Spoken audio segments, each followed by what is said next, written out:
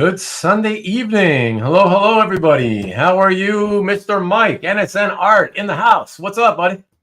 Good. Everything's good. Good. Oh, my God. I cannot believe how many people are already commenting. I figured people would like to see a bunch of collectors sort of trying to come in. You know what's funny, though, Mike? I got the I sort of promoted the episode on my Instagram account, and Eranga, he commented saying, "Oh yeah, all-star cast" or something like that, and I got the feeling, oh, does he think everybody on that graphic is actually showing up, right? And I was like, well, I had to tell him, like, yeah, not everybody's showing up, but whatever. In the end, though, I actually reached out to a lot of the people who didn't reach out to me, who never answered my email, one by one. And a lot of them decided that they could make it in the end, too. So actually, I would say well over 75% of the pieces we'll be showing tonight will be presented by their owners live here in the studio. So that's pretty awesome, man. Yeah, it's going to be good. I mean, yeah, that's it was a huge undertaking, I must say, coordinating with all these people, like in a couple of days, 3 days or something. It was like over 100 messages back and forth. So it's been pretty crazy. I was working on this all the way literally until, 27 minutes before Mike showed up in the studio, which was only 15 minutes ago. So, yeah, it's been pretty crazy. I said to Mike, this has the potential to go south real quick. This could be a clusterfuck. I'm hoping it'll be good. I think it's going to be good. But again, a lot of it is determined by, or will be determined by when people show up, when the presenters show up into the studio, because a lot of people can't be here right from the go. Right. Some people are telling me, oh, I can be there maybe sometime after the first hour. Some people are like, okay, the second half of the show, the later the better, right? I got a handful of people. Okay, the earlier the better. If you can get me in the first five people to show their stuff. So it's been nutty to try to figure out how to place everybody. And so, like I said, depending on when everybody shows up, or if they do or don't or whatever, it could get crazy and hectic. But I think we will manage, right? I think so. Okay. All right, so let me jump in. Actually, before I jump into see all the yahoos in the live chat, just wanted to say, let me see here, just real quick. Our friend Carl Sodergren has once again put up another video, and therefore, I just want to let you all know. Here's a quick direct link to the page where you see you'll see his most recent video. All his videos are short, so please check that out if you have a chance. And subscribe to his channel. It's a very tiny one, 40 some odd people right now, but a lot of fun. Carl's a good guy. And Carl will be here later presenting a piece. And let me see if there's anything else. So, Nikki B is not here. So Nikki B's not here, but like last week, I'm going to do his promo right away so everybody can vouch for me that I did it and I don't forget. This could get hectic, so I figure I'll do his promo right away, get it out of the way. Everybody, please check out Nick's show every Friday at 7 p.m. Eastern, 4 o'clock Pacific. It is a sales show. More often than not, affordable art with the occasional higher end pieces. A lot of fun. Also, it's a sales / talk show, and a lot of us that come show up here on this show also show up in the chat of Nikki B's show. So a lot of crossover, and that's really good for the hobby. A lot of camaraderie being shown. So check it out. And I can show you that, just for those of you who've never been there, you can find Nikki B's channel here. Give me a second, and I shall find it for you. Here it is. YouTube.com/TheEXP. If you're looking just for his art sale show, just do a search for the Original Art Experience. That's what the EXP stands for, Original Art Experience, and you shall find it. Sorry, Nikki, if you watch this on Rewind, I could not have time to find your direct link to this coming Friday show. Again, just like last week. And you used to send them to me, and now you're gotten off the track of sending them to me. So might want to try getting back on track with that. But I appreciate it. And let us move on from there. Get rid of this. What else here? What do we got? We got okay, back to us. Say hello. Let's say hello to everybody real quick. It's gonna have to be quick, everybody. No comments. Well, except for this one. Watumba! Watumba, everybody. Next. Not so quick. We still got some time. Watumba Marcus. For everybody who doesn't know, Marcus is from a long lost tribe. I don't know what country. That's where he originates from. And there's a whole sort of back and forth between he and I on a page of Tom Grummett Superman art that was posted by our pal, Jason Richardson, who is already here with us in the backstage area. So Watumba, go check out that page. Look up, do a search for Grummett. It'll be one of the most recent pages, if not the most recent. You'll see what we're talking about. So good to see you. What's up, Rich Cirillo, #1 Marvel fan? Good to see you. Vivian, my darling, of course, great support. I will always put yours up. Lovely to see you as always. Thank you so much for the support.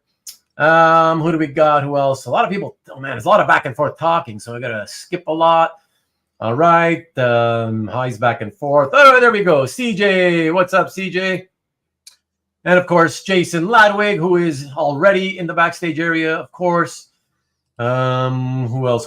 Dwayne's a pain. What's up? Howdy. Happy Sunday to you, sir. The Rickster. Good to see you, Rick. And who else? Mr. Redjack. What's up? Lovely to see you as always. And who else? Another one of our presenters this evening, Jeff Wedding. Lovely to see you. Thank you for coming in. And I understand you're going to likely hang out for the duration, which is really awesome. Thank you so much. Alberto Gonzalez. What's up? Didn't expect you, at least not this early.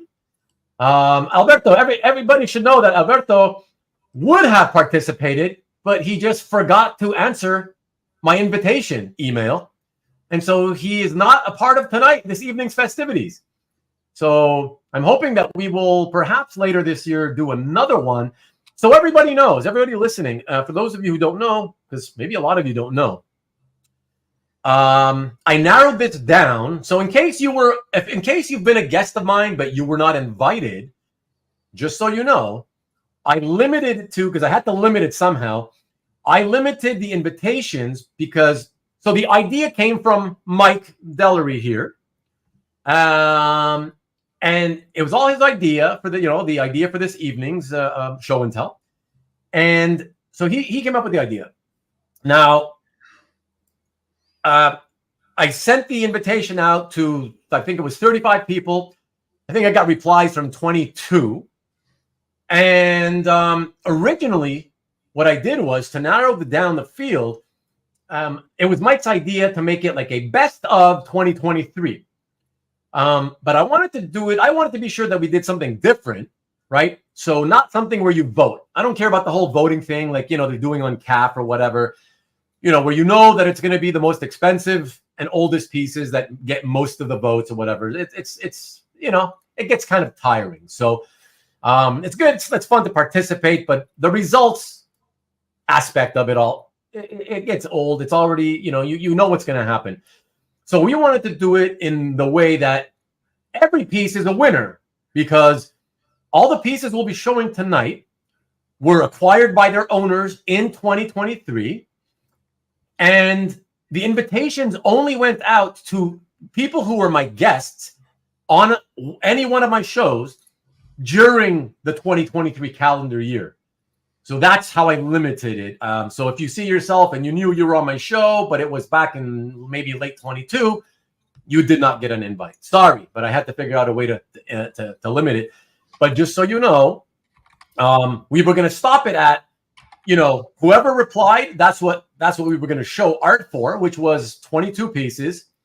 It was less initially, but then more people came aboard, which was perfect because it's just the right amount for a typical show and tell episode. But initially, it was Mike and I who were going to do the presenting of the pieces and talk about them. Then I got the crazy idea to say, hey, maybe all these people who own the pieces would be willing to come on for a few minutes and present by themselves, and then jump back out, so in and out. It'd be a really fun thing to do. I think it would be really, really cool, but crazy to coordinate it.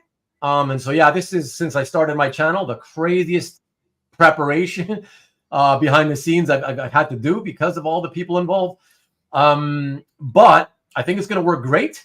And for the rest of you who've been my guests on some shows but didn't get an invite because maybe you were guests in 2022 or earlier, just know, and also those of you who have not been guests and don't want to be on camera, but who are regular or semi-regular participants in the live chat, I'd like to do a similar show and tell like this again in the future, later this year, for you guys. So we'll see how it goes tonight, and we'll take it from there. But yeah, so there you go, and that's why Alberto is not with us tonight, because he plain forgot. So let's see who else we got. Okay, Marcus, we said hello. Red Jack. Oh, look at that, John Wynn. We'll be tuning in and out as able. Hey, John, just so you know, if you're still here, because you may have tuned out already, of course. Let me see where I have you. So if you're listening, I've got you slotted in at number 11, the 11th presenter, basically the midpoint of the show. So that'll give you some kind of an idea. Nothing ever goes to plan, but it gives you some kind of an idea. But since we're presenting on your behalf anyways, I guess it doesn't really matter if you can't be here to watch it. You'll catch it on rewind. So there we go. All right, we're going to still try to keep it to a 3-hour show. Hi to you as well, Kenneth. Lovely to see you. And our friend Lee Parmenter, another presenter later this evening. Awesome. Lovely. Not quite a cast of thousands, but quite a lot. Fred, what's up? The Legion of Ruben Heroes. And that's a good one. I like that, Fred. Love it. Awesome. Okay.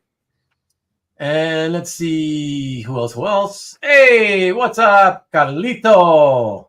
Good to see you, sir. Oh my God, Scott, you're here. Official. I won't be able to make it in studio. Okay, hoarders. Are you still there by any chance? If you're still there and listening, tell me if you can stick around for a few minutes. We'll squeeze you in first. Let me know if you're hearing this.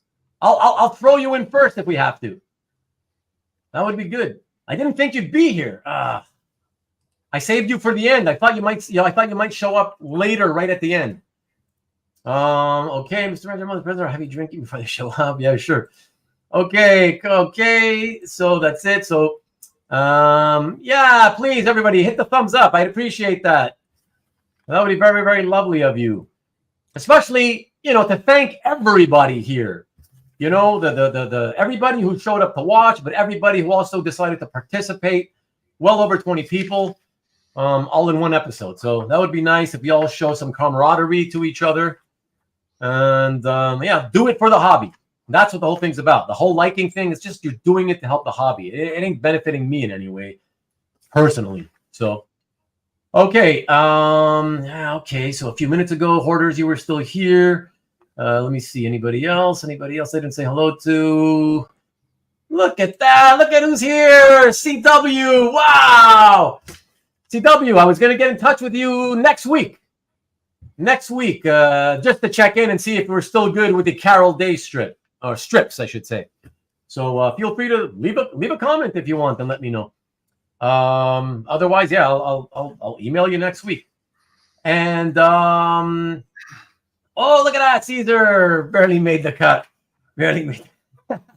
Caesar, I have you right now. Things have been changing, but Caesar, I have you because you told me that you could be here at any time. I have you at 19, which is the best number because that's my personal number, jersey number, birthday number. Yeah, 19. You're awesome, bro. But again, if you ever something comes up and you gotta split, don't split without telling us. Okay, you got me and Mike here in the studio who will keep an eye for people that suddenly, if by any chance, have to leave and they haven't had their turn yet to present. Then we'll just squeeze you in. We'll put you in out of order. Okay, so everybody remember that. Because I want to try to get everybody who agreed to do it. We want to get everybody in the studio if they've taken the time to come here. So yes, Alberto, you do. But if you've been watching my my unboxings, you've seen it already. Just FYI. I picked a piece that I actually bought and opened in 2023. That's wild. And what a killer piece. Yeah, I love that piece. It's one of my favorites tonight. So Marcus, okay, monologue is running as long as the Oscars. Yeah, okay, I'm moving. You guys commenting like crazy also, though. Mr. Benjack, Hoarders. Oh, you're on the road, Hoarders. Okay.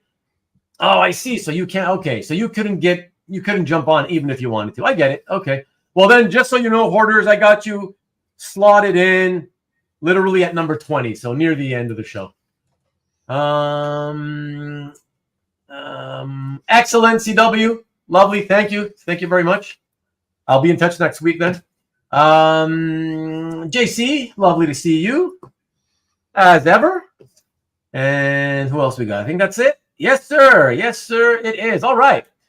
Okay, beautiful. So everybody, because I'm a very personable type person, and Mike is also, and Mike is also polite.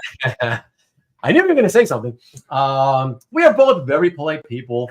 What we decided to do, and I know you probably are thinking it doesn't look this way, but what we're going to do is we are going to show Mike's piece first, and then mine. Not because we think we're number one and we're the best, literally because we figure we'll get us out of the way. And, it's under the guise of save the best for last. And the last being number 3 onward is all the best. Okay. And actually number 2 is number 1 as well. Mike is awesome. Okay. So he actually does have an awesome piece. So it'll be him and me, or he and I. And from there, we'll see if number 3 shows up at the appointed time, which should be in a few minutes. So let's do this. Yeah. Everybody ready? Mike, you good to go? I'm ready. Okay. Excellent. Oh, look at that. Nikki B. So Nikki B, just like last week, I did your promo at the beginning of the show. Started at the beginning. So because it might get hectic tonight. I didn't want to have to get, I do not want to have to risk forgetting in the middle. So just FYI, I did it at the beginning. It's all done. Thank you for showing up. Okay, you're very welcome. You're very welcome, my friend. So we are going to start with Mike DeLeRee, NSNart.com, everybody. And we will make him the first presenter of the evening. Let us move to that first piece right here. And it's a double slide, everyone, because we got something really cool to show you. I think you'd all appreciate. So check this out. And Mike, tell us a little bit about this one. I don't know. So Colleen did a run on Detective, a run of covers. And for each cover that she did an homage to a classic painting. So all of the ones she did, I think 5 or 6, were spectacular. I was lucky to get this one, and that's it. I'm just super lucky I got this one. You're very stoked. I know you are. It's gorgeous. And so everybody, as you can see, for those of you who are always too lazy to read, it says homage. It's in homage to The Lament for Icarus by Herbert Draper. So I produced this second slide to show you all what the homage is to. So look at that. what a gorgeous, gorgeous painting. I'm referring for the moment, Mike, to the original. Right. No, it is. It's Yeah. gorgeous. And the Draper piece is just absolutely phenomenal. Stunning. Just an absolutely stunning piece. And I have to say that, yeah, Colleen outdid herself. You know, the thing about Colleen is, and we've mentioned it in a past episode, you know, for decades, literally decades, all I kind of knew Colleen for was her style, that she kind of employed most of the time throughout the, let's call it from the late 70s into, you know, throughout the 80s, let's say, you know. And then, you know, I remember when we did the show and tell number 17 with Karen's Pages, and she showed 3 pieces by Colleen that she had picked up on eBay years ago. And they were done in this really cool, almost animation type style.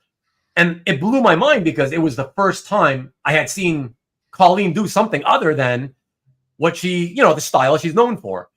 And now when you showed me this, well, I should say when you posted it to your gallery and I saw it, I was blown away. I couldn't believe it. I was like, oh, who did this? You know, and I saw Colleen Doran. What? Wow. right. Yeah.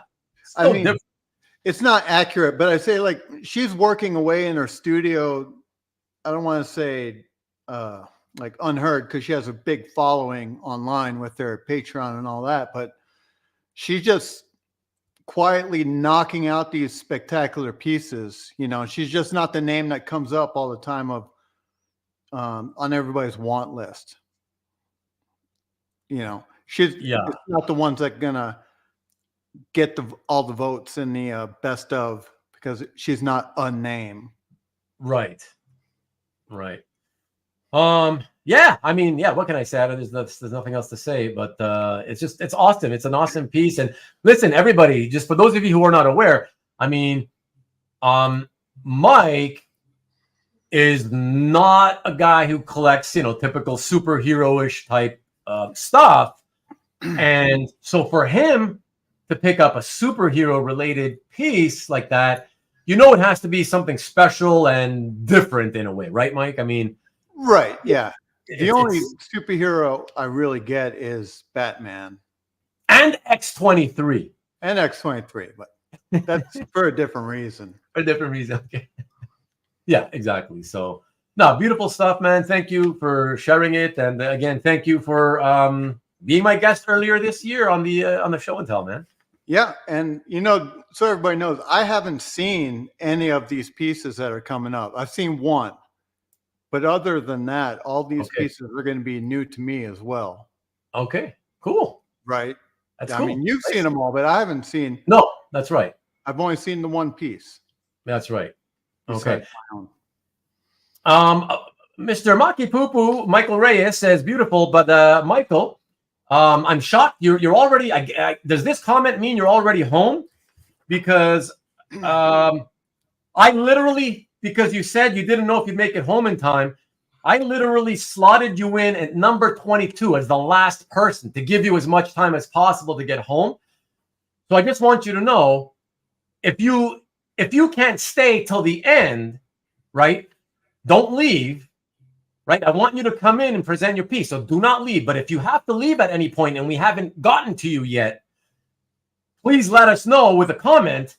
And we'll just sneak you in quickly for a couple of minutes into the studio. That's it, right? All right. So no, that goes for everybody. Okay. If we haven't gotten to you because we're behind, please do not just leave and say, oh, well, I had to go. Tell us and we'll sneak you in.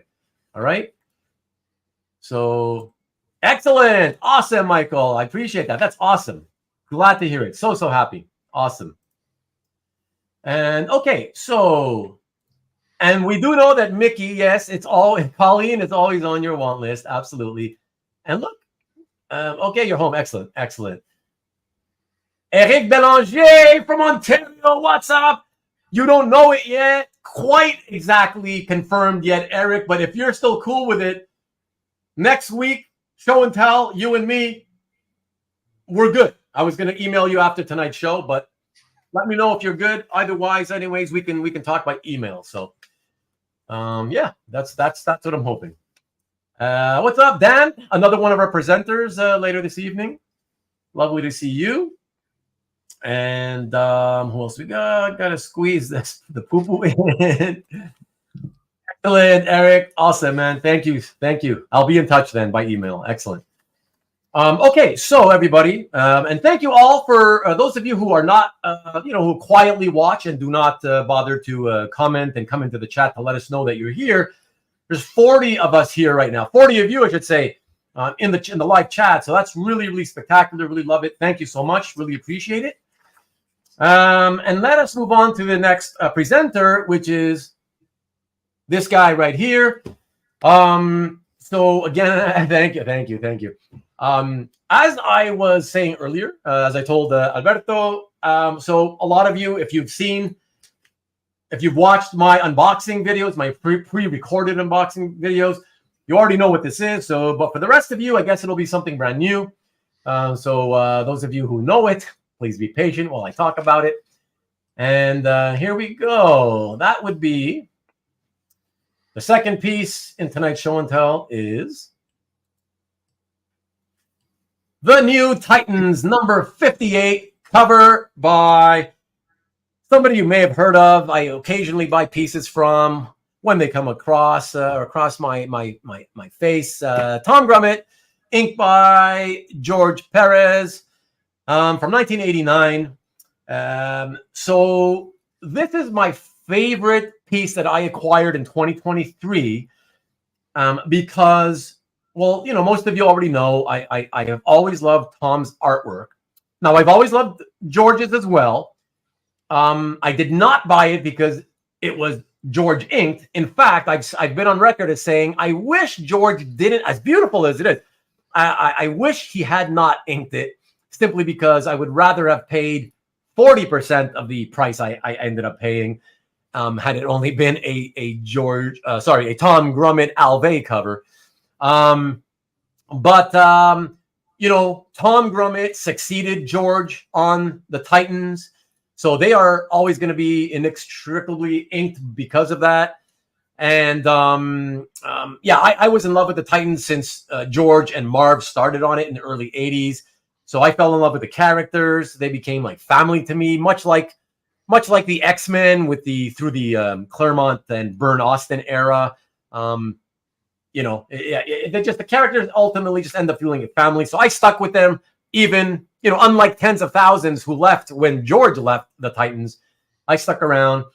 And this ended up being the cover to Tom's first issue and on Titans. And I was excited because I had already been familiar with Tom having broken in, doing an issue of Secret Origins with it's the one with the Mike Kaluta Animal Man cover, and he did the Animal Man story in there, and I already knew him from there. That was the first time I saw his work. I was like, oh wow, this guy's good. This guy's gonna be great, man. I hope they give this guy a good book to get on. And so I was so excited when I saw that he was the guy taking over for George. So there you have it. I just think it's actually probably the most spectacular cover from Grummett's run, I think, in terms of just energy, not because of the George inks, but just the layout and energy about it. I just think it's superb, and I wanted this thing to appear almost the entire time that I've been in the hobby. So when it finally turned up this past year, I went hard after it and I got it, and it is mine now. So there you go. I'm gonna just quickly jump in since I'm the only guy who can control the comments here. Thank you, Nick. I appreciate it. Please, yes, let's get some more likes if you don't mind clicking the thumbs up, everybody. I appreciate that, Alberto. Prized over the Supergirl. It was, you know what, Marcus? That was I was going back and forth between the two, but because this one has that extra added bonus of nostalgia, that's how it won over, Thank you very much. Appreciate that, Rick. Combo Deluxe, very cool. Thank you, CJ. Thank you. Appreciate that, Lee. And he beat me. Nice. Fernando Garcia Lopez. Yes, that is very true. But, we're talking the second time around when he came back. As you know. So really, really cool. And I'm very, very stoked to have that. So I just wanted to let everybody know that the third presenter this evening was supposed to be, or is supposed to be, Rob Gomez, otherwise known as Wolvie Fan. And he told me that he would be here close to 8:30. It is now a few minutes past that. So he's not here. So what we're just going to do is we're just going to skip him. And if he never shows up, I'll just show his piece at the end. We'll switch him to the end. And and that'll be it. At least we still get to show his piece. But of course, Mike, just you're my eyes as well. So if you see anybody, I don't know what his YouTube name is. So if you see either Wolvie Fan or Rob, something with Rob, just let me know. Okay. All right, I'll catch you later, Nick. Go have a good dinner. All right. So excellent. So instead, since we do not have Rob here right now, the next presenter this evening for the show and tell is going to be our buddy Jason Richardson, who some of you may also know as Southern Comic Geek. Hey! Oh, what's up? What's going on? How's it going, buddy? Going great. You look to have had a really great weekend at the hold on, Death Valley. I wanted to call it the Death Valley Convention. Does that make sense? Do you know? Does that make sense if I say that? Well, it's close to Death Valley, but New Orleans. Death Valley's in Baton Rouge, but yes. Oh, was that convention in New Orleans? Yes. Uh-huh. Okay. Oh, that's why. I see. Okay. Yeah. Because I'm thinking of college football, and so when Louisiana State, when they play, they're always, they refer to they play in Death Valley. Right. That's how they say it. So that's why, Hold on. Oh, hey, Wolvie Fan. He's screaming at me. Wolvie. Okay. He actually asked to go. Do you mind coming in right back where you were scheduled? No, that's fine. Let's do that, and we'll keep the proper schedule. Okay. Sorry about that. Thank you. Appreciate that. Thank you so much, Jason. All right, and let's bring in. What the hell, dude? I've been sitting here watching. Have you? I was going like this. You know why I couldn't see you? I didn't realize. I thought that I've never had this many people. There's six of you in the backstage area. Yeah. I've never had more than like 2 or 3 at once.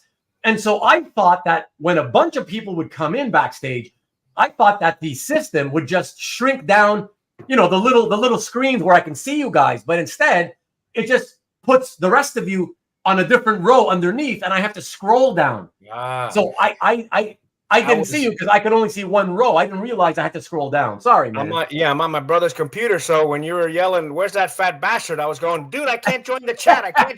I'm here, damn it." I was waving and screaming. So I had to call Nick. I said, "Nick, would you tell this guy I'm here?" Thanks, Nick. I appreciate it. Holy shit. See, that's how we all got to help each other, man. Hey, I appreciate it. Sorry the about Boots is that. always watching out for everyone. The Boots is watching out for everyone. I have to figure out how. Hey, look, you're at the same time you're helping me figure out how some of these features that I've never had to use, how they work. So it's all good. It helps me out. But I'm sorry for delaying that.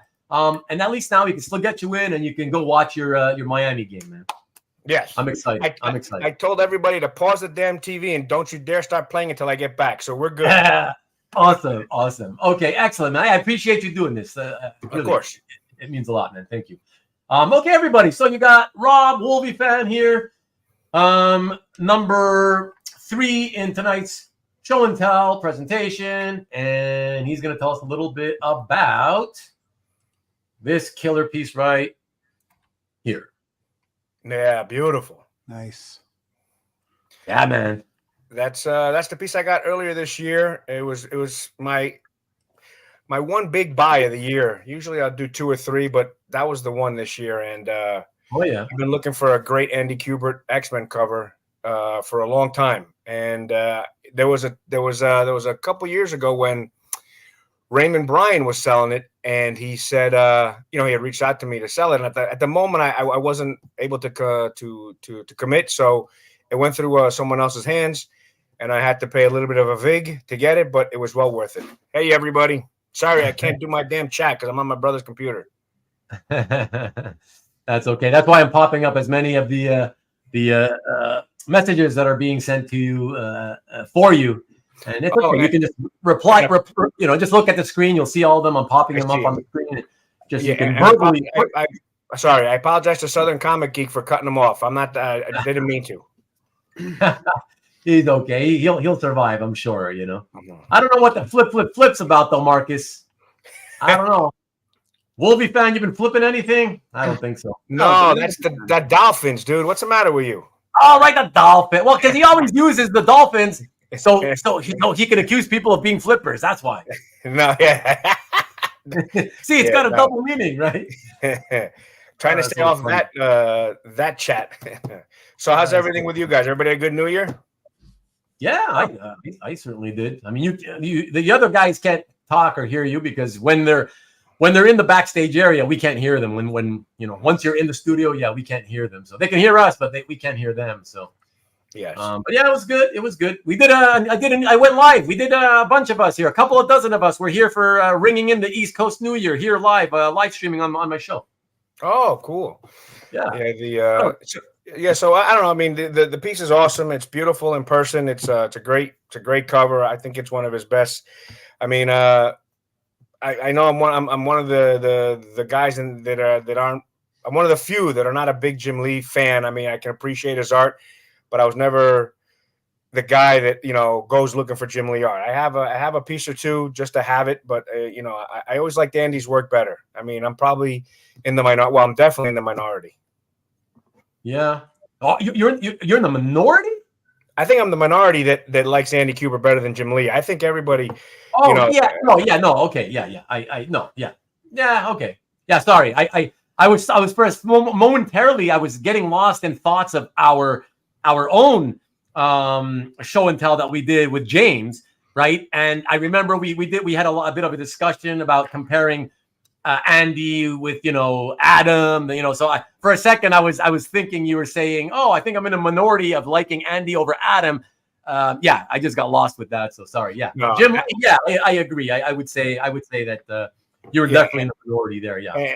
And not to make it to confuse my stance, Adam Kubert is a way better artist than Andy Kubert. Andy Kubert is a little bit of a Jim Lee clone, in my opinion, but whipped up his own little extras. But no, Adam is a beast. He's way better, and I'll argue with anybody to the end of the earth. Adam is 100 times better than his brother, for sure. And even now, he's doing great work. Jason wants to know. He's asking you: does Andy work big like Adam? No. I'm not as friendly. I don't know Andy like I know Adam, but from all the art I've seen, and I've had a lot of Andy work come through my office, and I've never really seen anything big from him. On occasion, a double page splash, but I don't see him working on the 13 by 19s or the 18 by 24s or 20 by 30s that Adam's doing. So I'd probably say it's a safe bet to say no. Okay. Well, it's a phenomenal piece. So just out of curiosity, at what point in the year did you pick this one up? I got this in, I want to say April or May. Oh, first half of the year then. Yes, first half of the year. Yeah. Oh, it's phenomenal. Congratulations. It's definitely in order for that one, dude. I mean, thanks. Appreciate it. It's not just an Andy Kubert X-Men cover from the era. Like it's literally like in terms of, content quality, it's like in the higher echelon of them, right? So it's it's like it's mind blowing. So, congrats, man! That's all. We bow down to you. No, get out of here. I appreciate it. Yeah, so that was probably my biggest acquisition this year, I would say. And it's one of my top 3 favorites. I'd sent you one earlier that unfortunately couldn't fit on the screen. But that one was really nice also. Yeah. Everybody, just so you know, the piece that Rob first wanted me to show, it's actually a 6 6 covers connected together, obviously horizontally. The problem with it was, as phenomenal as it was, is that in order for you guys to be able to see it on a YouTube screen from top to bottom, it would have been so damn short that it would literally have been taking up only from top to bottom, maybe 40% of the screen. You wouldn't have been able to see any of the detail. You couldn't appreciate it at all. So I had to ask him, like, choose another piece. And I know he's got so many fantastic pieces. So that's why we had to go with this one. And it's definitely not a secondary type piece anyways. It's killer, right? So yeah, I appreciate it. Yeah, man. So thanks again for doing this, man. Have a great game. Dolphins, go Dolphins. And man, we'll be in touch, baby. Thank you, Ruben. I appreciate you, brother. Okay, Happy New Year to both of you. I appreciate you too. Thank you, man. All right, guys. Take care. All right, you too. Thank you. Bye-bye. Okay. Let me see. Let's see. All right, so that's good. So it's flowing pretty good. It's funny. I was actually stretching it out a bit before we brought Jason on earlier. I was trying to stretch it out a bit because I was hoping to have Rob show up. I'm thinking, I'll give him some time so we can stay in order. All this time, not realizing he was down there inside the studio. So crazy. But no worries. Let us bring the esteemed Jason Richardson back in. Oh, I know this guy. What is up? What is up? And actually, let us do this. There we go. Befitting an amazing person such as yourself. That's what you should have. Exactly. There we go. So sorry about that, everyone. I like I said, I knew it wouldn't go completely smoothly tonight. A little glitch here and there, but we're on track. So it's okay. Everything's good. And so you were saying, Jason, that the New Orleans con. So I saw, obviously, we already spoke on Instagram. How was it overall, though? I know some of the things you picked up, but how was it overall? Would you say it was a good con? Yeah, cons these days, especially like corporate cons, if you will, like Fan Expo, are at over 50% celebrities, which are not always my thing. This was a little bit different because they had the TMNT voice actors and the Transformers voice actors, so it was the childhood thing. But other than that, but they had a decent lineup of artists. Of course, Tom Grummett was there, whom I put those 2 pages up. And Wakumba and his wife. That's right. Carrie Nord and some other ones that I got to meet and have a good conversations with. So it was pretty packed. Actually, it was a lot more packed this year than it was last year, which is good for the con in general, right? Well, it's good for the future of continuing the con, right? In the hobby, yeah. Mm-hmm. That's important. Was it a driving con to you or a flying one? It's just 2 hours south. Oh, it's only a couple of hours? Okay. Yeah, because I know you're in the area. I just had no idea how close or far. I don't know if it was like 5 or 7 hours, driving, or if it was a couple or whatever. Yeah. So, that's awesome. That's awesome. Yeah. So, okay, it's not, it's probably the biggest con that I'm able to just have a short, 2-hour drive to. Journey, as typically I'm driving 7 hours to go to a decent con. The only drawback to last year, 4C was actually there, but I'm assuming that they probably weren't there this year because of the time of when they're going to be at OAX and all. Maybe.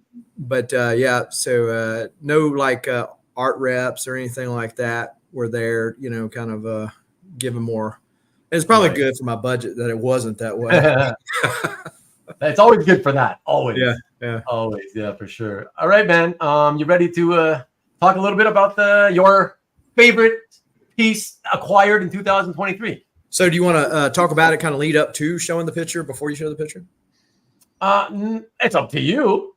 Whichever way you want to do it. You want to show the picture first and we can talk about it after? It's your show. All right. Well, just so you know, we have 2 slides because it's the only way to show. I wanted to because it's everybody, so you know in advance, it's pencils on one board, inks on the other. Mm-hmm. But since I wanted to also compare the finished inks to the published page, as I always do, I've got two slides. But Now, because if you're going to talk about the page itself right away, I might as well show it. But if you have lead up as to how you got it, you can start talking now. It's up to you. Yeah. So this piece, I had my eye on this piece for quite a little bit now. Okay. It was actually on another Art Rep's website prior to heading to Comic Link. And so if you look at the artist's website where it was sold for originally, they still have the original price up there. So when it landed at the Art Rep's website, it was the same price. So I'm assuming that somebody just needed to move a piece to make room for another one or for whatever reason.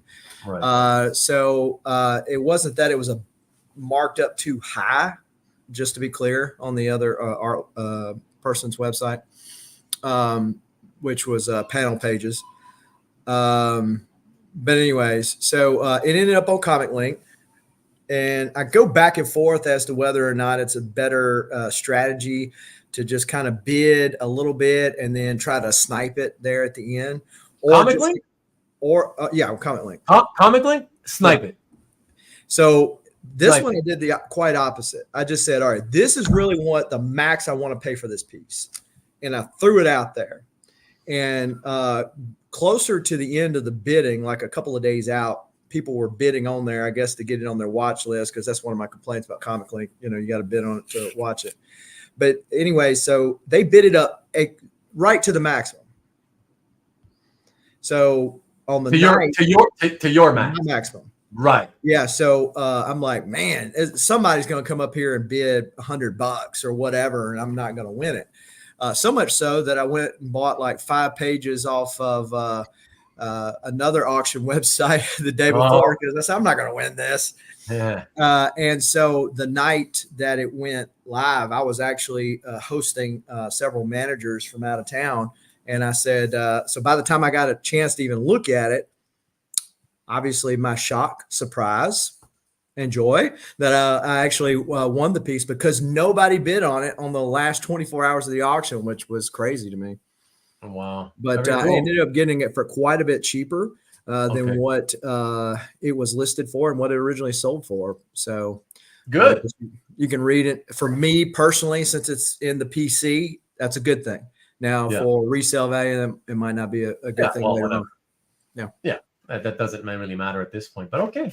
Want to show them now? Yeah, let's show it. All right. So this is it, everybody. Pencils, as you can see on the left, inks on the right. Greg Capullo and Jonathan Glapion from 2011, and it's from the second issue of the awesome Court of Owls storyline.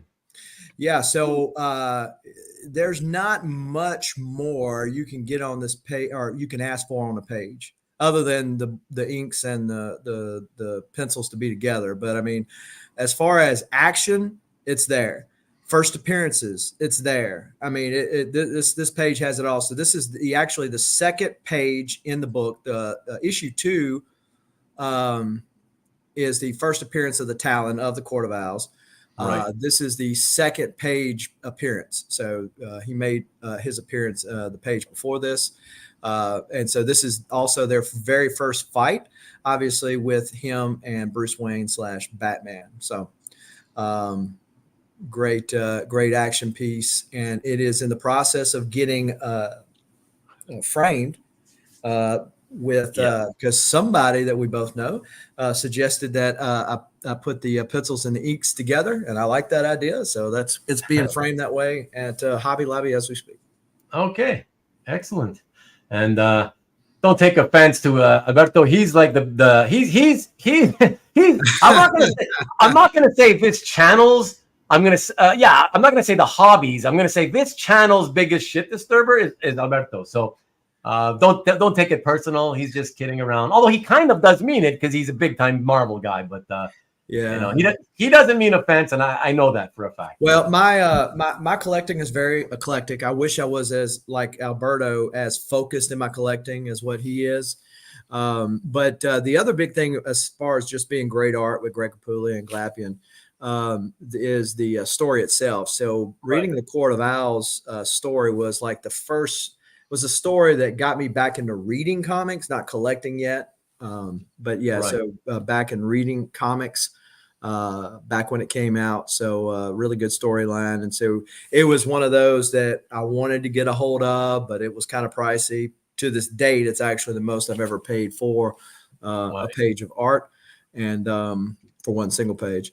But yeah, so glad to have it. It'll be promptly displayed once it comes back from Hobby Lobby. Yeah, man. Hey, like I said, it's like those pages are, first of all, very highly sought after. Like most people, I didn't really care for what I read of New 52. Yeah, but I did read that one, and I was shocked. I was like, finally, something good. And not only was it good, I was like, man, it's like the best sort of Batman story I've read in a lot, like probably decades. You know, it was so much fun. Yeah, and I'm aware of the demand by collectors for pages from that storyline. So not only did you get a good one, really nice one, but again, so early, because that makes them more expensive as well, right? So I congratulate you, man. And I also want to thank you for having agreed to do the show and tell with me earlier in 2023. That was really awesome of you. Yeah, sure. And yeah, it was my pleasure. And talking about the Batman storyline, well, one of the other refreshing things, as much as I like the Joker, is nowadays people can only write Batman versus the Joker. Like when Batman has like this treasure trove of other villains. So then they introduce this new villain set, which is kind of a hard thing for age-old collectors, and make it an interesting storyline. Because if you read Batman back in the early 80s, especially like Detective Comics, he was just that, a detective, which is great.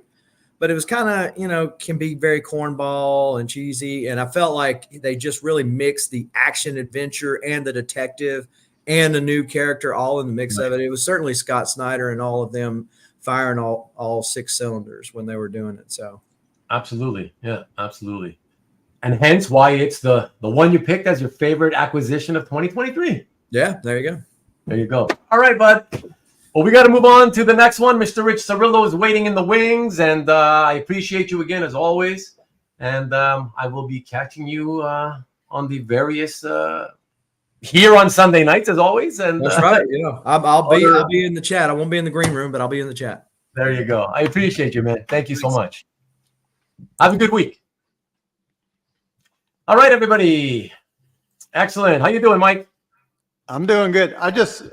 It's hard to squeeze in when you guys are talking, but I remember when those pages first came out, I think he was listing them all on his own website, and they were pretty pricey at the time. Right. Exactly. Yeah. That's what I'm saying. It's like they're highly sought after. They're pricey, but like you said, that's part of the reason they're so pricey is because they started pricey even back over a decade ago, So once it starts pricey back then, it's like, 10, 12 years later, it's going to be even pricier, Right. Because they're just going to hold them instead of losing money on them. Exactly. And just FYI, Mike, I know the type of person you are, very patient and polite. I'm polite too, but like when it comes to this kind of like back and forth online and whatever, you got to be more assertive. Jump in at any time and interrupt. Interrupting is okay on these types of shows because, like you said, it's tough otherwise, So just jump in and say anything you want at any time. Trust me. All right. Okay. Right. Minimize the screen here. Look how giant you are. You're the star of the show now. Okay, everybody. Our friend Rich Cirillo is next on tap, and he's been waiting in the wings for a little bit of time now. So let us bring him in.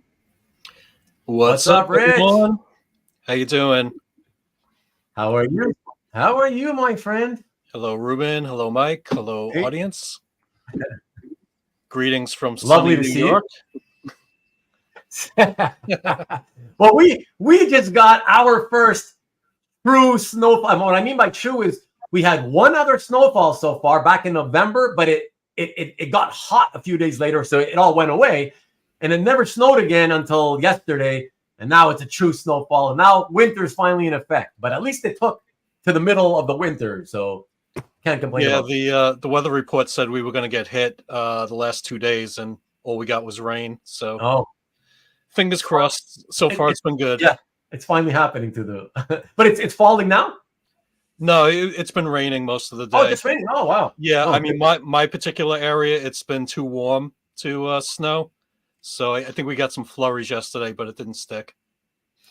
Oh wow! Well, that's what kind of was had happened to us in November, and we actually haven't gotten snow in over a year in New York. It's like a new record. What? Yeah, it's Really? crazy. Yeah, global warming in effect. Wow. Yeah, for sure. I mean, it's all climate change related. It's all, all these, every year is different. For where I live, it's every year something different. The weather acts screwy in some different way, So, yeah. All right, man. So, you have a good New Year, by the way. Yeah, everything's been good. I hope everything's been good with you guys. Yeah. Have a happy and healthy New Year to everyone out there. Especially health to everybody. Yeah, that can't be understated. No, that's number one, man. We don't have artwork without our health. So what's the point, right? So exactly. Everybody's got to take care of themselves. All right, man. So you ready to show your piece and present it to everybody? Yeah, go right ahead. Okay, sounds good. So everybody, Rich is number 5 in tonight's presentation. Show and tell number 33. And for that, let us. Oh God. I got something to say about this too, but of course, something to say about it. Yeah. Okay. First time. I was going to say, when don't I have something to say, right? But let's take a look at Rich's piece, everybody, and let's see what he's got to say about it first. Yeah, I mean, George Pérez was one of my first artists. I loved as a kid. I started collecting comics at just the right time, when he was starting Avengers in the early 70s. And actually the first published piece of art I bought in 1998 was a Pérez Avengers page. And I would say over the course of the following 10, 15 years, I was focusing on Pérez, Avengers, Teen Titans. I mean, those were the 2 main books that everyone was gunning for. And unfortunately, I had to sell quite a few great pieces from my collection over the years. Yeah. So recently I've been trying to refurbish or restock, some of the first loves of comic art in my collection. And this book, New Teen Titans, The Baxter, #1, was like the pinnacle of the run for me. Yep. When Wolfman and Pérez were going on all cylinders. George had started inking around this time period. So, I mean, between his pencils, his inks on this book, I loved every page of it.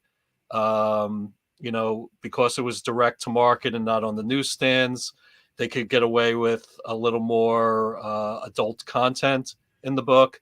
To get a page from this book meant a lot to me. And they were in private collections for many, many years. And when one page surfaced, I did what I had to do to get a hold of it. And I was very happy. This was actually acquired about a month ago, towards the end of the year. Okay, cool. I was able to work out a massive trade with the owner, and was very happy to add this to my collection. Wow. It's amazing, Rich. So what I wanted to say is that so I also grew up a big fan of George's work and especially on Titans and all that. And like you, for me, this issue, along with, and I sorry everybody, but my memory is not what it used to be, but along with I think 2 or 3 other issues in particular, the reason that I love these issues the best, it's because George inked himself on those issues. I want to say it was New Teen Titans, maybe somewhere around 38 or something like that. But 39 was his first. Yeah. 38, issue 38, the Who Is Donna Troy story. He actually inked the first couple of pages and the last. Oh, that's right. And then Giordano. No, Romeo Tongho. Oh, Romeo. Yeah. Okay. Yeah, he inked the rest of that book, but 39 was the first complete issue that George inked. Yeah. So anyways, my point being that these few issues where he inked himself, to me, are the pinnacle of George Pérez artwork. Absolutely.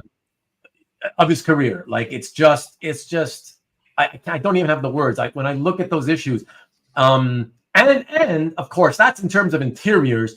But you can say the same thing for whenever he penciled and inked his own covers at the same time. Also, just as spectacular, right? But he just put so much crazy detail into his own art that no other inker was going to do. I mean, Romeo Tongho did a great job on the series, but it seemed like when Pérez inked himself, it just went to another level. Yeah, no, absolutely, and that's why. So for me, any page from this issue, it's phenomenal. And I put it up before. I'll put it up again.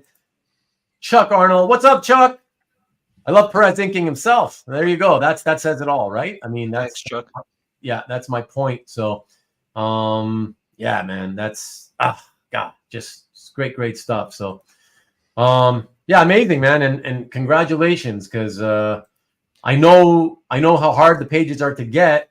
Yeah, I was going to say that too. I mean, thank you. But yeah, they're in deeply in collections. And getting harder and harder to get a hold of. So when one does present itself, I had to jump on it. Yeah. And Chuck adds that he spotted his own blacks a lot better than any other inker. And true. It's true. It's unmatched. When he does his own penciling and inking, it's just unmatched. There's a few guys over the years that I thought did really good jobs, but still, he's one of those pencilers where it's the best is him, Yeah, I mean, Terry Austin did a great job on him on the X-Men annual, just to name one person. Pablo Marcus I loved on his Avengers work. But yeah, George just took it to another level. Just adding details that only he, could envision. Absolutely. What's up, Jason? And Mickey says he was a complete artist. Yes, Alan Neil Adams. Absolutely. Fantastic, man. And just wanted to say again, thank you so much. Not only for tonight, obviously for tonight, and just especially to everybody, because you guys have to come in just for a few minutes. But thank you again also for having agreed to do the show we did back earlier in 2023 together. It was a lot of fun, and always my pleasure. Always great to spend time with you. And that was, since we don't see each other in person, it was a lot of fun. It was a great way to still spend a few hours together, so I really enjoyed it. Anytime you want to have me on, you want to just chat, hang out, that's fine. I'm always open to it. And thank you for doing this tonight. And thank you for all the people coming on tonight. I appreciate each and every one of you. I appreciate it. Thank you so much. All right. Have a good night, everyone. Thank you, Rich. Appreciate it, bud. And so I wanted to say that Mickey and Amantadu is going to be next, and he's with us already backstage. And I see that our buddy Mark Vega in the house. Actually, before Mickey, let me ask Mark, because Mark is kind of like he's on time. He came in on time that we discussed the specific time, and I told him we'd be here for a few minutes.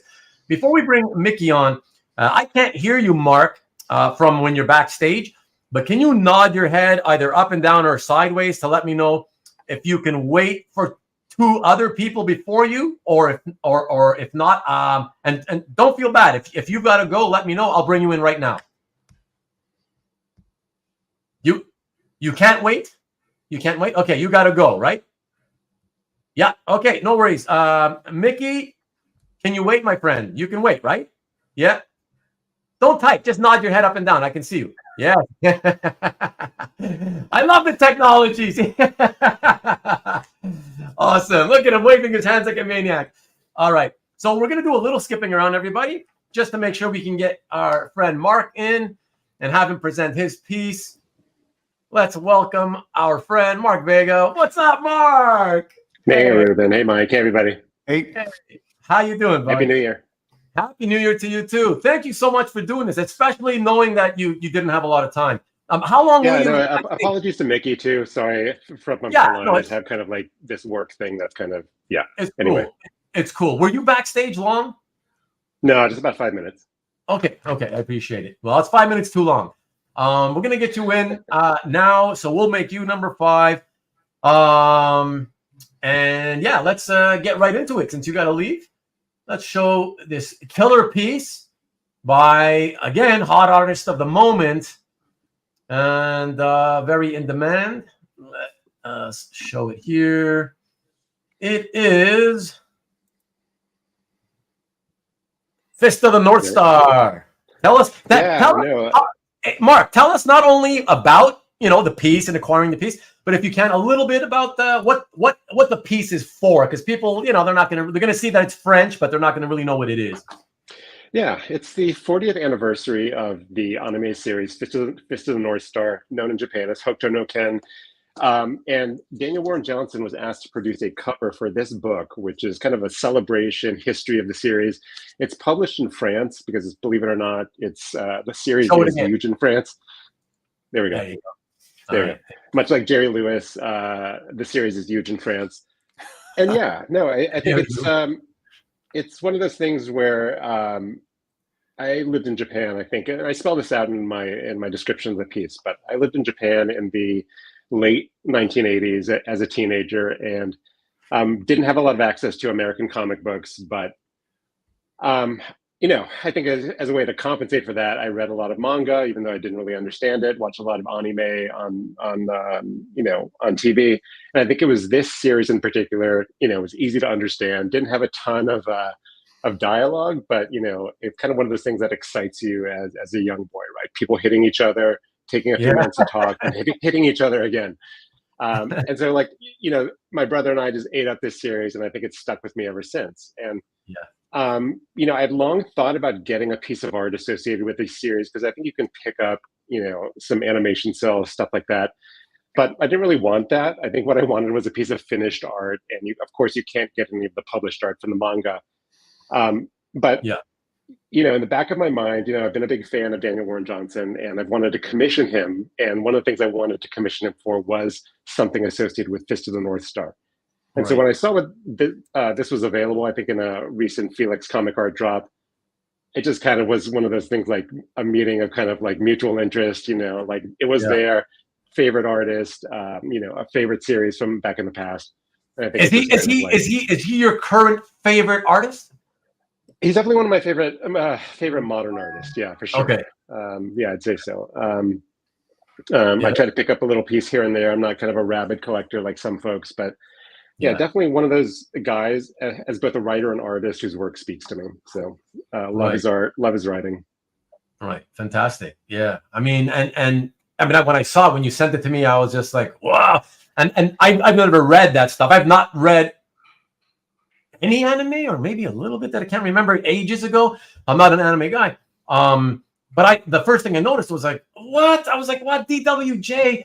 And it really fits. It's like the style. It's not anime style, but somehow his own style just fits for that particular, at least this particular series, this character, I was like, wow, what a great film. That's fantastic. And to be honest, you're shocking me by telling me that you saw it on the drop that Felix did, because I thought for sure this was the kind of thing that you probably you knew it was coming because of maybe they advertised the published piece, right? And then you looked and you checked with Felix, and I thought you kind of arranged for it to happen.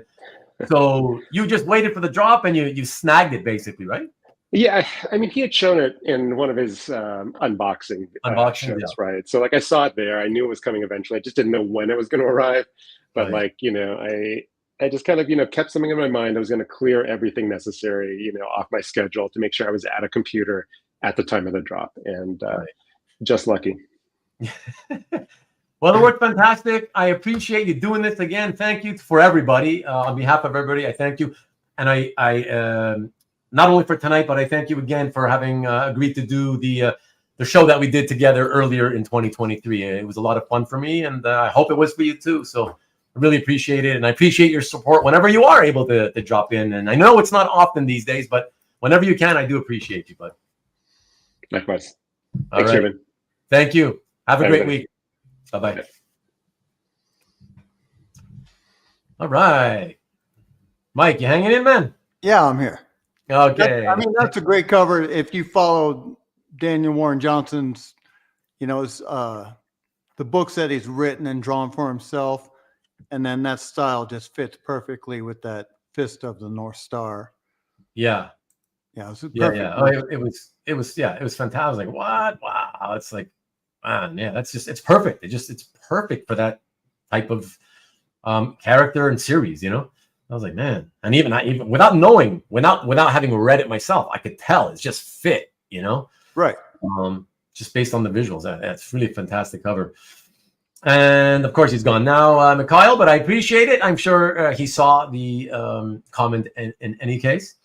And Dan says, Fist of the North Star is a fun story. Yeah, so you read it. Cool. Great cover. Yeah, absolutely.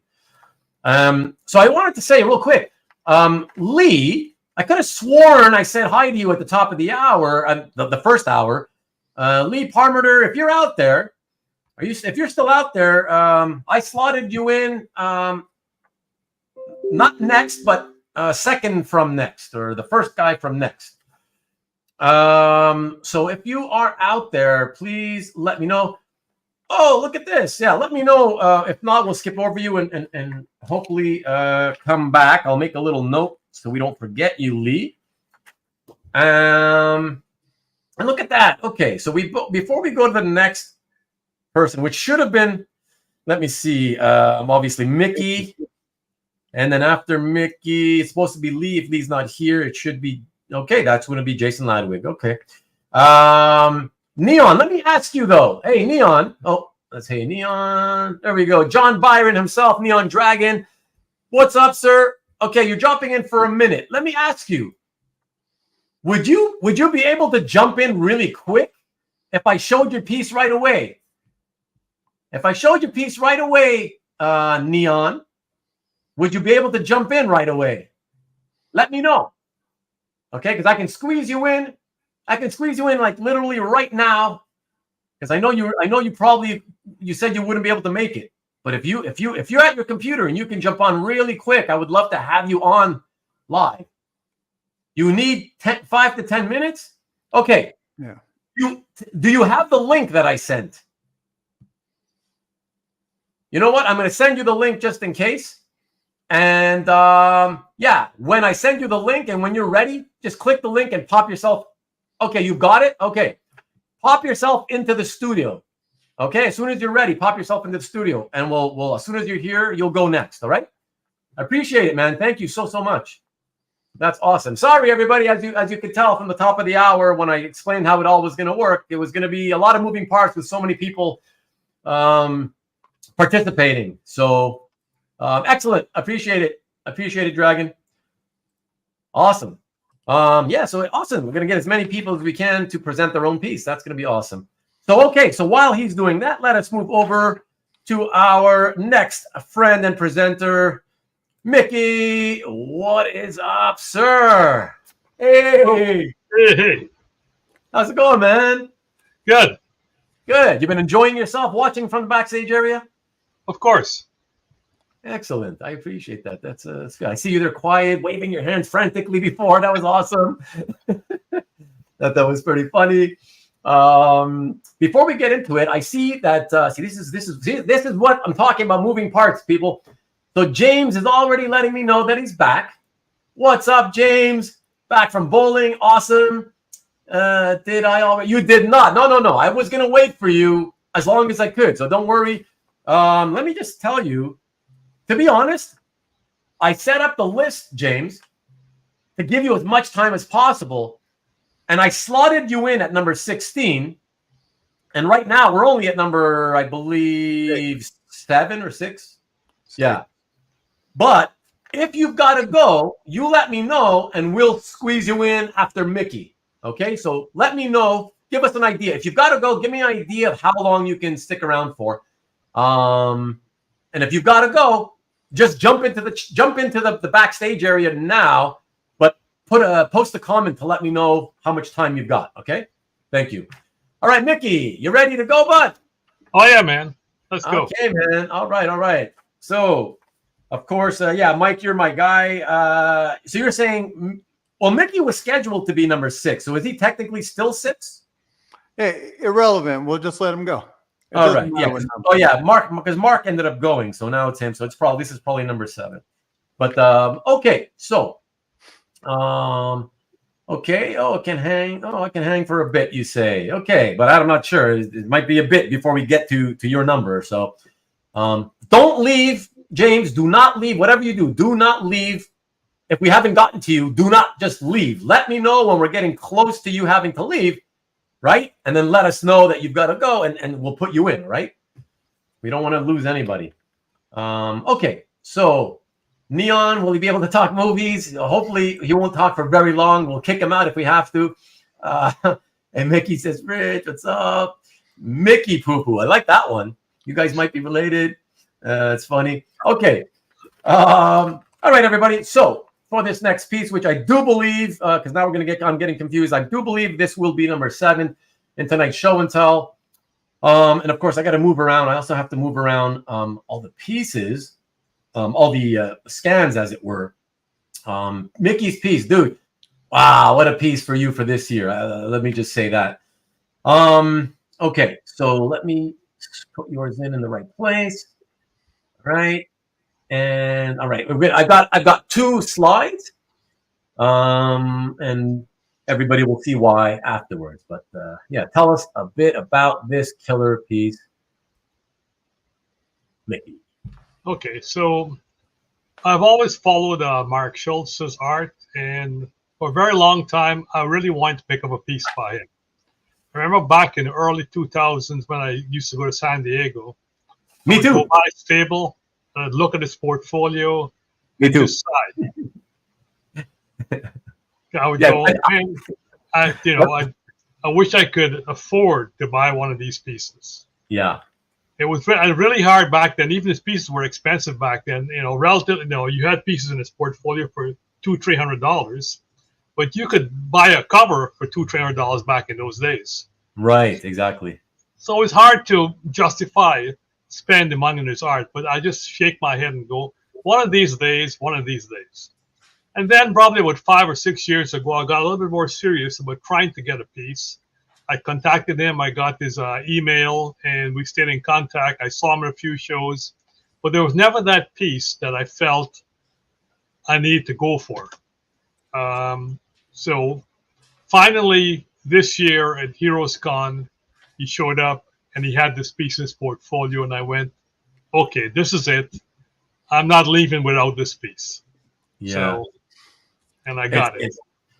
It's amazing, and of course, interesting acquisition for you. I think, not for me because I'm aware, but I think a lot of people in the hobby may not be aware because of your preponderance for going after the trifecta of Legion of superheroes, Supergirl, and Silver Surfer. A lot of people may not sort of think of you as someone who goes after other things, and in fact, the opposite is really true because you do actually have quite a wide variety of stuff and artists, different artists in your collection, and it's not always a bunch of artists all just encompassed within the trifecta. You know what I mean? So yeah, that's true. Yeah. I've got a wide range of artists that I admire, but you can't afford to get everything by everybody. So. You got to pick and choose. Right. And this is like, this is my Mark Schultz piece that I've landed. I'm cool with this. If I never get another Mark Schultz piece ever, I'm fine with that. Yeah. I'm sure you will be. This is an awesome cover, but also note he got that Colleen Doran Conan cover as well. Yeah, right. That would be my second. That would be a close second to this one. Yeah, they're both awesome. Yeah.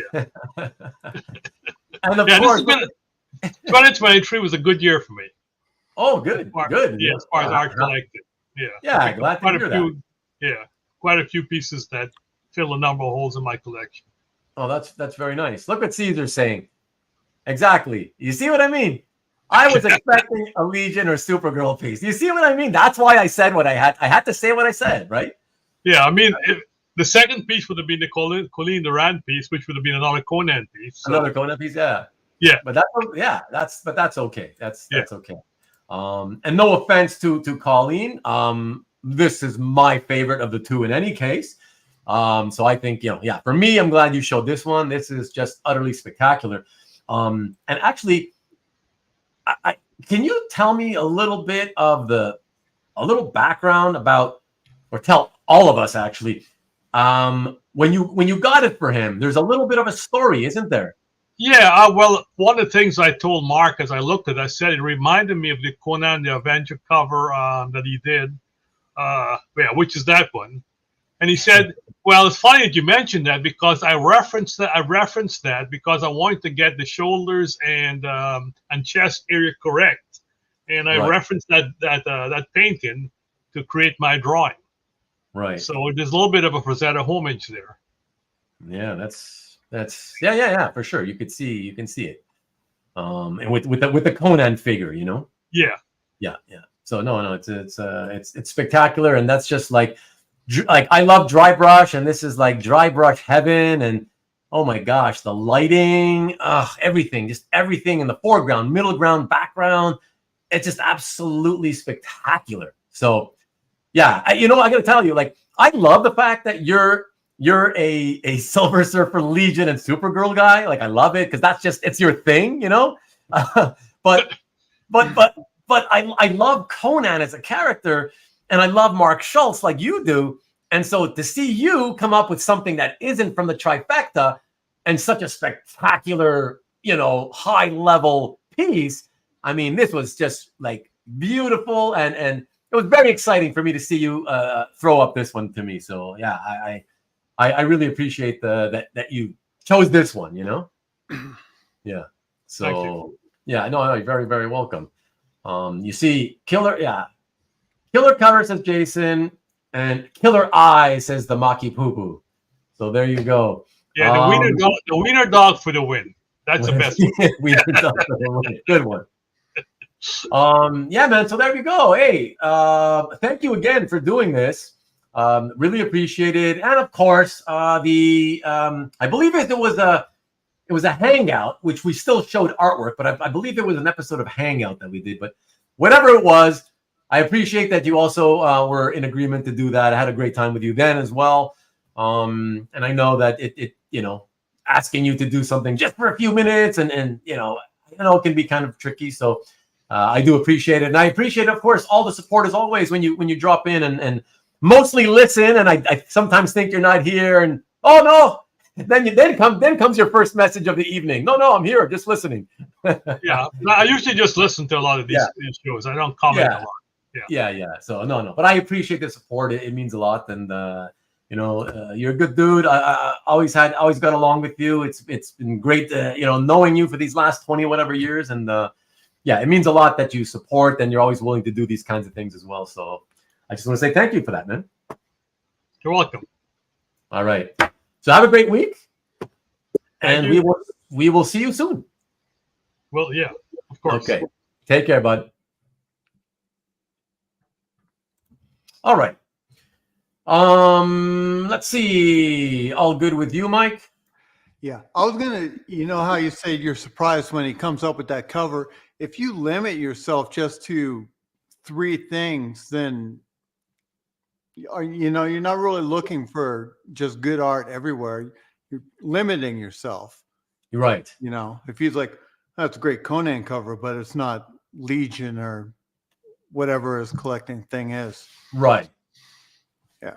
But yeah, he should have passed on the Colleen one so I could have got it. Well, you got the Batman. What are you going to do? Yeah. I know. You always want more, though, right? You always want more. I get it. One more. I should 3D print some wrenches to give out. Wrenches? Why wrenches? Maybe wenches. That'd be nice. That's a good one. That'd be nice for sure. Scotty, the Scottster, Mr. Wingo, hanging out. We'll pop in whatever. So, Scott, because I wanted to give you as much time as possible, right? Basically, what I did, everybody, so you all know, I had people who told me, yes, I'll do it. I had other people who said, yeah, but maybe only around this time. And it's always hard to know what time it's going to be by the time, we get to you or whatever. So I had to slot the maybes and the not sures later. I decided to put you all of you guys later in the show to give you as much time as possible to arrive. So Scott, what I would say, because Scott, right now that was I think number 7 or 8. I ended up putting you down at 18 out of 22.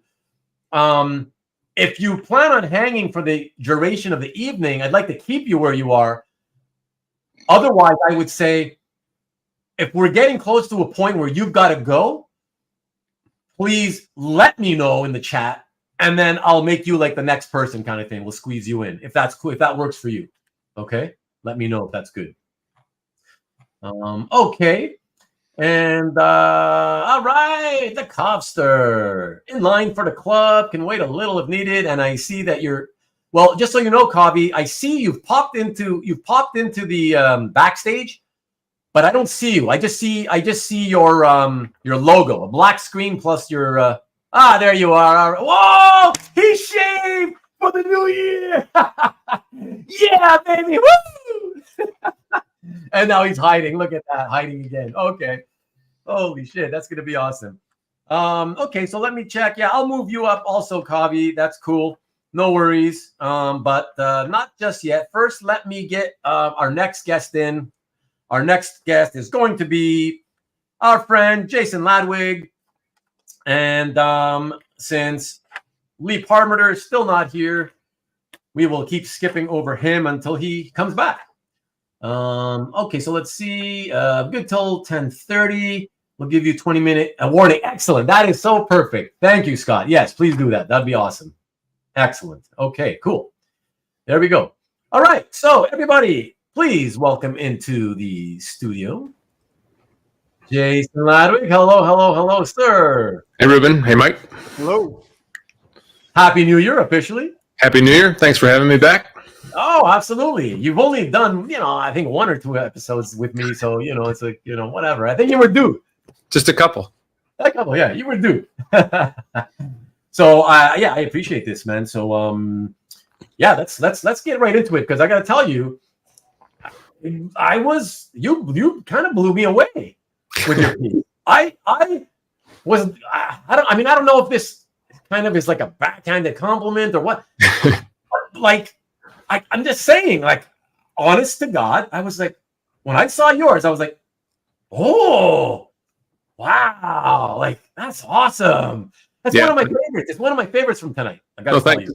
Thanks. Yeah, I was really excited. Yeah, let's. You want to show it and then talk? Yeah, sure. Go for it. Yeah. Okay, everybody. Let's check this out. It's a contemporary piece. But wow, it's so cool. But yeah, I want you to talk about it, and then maybe I'll throw in a few words as well. Let me see. I'll move you up here. Okay. Here we go, everybody. Number, who knows at this point, 8 or 9. Here we go. Yeah, so this is Nick Klein, and he's a newer artist with Marvel. And I was reading one of the newer runs of Thor, and he was the artist on that. And I really, really liked his art. And I was kind of hoping to get a page from that series, and kept watching Felix's website and never really had an opportunity. And I'm really, at heart, I grew up just loving anything X-Men mutant related. So I happened to watch a Felix drop, thinking I was going to maybe look to see if there was a Thor page, and this popped up. And as luck would have it, I just happened to get it, and can't be more excited. This is an homage to X-Men number 28, and this is just great inking and ink wash, and I think Nick really captures the power of Banshee. I like his perspective of Banshee coming in compared to the original cover, and I just love the expressions on all the original X-Men faces, kind of showing the power of the scream. Yeah, a lot of here we go. A lot of hellos, first of all. Oh, badass. And of course, here we go. Oh my gosh, I'm wow. Oh wait, what the hell? Okay, let me start from the top. The Felix drop, yeah. Yeah. Hey, Jason from CJ. Go. Why you go bluing? Why you go bluing right now? He's Michigan State. I'm Michigan. Go Blue is Michigan. Michigan State Spartans are completely different school. All right, they're the enemy. All right. There you go. Hey, Jason Rick. from Rich. There you go. Hey, Rick. Rick. Yep. And of course, yes, the Felix drop. Look at that. The Baller X piece from Jeff. Absolutely. Thanks, Jeff. And yes, the badass. #1 Marvel fan. Power packed. Yep. Worth shouting about, says Rich. Yeah, absolutely. Wall power. Dan says, great piece. Love it. Banshee. And yes, exactly, which is what he said. Number 28. Oh, there we go. Look at that. Hi, Jason. Sorry, I have to leave now. Early morning tomorrow. Yes, my wife is. My wife got fired in mid-November, and she found the new. Yeah, she found the new job. She starts tomorrow, so everything's good. Yeah. Good luck, Vivian. Have a good night. There you go. Thank you. Thanks, honey. Have a good night and good luck tomorrow. See you tomorrow. We'll talk to you tomorrow. And you're welcome. Always like Banshee. Not sure why. I don't know, Caesar. Something about the costume, but I gotta say, so when you showed this to me, right? When you first sent it to me, I was like, I mean, the whole thing, the energy, the power, right? The lighting, the dry brush, the technique, everything about it is spectacular. And one thing I noticed, and it's funny because I always kind of like I was a fan of Banshee. Like I don't think he's the greatest by any means, but I've been a fan, and it didn't dawn on me. And I wonder now if perhaps his costume on the wings, are those lines on his wings, were they designed that way to because of sound waves? Are they intentionally to be sound waves? If they were, it never dawned on me. Yeah, I don't know if that was the purpose. I mean, it's certainly a mesmerizing kind of pattern. You know, it kind of draws you in, and I think, yeah, I'm kind of like everybody in the chat. I sort of like the Banshee, but I never really knew what to do with him, and I don't think they did in the comic book either. But I think it's just the idea that we can all envision what a powerful sound would be that just makes you drop to your knees or just shatters a wall. We can kind of, know what that would feel like. And I think this image, I think, captures that really well. Oh yeah. It's yeah. I mean, you run out of superlatives pretty quickly because it's that awesome. It really is that awesome, Jason. So I appreciate that. Yeah, no, you're very welcome. It like I said, one of my favorites of the night. It's just I was like, oh. Yeah, I was speechless to look. I was like, wow, Jason got this. Wow. Yeah. So, and by the way, did you have to? Yeah. Okay. I was going to say, is it one of those where you had to quickly order it and see if you? Yeah. Okay. Kind of like Mark said earlier, I was hoping to get something out of the drop that was coming on. And so I kind of made some time in my day to make sure that I wasn't interrupted. I was just going to be sitting there at the computer and, just kind of quickly scan through it. So, I mean, it catches your eye so quickly that even as a thumbnail, you realize that that's something special. And so you just jump right to it. And I was lucky. Well, it's amazing. It's amazing. Yeah, it's, I mean, I can see why it would be the one that you picked for the entire 2023 year. Let's put it that way, So, yeah, amazing stuff. So, excellent, man. So, hey. Oh, yeah, sorry. Go ahead, Mike. Yeah. The rings on his cape, how they mimic the background. If you go back to the image, the rings on that's what I'm doing right now. Sound waves right there. And then they, it looks like it's cape and then the sound waves in the background. Yeah. So it all just comes together. Yeah. No, it's phenomenal. And that's that. You know what, Mike? It's funny that you say that because I think the reason when it hit me, when I looked at it and it hit me that, hey, are those lines on the wings, are those, were they designed because they're supposed to represent sound waves? I think the reason it hit me is because I also saw the sound waves in the background, you see? And then my mind must have made the connection. I looked at that and then I looked down at his costume. I was like, oh shit, is that what it's been meant to be all along? Yeah. So, whatever Ted Nugent approves, says Rick. But yeah, no. Like I said, I don't even. Again, I run out of words. Superlatives have run out. It's just an amazing contemporary piece. A piece in general, technique, everything. Amazing, Jason. So congratulations on that, man. You're very, very welcome. And thank you, as I thanked everybody else, but thank you, of course, not especially to you, honestly, and in all sincerity. You've never said no to me. And from the bottom of my heart, it means a lot because you really, you know how much I hate doing shows alone, right? By myself, presenting by myself. Sure. And you really helped me out. And every single time I asked, you said yes. And you never complained. You never told me, I got to go fast, make it hurry it up or whatever. And I know you've got to typically go to bed much earlier than we finish here. So it means a lot, man. So thank you for everything. I really, really appreciate you, man. My pleasure. Happy to help. Yeah. So that's it, man. I guess we will be in touch. Thanks again for the support, and we'll probably be seeing you in the chat next week. And if a little bit longer tonight, maybe. Yeah, I'll be hanging around a little bit longer. Yep. All right, sounds good. We'll catch you later until it's time to go. All right. Thanks, everybody. All right. Thank you again, man. All right, here we go with the man himself. All right, so everybody, Lee, nod your head up and down and just let me know, because I can see you, but I can't hear you. Nod your head just to let me know if you've got time or if you've got a split. Like, do you have time? You're okay with time? Okay, excellent. So I got Kavi. You're gonna go not right now, but the second one. It'll be Neon Dragon. We've got him waiting in the wings, and he's got a split. So I'm gonna get we're gonna get Neon in, and then Lee, and then you, Kavi. Is that cool? Yeah, I think I saw the thumb. Okay, excellent. Thank you. I appreciate that. All right, everybody. The next presenter for tonight's show is John Byron, the Neon Dragon himself. Oh, look at that. What's up, John? Hey. Can you hear me? Long time no see, man. Yeah. Okay, good. Good. You're good. Happy New Year, man. Happy New Year to you, too. Yeah, I appreciate it. Thank you. And thank you. This message is thanks, Lee, and the waiting in the wings for allowing me to bump you. Oh, okay.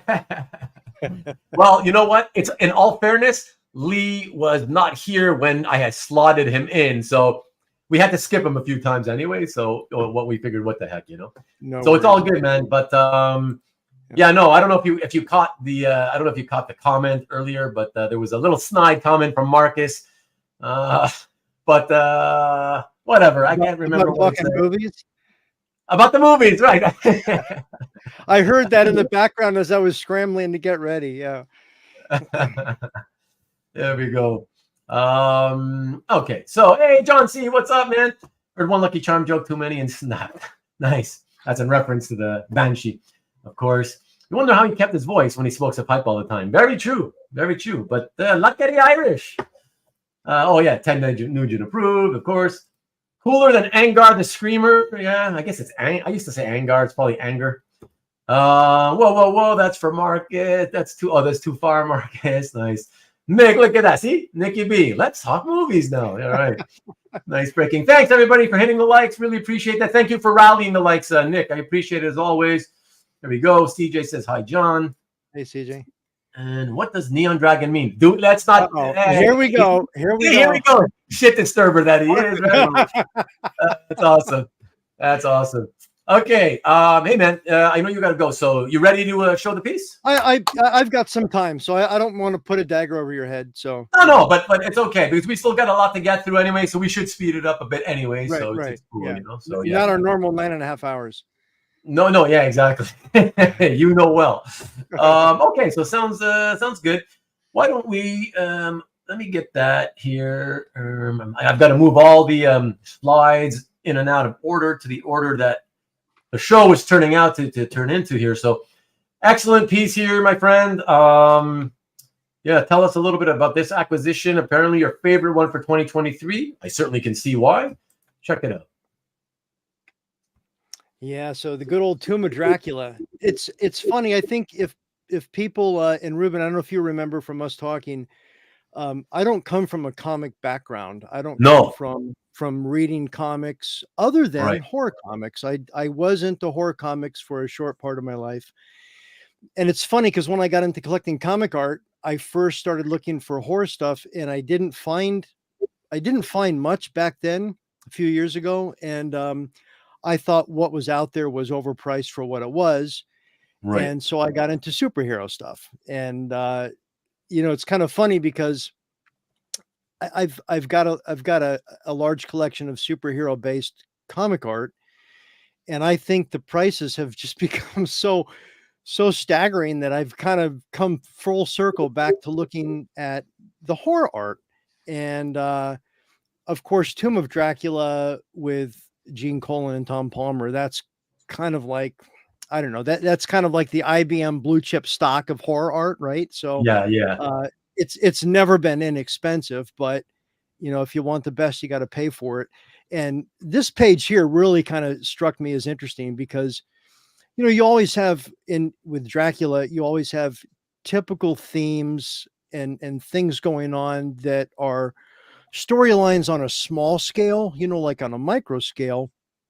And this story was very unique because here you've got literally, and it's the end of the series, as you can see too, but you've got this, God up against Dracula, right? You've got this reference to Jesus Christ at the end panels, and Dracula's thinking the whole time, what's this? Who's this other demon that's harassing me and haranguing me, and not realizing that it's an angel? And then, so then he goes back, and then he sees the image of Christ with the eyes sparkling like the angel, and realized who he's up against. The only challenger that he's not going to be able to defeat, and he knows it. So I just thought this was just an iconic piece of art, in its meaning and also the story that was going on. Okay, yeah, it's a fantastic page. First of all, just in general with content, it's got for me, spectacular Colan painting with his pencils and like Dan Evans mentioned, and then of course Tom Palmer painting with his brush. And content wise, I mean, what struck me first is, and part of it has to do with the fact that I saw but it's interestingly enough, the last panel is the first one that my eyes went to when you sent it to me and I looked at it. Yeah, I was like, wow, that's what caught me first. It's the face screaming, the close up. And then my eyes went back upwards. I saw his body in the second panel. I was like, oh, wow, okay, this is cool. And then I started looking at it from the first panel onward in sequence, and it was like, oh, wow, you got the turning into the bat and that whole thing. It's like, right. Yeah, it's I mean, typically, and I'm no different than anyone else. We're all drawn to the large panels, we're all drawn to the larger art that dominates the page. And this page is not really that way. It's the opposite. You've got all these little small panels and a lot's going on in each of the panels, but you're absolutely right. My eye caught the last two mini panels, if you will, him saying no, and then the picture of Jesus with the light shooting out of the eyes. You know what I mean? And never ever. I don't know of many instances in the story of Dracula where Dracula, is what's the word I'm trying to say? Where Dracula's like on the ropes. You know what I mean? Where Dracula is struggling for whatever reason. Dracula always seems to have the upper hand, but not in this point. And that's what's interesting, the whole piece. And also the transformation, like you said. Yeah, no, it's fantastic. It's beautiful piece. And did you not that you have to tell me, but if you want to, is this something that you have to chase after? In other words, was it an auction piece or was it it was, I got to remember. I think it was it was one of the big three: Heritage, Comic Connect, or Comic Link. Okay, and so you don't need to tell me which one. I just want to. It was an auction purchase.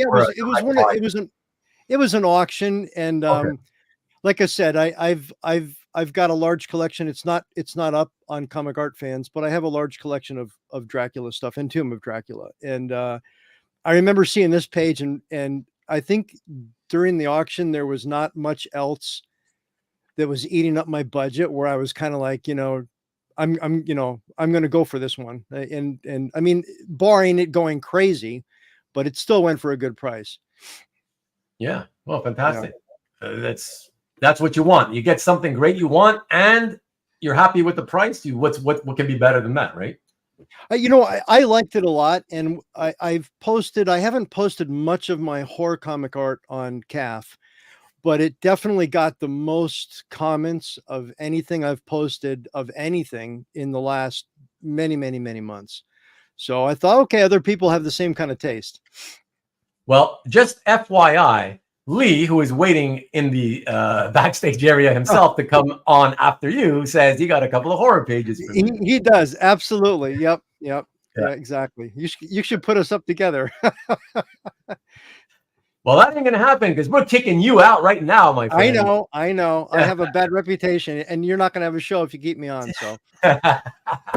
And you see everybody? He knows it. It's not like he doesn't know it. He's like me. He knows I like to talk. He likes to talk.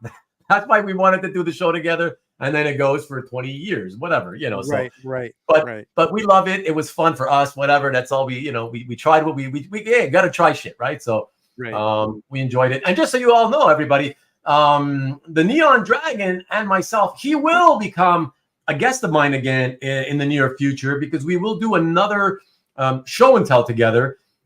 Though it will not be for comic book art, it will be science fiction related. So, hopefully everybody will tune in for that. It'll be something different. I occasionally like to do some different stuff. So, possibly later this month, but more likely sometime in February. So, stay tuned for that, everybody. John, again, thank you for doing this tonight, obviously, and really a special thanks for our past episodes. Especially the impromptu movie one. The whole thing was awesome because, listen, the show and tell became the impromptu movie episode, right? But we got 4 hours in of your regular show and tell, plus an extra hour and 10 minutes of a movie show, which we love. Why not, right? And you hold the record to this day. You're still holding the record, so it's awesome. So. Well, if the record's ever broken, have me back on and we'll easily break it. Yeah, we'll have to do it. You beat it again. Yeah. Awesome, man. I appreciate it again. Thank you so much, man. Thank you for having me, and thank you everybody for letting me bump in so quick. Awesome. Appreciate you, and we will be in touch. Okay, thank you. Okay, bye. Bye. All right, everybody. Thank you very much. Thank you for we're doing a lot of jumping around here. We have to, though, to try to accommodate everybody. You still hanging in there okay, Mike? Yeah. Okay, sounds good. We got Mr. Lee Parmenter in the house with us right now. Hey, Lee, what's up, sir? Hey, Ruben. Hi, Mike. How you doing? Hey. How you doing? I'm doing good. Yourself? Yeah, good. I mean, I wish I was where you live, so I wouldn't have to deal with the snow that's now falling. But other than that, we're surviving. It's okay. We're having a good time. It's still a little chilly here. It's like it's around 50, and I even though I'm from New Jersey, I'm like I like it gets down to like 40s. I'm like, oh my god, I'm so cold. Yeah, I guess the body acclimates. You know what I mean? To whatever surroundings if you end up living in another climate, right? I guess eventually it acclimates to that climate, right? Yeah. So I guess so.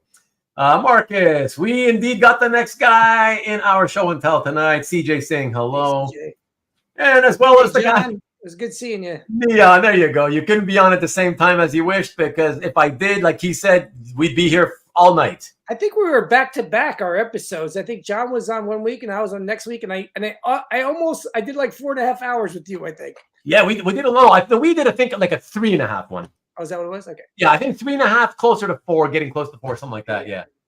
But it was a good one. But no, that's cool. I appreciate that. Happy New Year to you, by the way. Yes. Officially. Yeah. It was fun texting last week while I was at that party. Yeah. That was so funny. Like, oh my god, this guy's texting me from a party on New Year's. Like, what's happening? Oh my god. Oh man, I was like, that's dedication. So I appreciate that. I'm like, man, wow, that means a lot. Like, wow, ignoring your guest at somebody's house so you can jump into the chat of my show. That's like, what's happening? I even told the host, I'm like, hey, look, I got a friend. He does this show. I'm just participating a little bit, and he didn't mind. He was out of his gourd at that point anyway. So awesome, sounds good. So you ready to present your piece to everybody. I'm ready. I'm ready. Okay, sounds good. Let us cue this up. And you got a really sweet one. Wow, man. I was surprised when I saw this. I was like, oh wow, it looks so different for this character. For this character, it's like, whoa, interesting approach. So I was really excited to hear you talk about this. So yeah, why don't we take a look, everybody, at Lee's piece, which I believe is now piece number 10.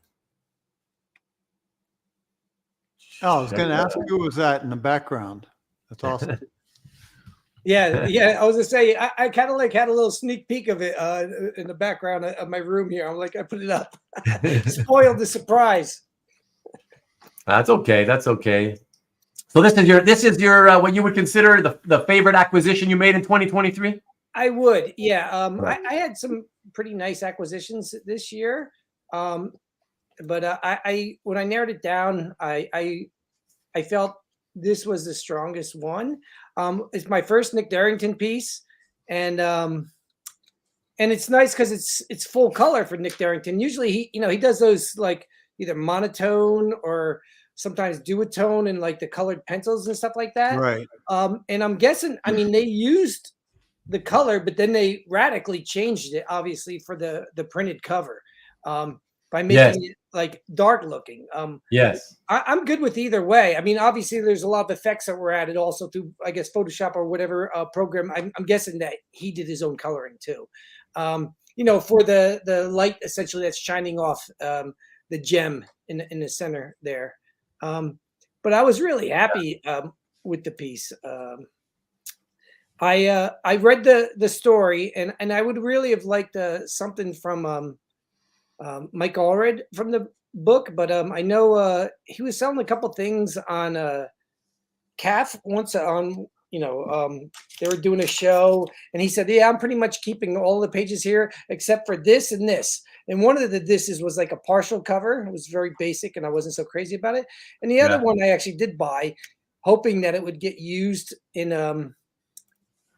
like the hard cover release, but it didn't. So I was kind of speculating on that. But I have a nice cover quality piece from Mike Allred. But this is the printed piece from Nick, a variant cover for issue number 3, and it actually it's actually a pivotal part of the story. It's really it's got sort of it's a spoiler. It's the end of the story itself revolves around this I want to say gem, but it's more of like what do they call it? Like those things that he has in his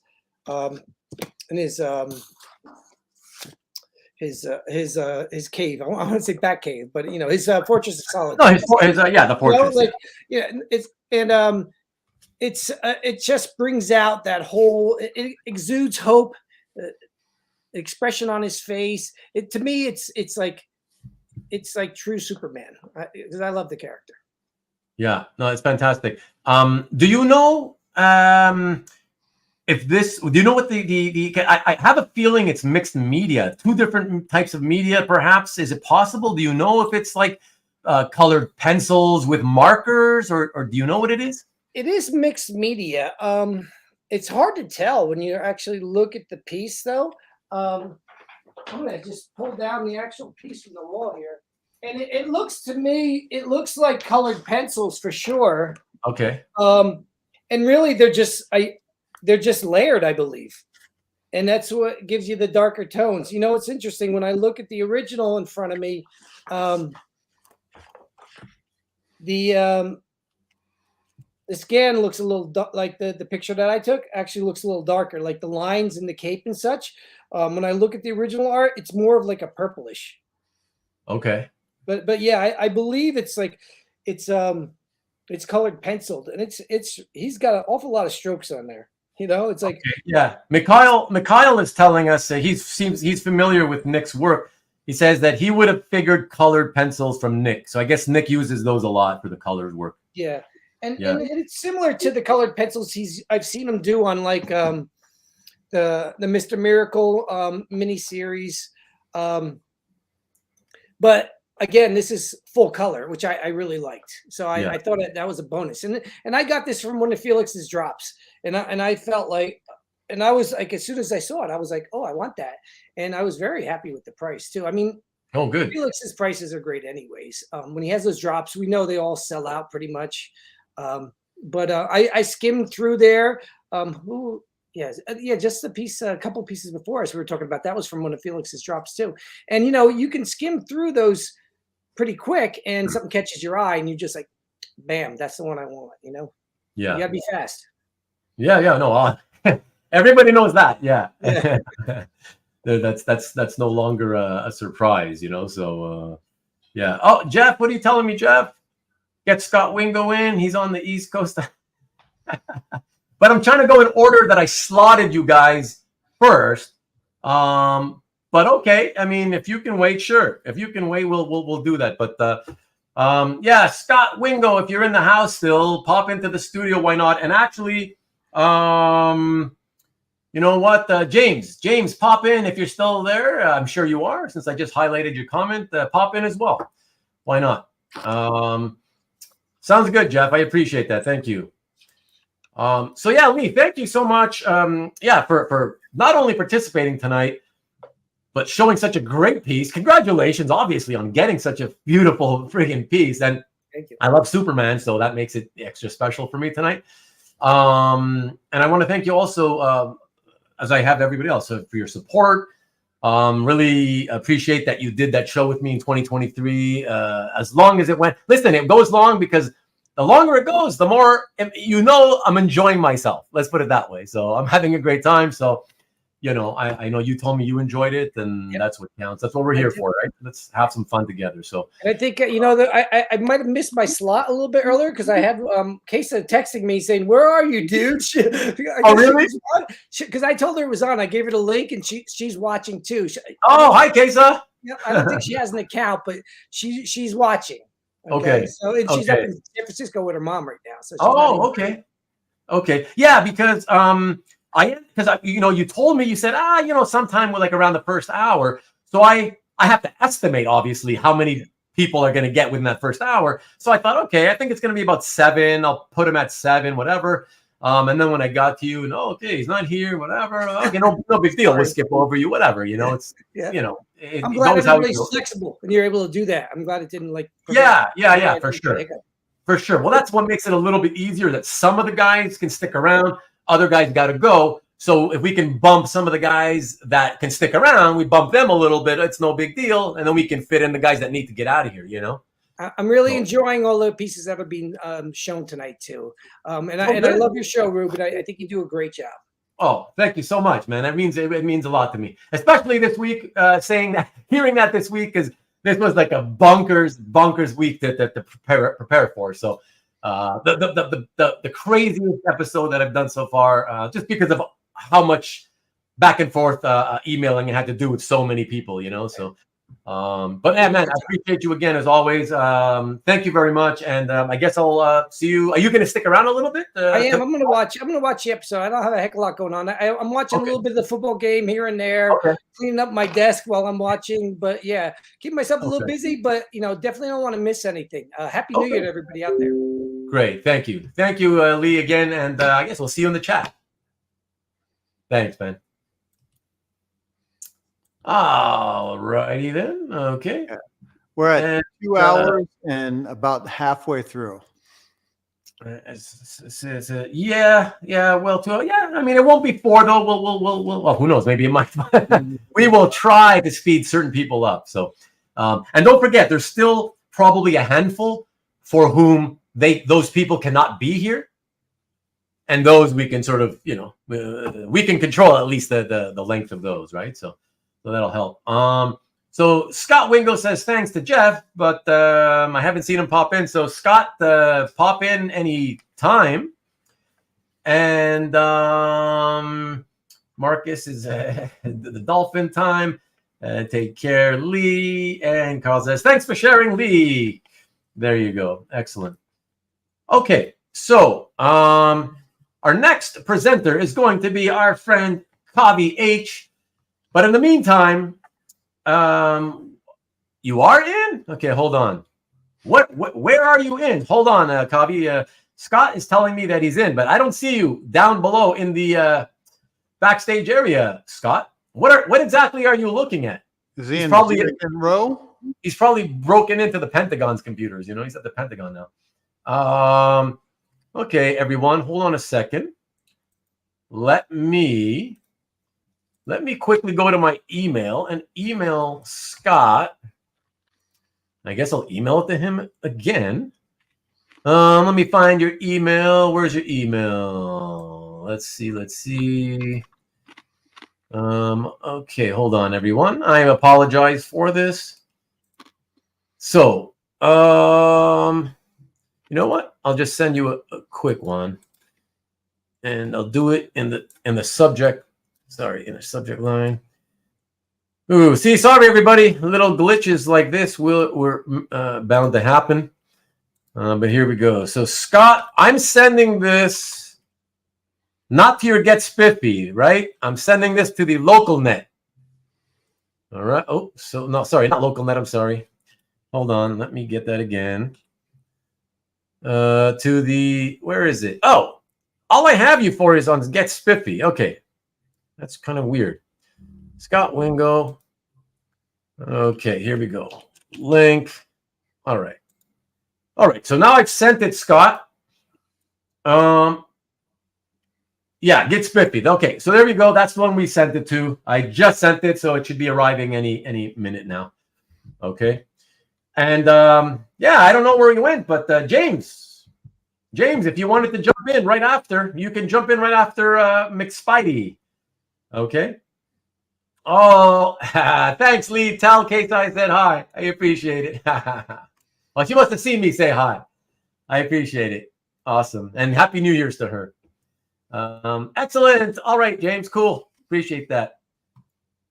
Okay, cool. Everybody, let us get on to the next guest, our next presenter. My buddy, everybody's friend, Kavi H. This is number 11 in tonight's presentation. What is up, Kavi? Can you hear me? Yeah, man.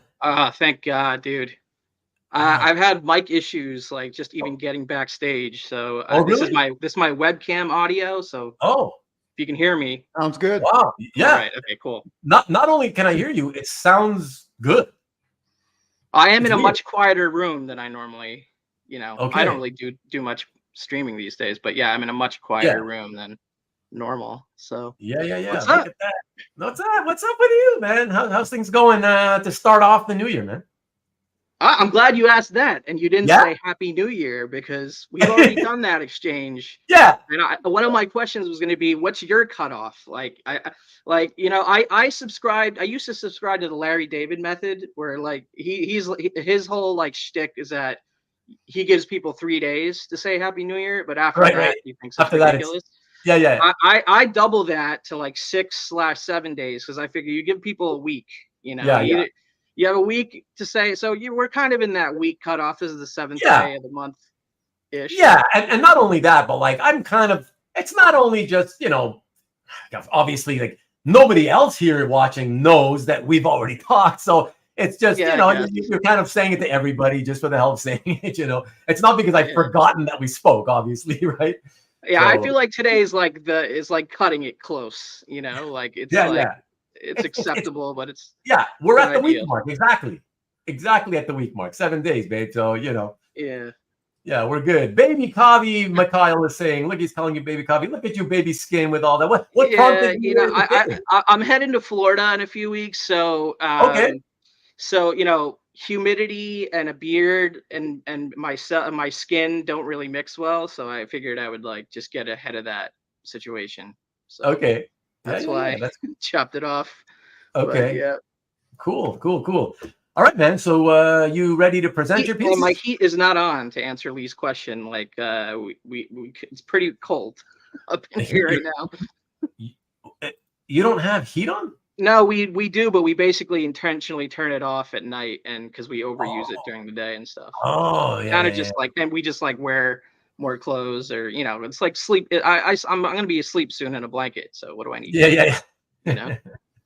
Yeah. We got John C. wishing you a happy Thanksgiving. Oh, what's up, John? Yeah. He shaved for his OAX photo ops. Yeah, there you go. Yeah, exactly. There you go. All right, man. You ready to present? Well, before we talk about mine, I wanted to say, Mike, I absolutely love that Colleen Doran Batman painting. I either forgot or never saw your cap post, so I apologize for forgetting or not seeing it. But that's like one of my favorite covers she's ever done. I have a signed copy of it, of the actual floppy comic, in my collection. So congrats on that, and some great pieces that everybody else has been showing too. So. Just wanted to it's been a lot of shout that a out. lot of people don't see my calf post, so that's no problem. Okay. Just say it, Mike. Nobody follows my gallery. Yeah. I follow it. I'm pretty sure I follow it, but yeah, I think I follow it. Rich, I might be. Coffee's. He might be in the witness protection program. That's why I'm out in Jersey now instead of Brooklyn. That's what happens. That's awesome. All right. Are we ready now? I think we're ready. I mean, I think I hope this piece is interesting to more than just Jeff Wedding and the other Star Wars people, you know, Mikhail, Scott Wingo. Jeff and Mikhail will enjoy this, and the rest of us will snooze while we wait for you to. I was gonna say, like, speaking of movies and sci-fi, ... Yeah. You know, but I don't want to go. I don't want to go that way. Well, so yeah, this is. I mean, you can show it, and then I could start talking about it. It's. Okay. I would say I chose it for different reasons than maybe most of the people chose theirs, or like, I guess because it checked a few different boxes for me collecting wise. So it's almost like a 4-quadrant piece. Like, I wouldn't consider it a grail in my collection. It's definitely not even close to the most expensive piece I bought in 2023. So, but it checks a few different things, like price to art to story to personal connection to it ratio is high, you know, even though the expenditure was very low, and it's, you know, it's a modern piece from a modern book. I'm more of a modern reader than a vintage reader and collector anyway. So it does a lot for me as a collector and a reader and a Star Wars fan. It may not necessarily connect with, you know, everyone, let's say. But so my reasons for choosing it as my favorite, didn't say what your best or most expensive. It's just my favorite. I was kind of just thinking, you know, everybody pick essentially just something you want to talk about. Really, you only get one, so pick whatever you want to talk about that you. Even though I tried to, you know, I tried to muscle you into two. Like I said, for you, I would have done two. I know you were willing to cave. I'm gonna rat you out right now that you were willing to cave for me, but I said, nah, put me on an even playing field. I'm all right. You ratted me out. All right, everybody knows now. Okay, when we start, and let's go. Look at this and tell us a little bit about the actual piece itself. All right, so this is a piece done by the artist Adam Gorham. Adam is repped by Cam out of Inky Knuckles, also from Canada. And this is the splash page from issue 33 of the Star Wars Darth Vader series. It's like the stinger page, so it's the last page of the issue leading into the, you know, the next issue, or the first page of the next issue. Now, I was saying 4 quadrants. I would say the first quadrant is that it's Star Wars, and not only is it Star Wars, it's from a modern Star Wars run from Marvel, which I'm a regular reader of. I read all of those comics that come out and have since 2015, 14 or whatever, you know, when they started coming out again. Yeah. And even beyond that, I would say that the Star Wars Darth Vader line specifically is like my favorite within all of those Marvel Star Wars comics. So right there's a lot of reasons in that first quadrant of just Star Wars comics and my fandom, what I collect, what I'm a fan of. I probably collect more Star Wars stuff in general across all collectibles than any other category. So I was kind of looking to, you know, the Star Wars pickups that I picked, and I thought this was the best page in the book, perhaps the best page in the whole run that Adam did on the Vader book. So I absolutely love not just the story elements, but the art elements. And then the third quadrant, I got to say, was the price. I think this was a $350 page. And for the imagery that it brings, the, you know, all the different, you know, Vader's not actually on it, but you could see in one of the like several images on the page, his helmet is being held by this is the main character on the page is Commander Sabe. Sabe was one of the handmaidens of Padme Amidala, Queen Amidala, Senator Amidala, whatever you want to call her. You know, a body double, and she had many apparently, which the comics kind of took that canon from Phantom Menace and the prequels and kind of expanded upon it in the comics, that she had multiple doubles, aka her handmaidens. And in the context of this storyline, she actually is working for Vader. She's a lieutenant commander in the Imperial Army, and basically is one of, like, you know, Vader's current, I guess, key, you know, bad guy allies. But she's not really bad. She still has like good in her, and she thinks that there's still good in Vader, because that's what Padme, you know, she last heard Padme say before Padme died. So it has strong connection to the prequel Darth Vader, Anakin Skywalker storyline, which is some of my favorite stuff in Star Wars, period. So there's so many different visual representations of that character, both Sabe and Padme, on this page, as Queen, as Padme, as, you know, a warrior, as a princess, or not a princess, as a queen. So I don't know, it just visually stimulates my Star Wars fan brain completely.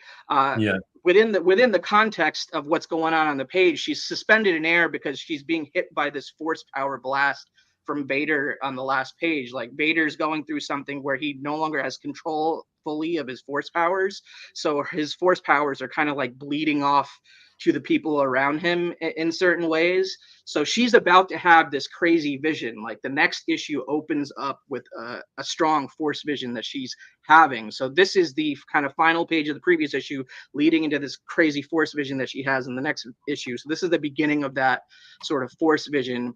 And another thing that makes it appealing to me is that a theme of this issue, like, I think I hope I'm not going off on a ledge with this assumption, but I think even casual Star Wars fans know the Yoda quote that what's the quote?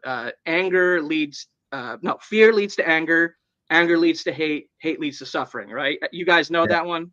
Yeah. I think everybody knows that one, right? But Greg I would hope so. who wrote this kind of gave an homage to that Yoda line. So in the previous pages leading up to this page, Vader is saying to her, fear leads to anger, anger leads to hate, but does hate lead to suffering, or does it lead to power? You choose. So you see the dialogue in the published version on the right says you choose. That's Vader speaking to her using that dialogue. So I thought that was epic Star Wars dialogue right there.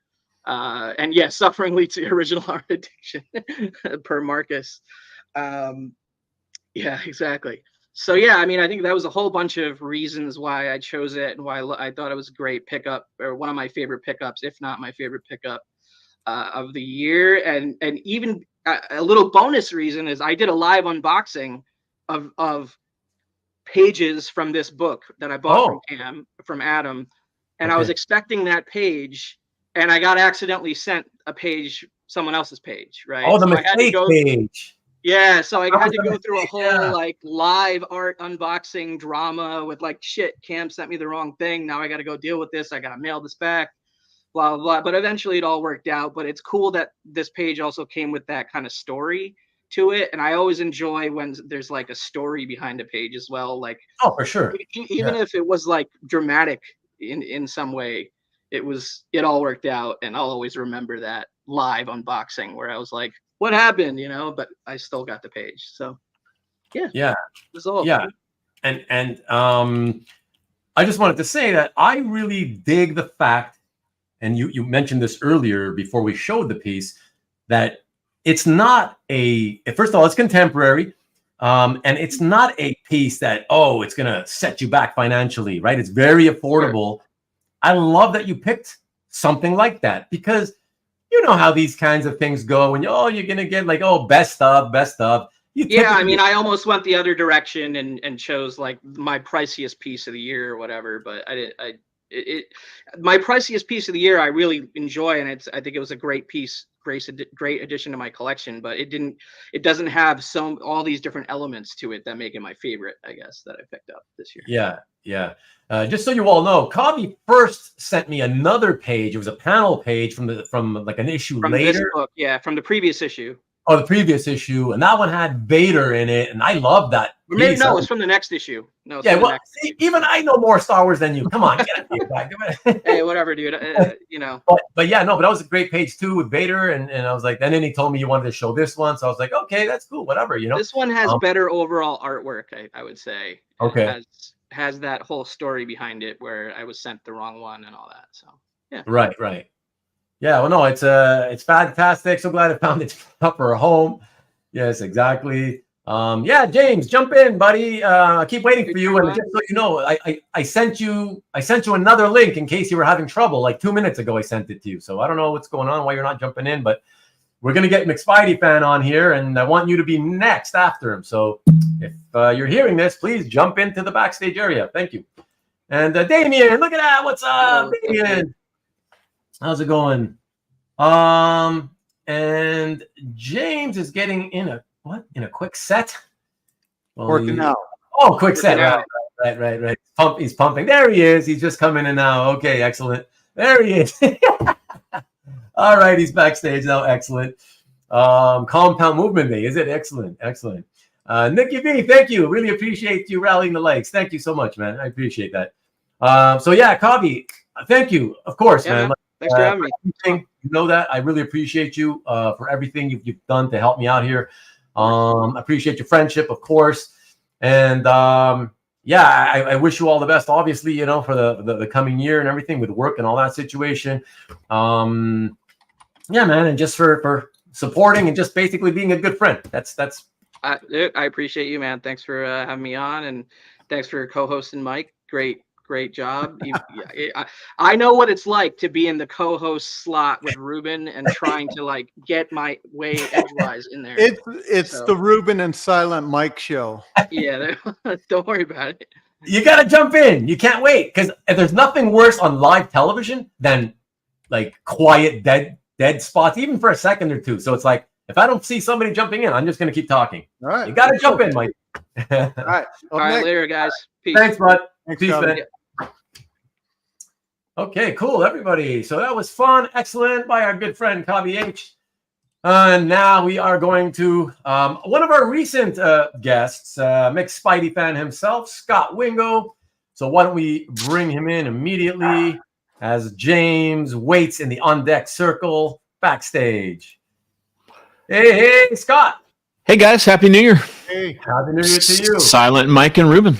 Yeah, man. Don't say Happy New Year too loudly. Kavi might get pissed at you. So hey, apparently, I'm easy going. We can. I haven't seen either of you guys, so I'm fresh. How's everything going? Everything good? Had a good time? New Year? Everything went well? Yeah, it's good. Good. We all my friends go skiing and I go south, so we went to a tropical vacation.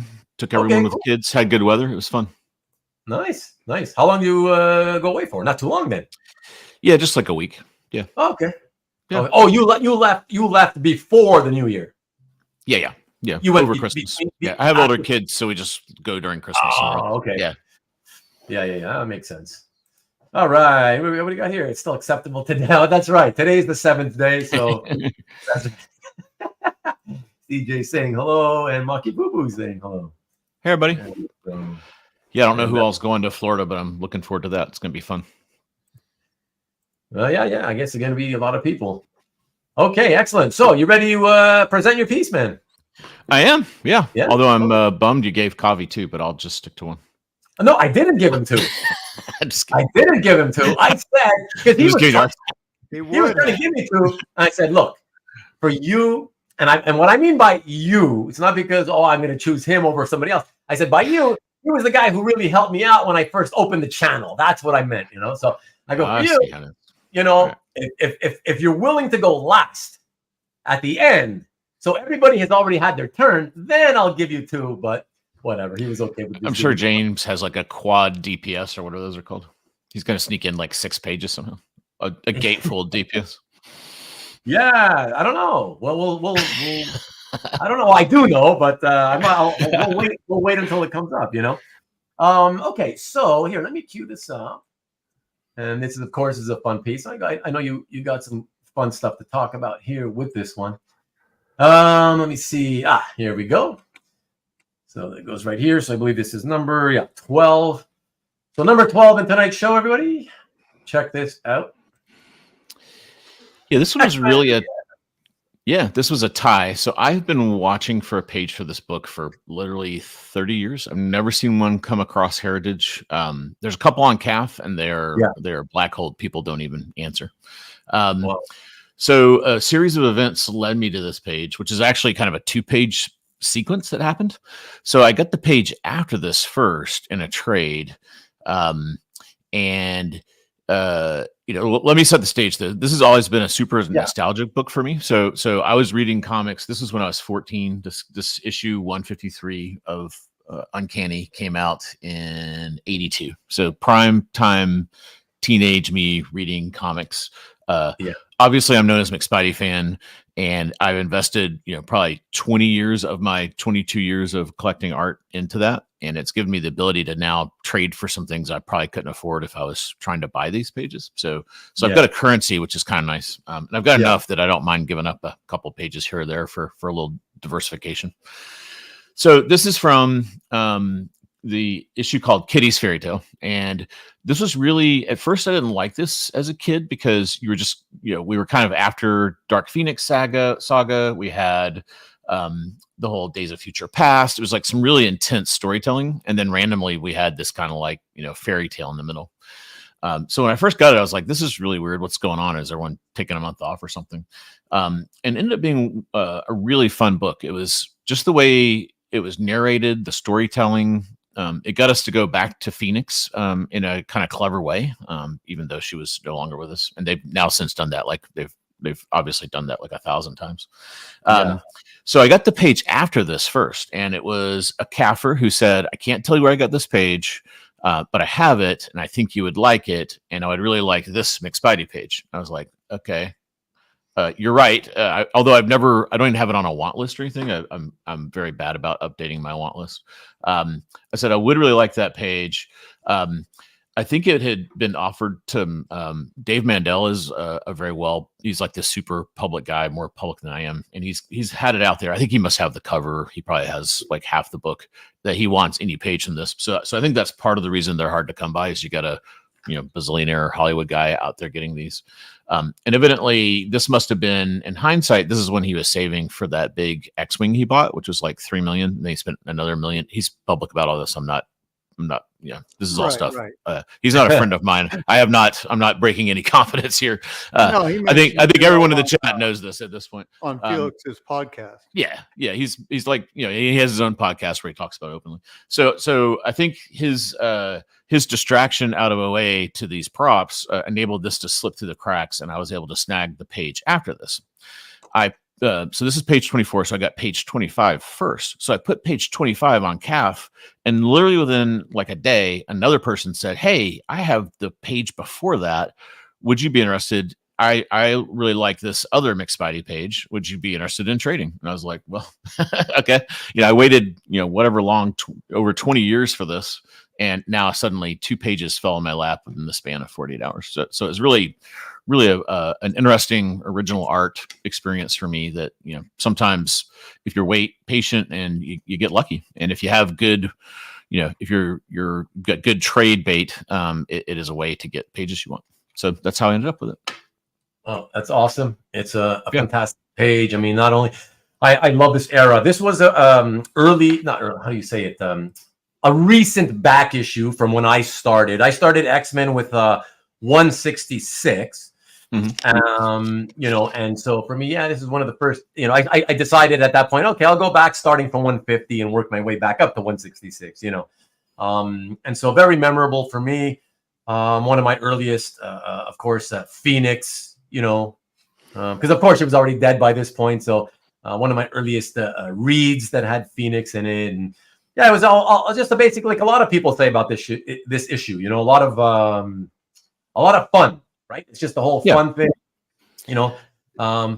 Yeah, Cockrum's really good with costume design. He did the whole redo of the X-Men, and like in this whole issue, he came up with like, look at Storm, and Kitty and Colossus are pirates, and then Nightcrawler's a little Banff character, and then Wolverine is hilarious. So, and then even Dark Phoenix, he kind of like really amps her up, like the fire in her eyes and that whole scene. So it's really cool that just for one issue he redid all the characters, which was a lot of fun, and then the introduction of Lockheed. So that was cool. Oh yeah, absolutely. Oh yeah, that's right. Exactly. Yeah, it was supposed to be in her storytelling, it was basically what's the jump jet called? I think its name was Lockheed. Lockheed, and then later, so it's supposed to be the manifestation of the jet to make it more interesting for the girl she's telling the story to. But then ultimately, they liked the character so much they worked it into the book. Right. Yeah, no, awesome.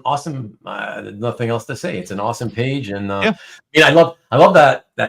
Which one is it? Is it the second one? Yeah, the Phoenix in the second. I don't know. There's something about the bird when you see the fire Phoenix, right? It looks so cool, and it's just it's so the epitome of it epitomizes the character herself. Yeah, the embodiment of the dark. The embodiment. There you go. That's the word I was looking for. Yeah, exactly. Yeah. So. Really fantastic page, man. So yeah, thanks, man. Thank you for sharing with us, and appreciate you. Thanks again for not only doing this tonight, of course. Thank you for the show we did together recently. That was a lot of fun too. I'm sorry for, like I said, for taking as long as I did to decide whether I wanted you to be McFarlane focused or I couldn't decide, and that's why it took me so long to decide to invite you. So, but Mike, any questions? I'll give Mike time here. What's that? I think everything's all right. good. Okay. I want to give Mike just a word there. All right. I appreciate you asking him though, because he's so. You see, that's why he's so quiet. So I keep talking. He doesn't want to jump in. He's too I'm nice. in the same age group, but I never read any of these comics that you guys read. So I'm not a Preacher guy, but this is the fun thing about our hobby. When you talk about Preacher, I get a lot of enjoyment out of it, and it's like it makes me think I should go read that. I didn't read it because I didn't like it. I just like. I'm in this little town in South Carolina. I'm getting things off one spinner rack, and I'm having to race every other kid in town. And Preacher was not on there, so I didn't even know it existed until like I was exposed to a broader world. So yeah, that's the fun thing about the hobby. Yeah, absolutely. All right, I'll get off and let James come in. I hope he's not too sweaty and icky. We'll have to see how that goes. All right, bye. There he is. What's up, James? Hey, good evening, gentlemen. How are you guys? How you doing? I'm doing all right. Apparently, bowling. Apparently, sorry. Said I had a good league of bowling today, or good. Oh yeah. Okay, so how much you got? Tell me, how much did you score tonight? I mean, it's just average, so about 185. Oh, that's good. Yeah. You know what? So I didn't tell you the other day when we were talking about that. So for me, because again, for me, it was for fun. We it wasn't a league, So just a bunch of friends every Sunday night. And we just did it for a few years, so I just got better and better, and so I was averaging about 187, 88, 89, and it was, I got it to be so consistent that I would get tell me if you can relate to this. I would get pissed when on the occasion I would get 183 or 182, in the low 80. I'd be because you just get so used to sort of what you're scoring, right? When you're in the 180s, you're and the high 180s, I'm like, okay, I'm shooting for 190s now. I want to get 200, right? And then our issue is we're pretty consistent. So if you got those teams with giant handicaps and they have a good week, they're just going to blow you out of the water because we don't really have those games where we kind of jump up. But is the league in general is there an average for the league? Does the league? We're talking about bowling, everybody. That's exciting. Is the league actually? It's a lot of fun actually if you really get into it. Is the league itself? Does it have an average? In other words, could you say the league average scoring? I mean, there's a handicap, right? So I think 207 is where they set handicaps. So you take your average, you take the delta from 207, and then that's how they kind of set the handicap. Oh, I didn't know anything about handicaps. Okay.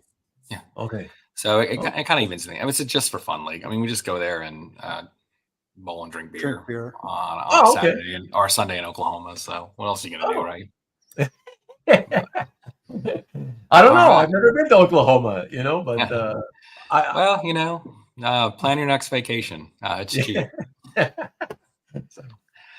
think what the page is showing, it's a Preacher page. Is that what it is? What? No. The page that I'm going to show for you. now Mike is going to perk up really quick.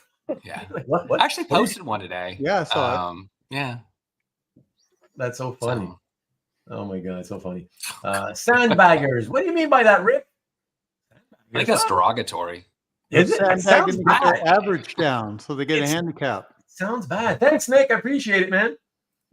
Ruben got Munson. Munson? I don't know. Why are you always putting things that go over my head? What's Munson? Oh, Munson. Come on, from Kingpin? Oh, the movie. Yeah, when they love the his movie, hand but in my- the ball exchange. Yeah, my brain doesn't work. My My brain doesn't work that way. I don't remember like the names of people and characters and stuff. No, but I love the movie. Yeah, I own it. I even own it. Yeah, I just don't remember the names and all that stuff. So, but that was it. That was a fun movie. That was very fun. What else? Hey, Wes, what's up? Went bowling 2 weeks ago. There you see, it's not just an Oklahoma thing. There you go. Go bowling. Bet it's a Paul piece. What does that mean? Number one Marvel fan. Bet it's a Paul piece. What does that mean? Oh, Paul Smith. Oh, man, I thought about it. Yeah, really, really hard. Did I pick that one? No, Shit, I don't even remember what I picked. You don't remember what you? Okay, well, we're gonna look at it all Dude, together. 2023 was bonkers. Was it a good year? Was it your best year ever? Yeah, man. It was the hustle. The hustle was in full force. Lots of trades, lots of sells, lots of buys. Things You where like you it. bought You it. like the hustle, right? You like it, right? The action, yeah. Yeah, the I like action. the Yeah, action. yeah. It's fun. It's fun. To an extent. I'm getting to the point where I got so many core pieces that, man, they're just tough to have to move. I sold an Art Adams long shot page recently to pick up. I saw. Yeah, I noticed. that- But at least you sold it quickly. If you got to sell it, at least it's a quick sale, right? Like that's always nice, right? So yeah, that was a tough one. But Yeah, what do we yeah. got? What do we got? But okay, all right. Let us go into your piece. Let me see here. Let me cue this up. So Scott was 12. You are going to be 13. Let me get you down here. All right. And I'll move you up to 13 right here. The 13th piece in tonight's show, and tell everybody, check this out. Oh yeah, I didn't know if it was this or the Paul Smith one. Yeah, no, I went with. There's a reason I went with this for a couple ones. First, I got leveled up as far as my acquisition strategies with this one. So this piece was owned by Joe Lee. If you know Joe, he's a legend, right? In the original art field, and I didn't know him personally. And I wanted to get a Goblin Queen piece from the Inferno storyline, and I was looking, and I'm like, I might as well start at the top as far as what was posted on CAF. Yeah. So this was a straight up, almost like a cold call, and I don't ever do that. Usually I'm networked somehow to Joe. What was nice though is I did approach a good buddy of mine beforehand and said, "Hey man, do you think Joe would even consider selling this?" And he goes, "No, not really." Unbeknownst to me, I think they connected in the background, and he vouched for me. And so, first of all, by the way, and I say I'm never ever intimidated to meet anyone. I'm not. It's kind of nature of the business that I'm in. But I didn't know anything about Jolie, but nice guy, really nice guy, really family guy. So it just kind of goes. Yeah. I mean, they're just art collectors, right? They're just normal people. But that was kind of it. I mean, the page was, very meaningful. It's, the imagery is fantastic. The Inferno storyline, it said Inferno on the actual page, which I thought was a fantastic call out to the event that was going on. Yeah. And the reason I picked it, it was between this one, the Barry Windsor Smith Firestar, and the Paul Smith X-Men page. But I liked kind of the acquisition level up story that went with this one. Okay. Like Maki Poo Poo is saying, I too just can't help loving that last panel. My eyes go to that right away. She's looking, staring through your eyes, man. Just searching your soul. Yeah. But come on, Ruben. We've all gotten that look. From who? Multiple people, right? Probably, yeah. So. I was curious. Did you want to sort of tell people what it is about these characters that sort of speaks to you, like Goblin Queen and Mr. Sinister? I mean, Goblin Queen's costume speaks to me, right? No, I mean, no, just the Inferno storyline was fantastic. Mark Silvestri, I'm a huge fan of Mark Silvestri. I've, I didn't mean to start out that way, but I've got a ton of Silvestri pieces. I think I have more Silvestri pieces than any other artist. Oh, wow. I think I'm up to 10 now. There's one, actually 9 with one still pending posting, right? I don't know, it's my favorite of his stories. And so pages with Goblin Queen typically have a premium because they're harder to get or people don't want to let them go. Yeah. Really nice looking pages or even more difficult. So, I was like determined to find one or fill that gap. And I honestly started with the top and stopped there. Now I reset the market. Don't get me wrong. Did you? There was no charity involved. No. But hold on. But you're not really. Do you find that you reset the market when you're buying it privately? Right. But there's a kind of talk. Yeah, I get that. Obviously you can't stop that, but it's not quite the same as like when it was public on an auction. You know what I mean? Yeah. So you still got a little bit of a potential, like to keep it from exploding too much out of control, kind of thing. Yeah. But I know what you mean. I do agree. It's still gonna privately, because even if it only goes privately and starts going up privately, that ultimately results in the auctions, because all those private guys, when they see another page similar to it come up at auction, they're going to be going after that as well. And knowing what it went for privately, they're going to go after, and they're going to be willing to pay those higher prices as well, right?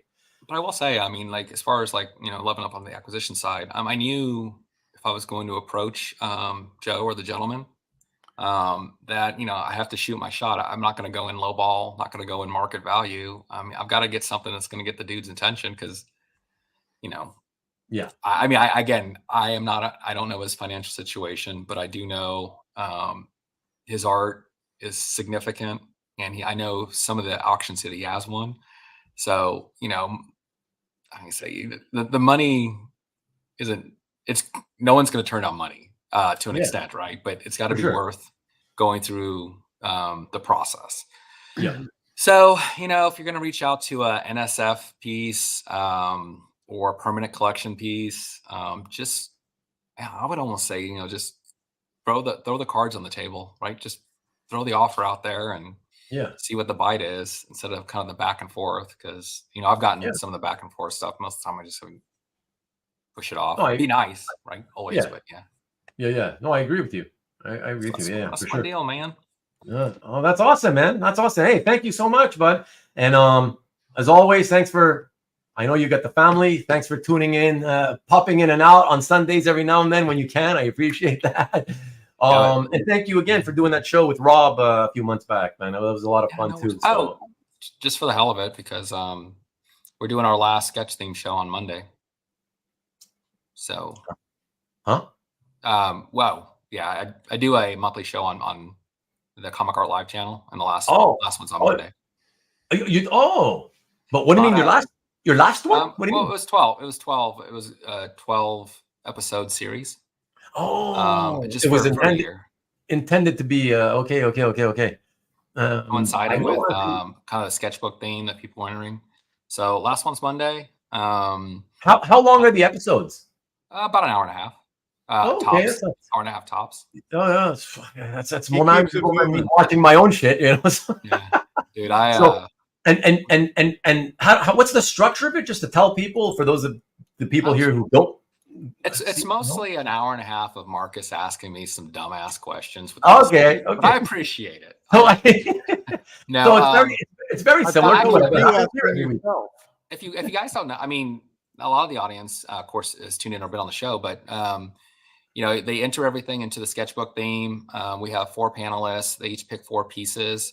We have audience voting because I have a program called Slido that allows real-time audience voting.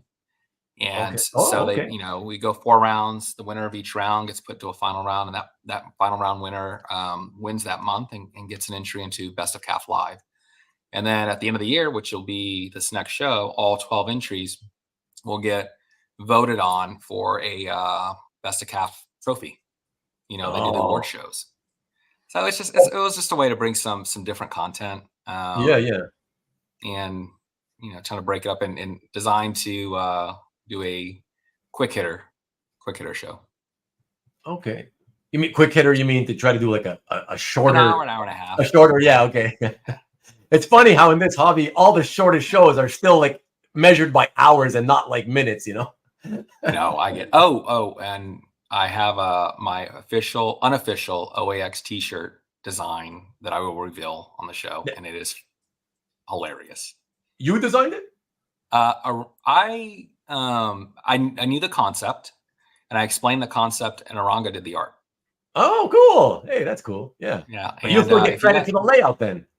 Yeah, no, I told him exactly how I wanted it. He knocked it out of the park. And the only thing I'll say, if you guys are familiar with the Big Johnson shirts of the 90s, that was my inspiration. Big Johnson shirts? I don't know what that is. Oh, you got to look up Big Johnson shirts. Okay, I'll just Google Big Johnson shirts and it'll show up immediately. You can Google it. Oh, yeah. Okay. Not so nice. He should know that one. Really? I'm just assuming, man. I'm just assuming. All right.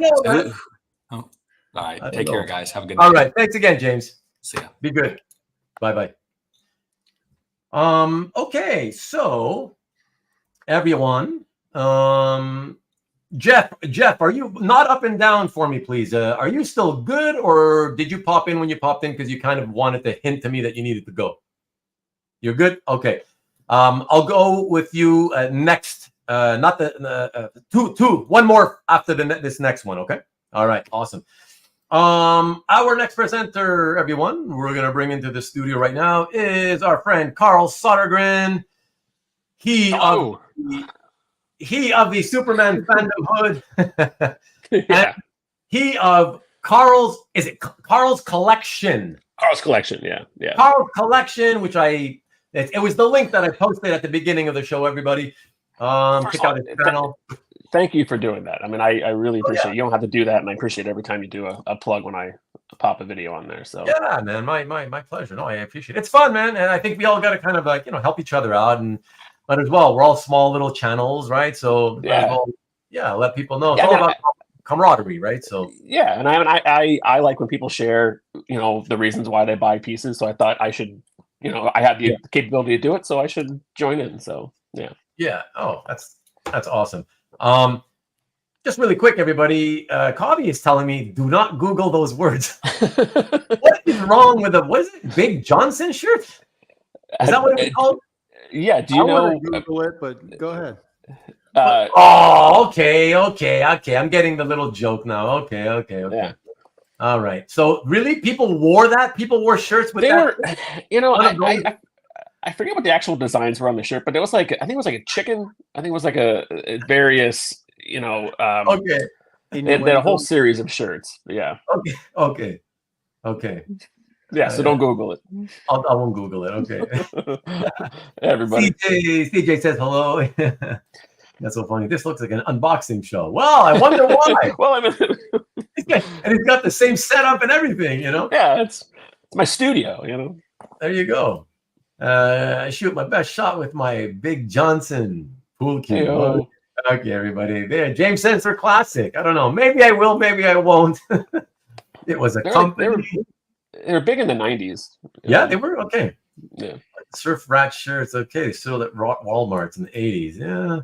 Pool cues and fishing rods. 80s, 90s, yeah. And the tongue-in-cheek play on Big John. Well, no, yeah, thanks, Caesar. That's what I finally got when I got it. I was like, okay, I have it. Now I have a picture of what's going to be on the shirt, so I get it. Okay. So maybe I don't need to check it out, but all right, Carl, you ready to do a presentation, my friend? Yeah, I've been dying to talk to you about this one. Okay, excellent. Me too. I'm gonna make it quick though, because it's gonna be probably for sure. Yeah. I'm not. Yeah. But, yeah. Okay, so let me see. First of all, so you were originally scheduled as number 15, and now you were going to be 14. So it's not that much different. All right. So let me get you as, let me see, 13 and then 14. All right. Here we go. Let's cue this up. Where is your thing here. All right. Okay. Yeah. So the yes, the 14th piece in tonight's show and tell everyone is this. There it is. Yeah, it's actually one that I actually didn't realize I didn't have on CAF at the time that we did our show. I had it in there, it wasn't active for whatever reason, so I just never put it on there. So anyway, yeah. So this this happens to be it was my most expensive piece and the most meaningful to me personally piece that I picked up this past year. So Death and Return of Superman. That's my go-to. It's my jam. That's the story that I most gravitate towards. That I read most often, and it's really what grabbed me as a teenager. So, goal that I had as collecting was started off with getting commissions by all the guys, and then it kind of morphed into seeing what was possible. And then I thought, well, I should if I can get some published examples. And they don't pop up often. And the only reason this one was, I think, available to me was because John has been I think starting in 2021, he started opening up his archives and then selling off his pages through Heritage. Right. So this was, I think, the third batch of pages that he sold. And the first batch were all Doomsday. They were crazy out of my price range. And then finally, I kind of zeroed in on this one as just a really strong example of Steel.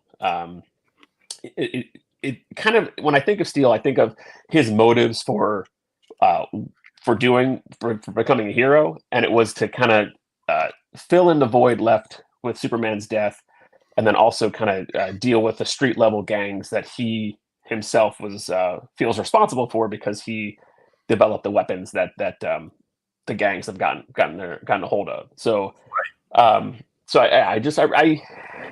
this one just really spoke to me. It has, the cameo of Cyborg Superman and Superboy back there, just a really powerful image of Steel, and that's what you kind of associate with Steel, is just the power of the character, especially in John's style, his large, bulky framed characters, especially in this era. So I zeroed in on that one, and it cost me, but I got it. So. Okay. And I'm just curious. So what would you say is the primary reason why you love this character? So it's that I love all the characters from the Return of Superman. And it's just that if I'm going to have something from Steel, it's how John draws Steel. It's not necessarily the character of Steel. It's Steel at this point in time in this story. So that's what really draws me to the character. It's just ingrained in my teenage comic reading brain. It's what got me into comics. It's what fascinated me, and especially the Return of Superman part of it. I mean, the death was really interesting, and I enjoyed that. But it was the return because I was, the mystery of, who is the real Superman. And it's interesting that Steel was the one that never claimed to be the real Superman. He kind of represents the soul of Superman. So he kind of is doing good in the streets of Metropolis, similarly to how Superman does and did. So you kind of filled that soul of Superman void that was left. Okay, interesting. Okay, Dan, I guess you stepped out, Dan. But Daniel Evan, please step into the studio if you are there. You probably stepped away. Yeah. Okay. Because is there something? Is there something that you would like to perhaps ask me? Why is it that you hate Steel as a character? This is gonna probably sound crazy. Whatever. Look, okay. I just want to put it out there. So, there's no wrong answer, Ruben. It's all good. No, listen. Look, maybe I'm even wrong in my assumptions. I don't know. Maybe. Let me just tell you what happened. So, Amazing or whatever, Adventures of Superman 500 comes out, right? You get towards the end there, and okay, all these supposed new replacements for Superman come in, right? And they all shown in they all get their own splash page, right? To make a big splash and right, okay, I'm the next guy, to replace Superman, whatever. And when I turned that page and I saw Steel, I mean, if you remember that page, so it's shot from the back, his back is to you, and you're looking at an image of what I thought immediately. This is just the image that came to mind. I saw the stereotype of the big, strong black man slaving away, hammering spikes into the railroads to slave away. I mean, that's what he. I mean, he was based on John Henry, so that is exactly what it was supposed to do. I know. It's just. I guess it just to me it was just like I couldn't. He was so obviously not Superman, and I think in the marketing it was who is it, and even. There was I think Lois at one point said like, oh, he acts like Clark, so maybe, but they never really he never claimed to be Superman. So it was kind of obvious that he wasn't, but it was still, they had to have certain aspects of the story be like, oh, well, maybe somehow, but it wasn't. So. Man, I just want to say, all I can remember was the guy wearing the overalls. Yeah. So it was everything about it. I was just like, why? Why do you have to do a black man stereotype? We've already had Luke Cage and the kids. We don't need more. I don't know. I just felt it was like, I don't know. I don't know if it was just to be something that is so starkly different, like that is not Superman, and then to somehow say, well, how is that Superman? I'm not really sure what the motives behind the design choice or why to allude to John Henry, and even name him, John Henry Irons. I'm not really sure, but Well, let me also just add though. So not only was it because I hated the immediate vision of a stereotype of a black man that I hated, it was also that even in superhero form, personally, I just think it's one of the most god-awful, ugliest costume designs I've ever seen. And I think what a weapon, his hammer that probably once used to hit the spikes. Railroad spikes. And I'm not, so what really about the history of Superman, it really is that story. So I don't remember if they said that he was like a descendant of John Henry. I forget that aspect of it. Because that's why the hammer was there. But and also at the time,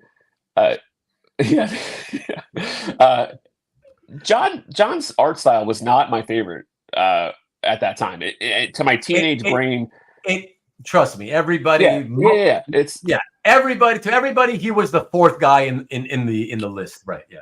And it wasn't also until I went back because I came in at Death, and then once I went back and started reading Man of Steel, I kind of saw how his style evolved, and it was like a very kind of his take on a golden age Superman, and then that kind of evolved into what it was during Death and Return of Superman. But it took me out of it. It was always Dan Jurgens and Tom Grummett. They were like what a comic book should look like. Yeah, right. So when you're reading a weekly story, that immediately kind of it just took me out of it a little bit. I've come to obviously appreciate it now, but it's also after 30 years of seeing those images and then having nostalgia connected to it, and appreciating what his evolution was, art style. And I can say me myself as well. I hated it at the time, but I've come to appreciate it a lot actually. And Marcus, he's just want to be a shit disturber. I'm not crapping on his piece. I'm crapping on the design of the character itself. But I will say, artistically, I love that. And I left you a comment on your gallery. Yeah. I love that piece. I love the piece. I don't have to like the character to love the art that the character is, the way the character has been drawn. So it's not, I'm crapping on the character, but not on your piece. Your piece is awesome. It's a great piece. Yeah. Thank you. But I personally, love this kind of conversation. Yeah. Because it's like our hobby you can't have it all. You can't love it all. You can't love everything. Different things, speak to you differently. So I like having this kind of conversation. So no, I appreciate that. And just to answer, Jathan, your Southern Comic Geek is asking, would you buy a Steel page? Well, let me see what he exactly said. Oh yeah. So would you own a Steel page drawn by Grummett? I mean, I would not seek it out. And if he was the only character on the page, no, I would not buy it. If he was on a page that I was buying for other reasons, yeah, it wouldn't stop me from buying it. I don't hate him so much that he would prevent me from buying other characters on a page, But there you go. Yeah. But no, I would not. I have no interest in owning a Grummett drawn solo Steel page. No, I wouldn't. I would. I know you would. I know you would. You're not the one being asked. That's why. Yeah, Carl. Just throw it in there. Mike here, he can't get a word in, so he's posting comments saying that he was DC's answer to Thor and his hammer. You know what? I will take Thor 1 billion times before I take Steel. No offense. But what can I say? Anybody else talking about Steel? I sent my favorite in, but Ruben made me cry, so pulled it back. Just so everybody know, he's joking. He never sent me anything. I think as soon as I got your email, I was like, okay, it's Steel conversation time. It's happening. There you go. Excellent. No, I love it. I love to have these conversations as well. Exactly. Would Ruben own a Steel page drawn by Harrison for you guys? Okay, that's alluding to other past episodes. And no, I wouldn't. To Steel or not to Steel? Would you like Steel sketch drawn by Jim Harp? Go Blue, baby! Woo! Championship tomorrow night. Still need a Steel page. Congrats, Carl, says Lee. There you go. Thank you, Lee. Looks like Ruben will get a Hembeck Steel for Christmas. That's what he's gonna probably send me next year. Oh, that's funny. No doubt. But hey man, I really appreciate you doing this. Thank you so much, man. I appreciate you. Honestly, thank you for doing what you're doing. I love the community that you've built here. It's awesome. So thank you.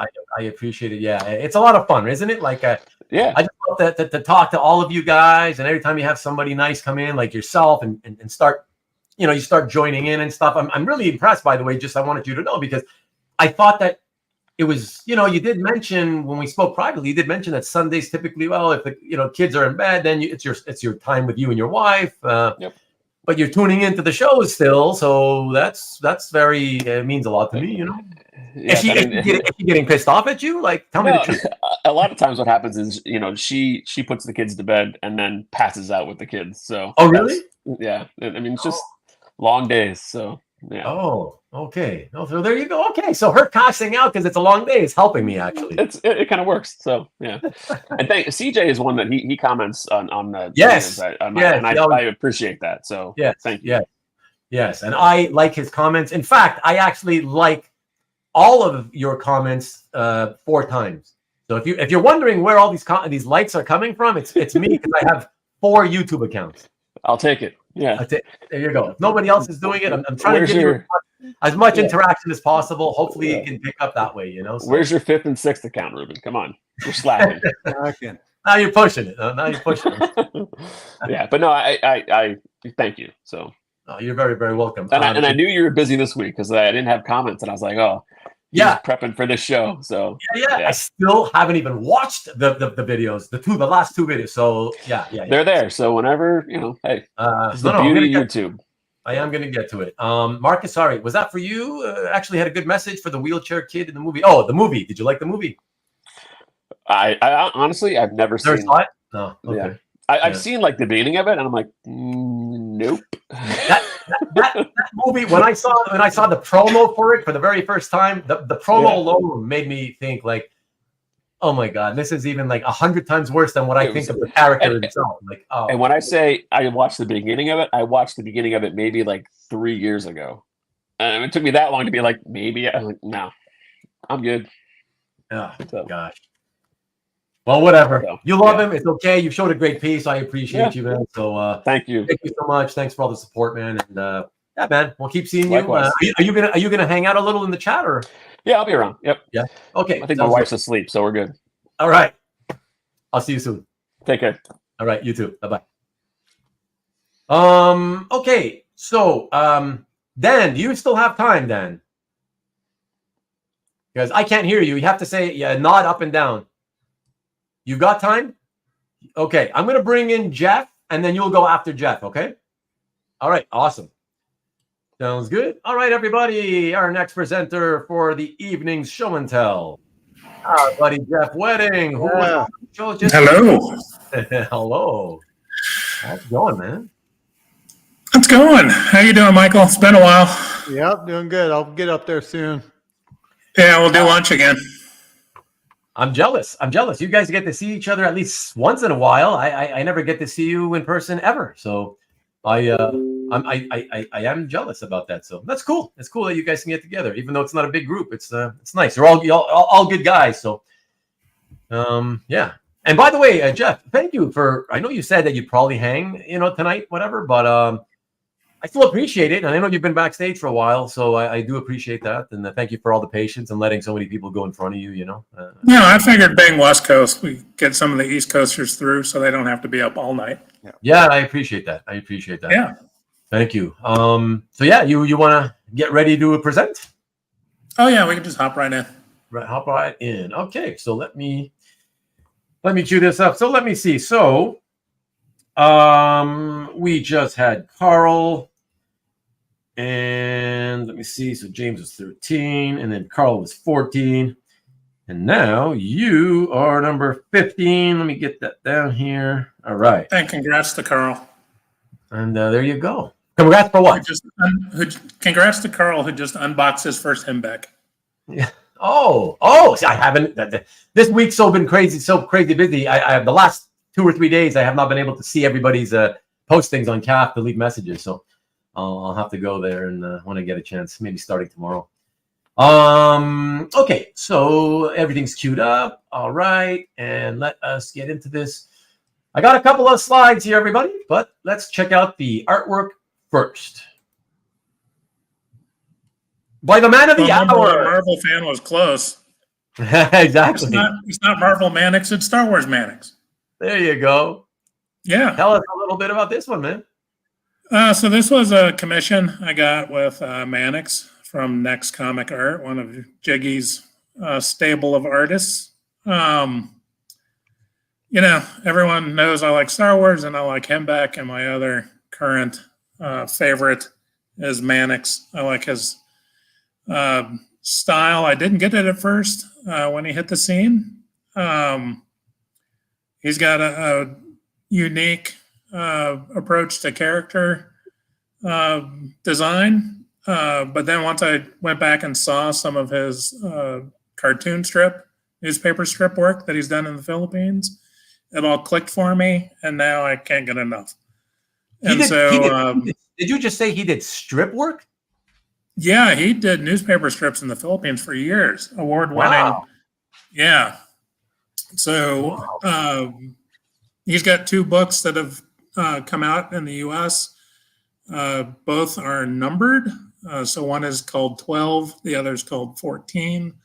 You can get them off Amazon. And I was reading those that, I'd already picked up a piece and was starting to get it figured out. But once I went through those, and if I'm correct in remembering, neither of them have dialogue. So it's all art story driven. Yeah. So, but the thing with this particular piece and why it is my pick for the favorite last year is like a lot of my art. It's tied to the memories, as some of the other guests tonight have talked about, like Kavi and the memories associated with that Star Wars page he showed.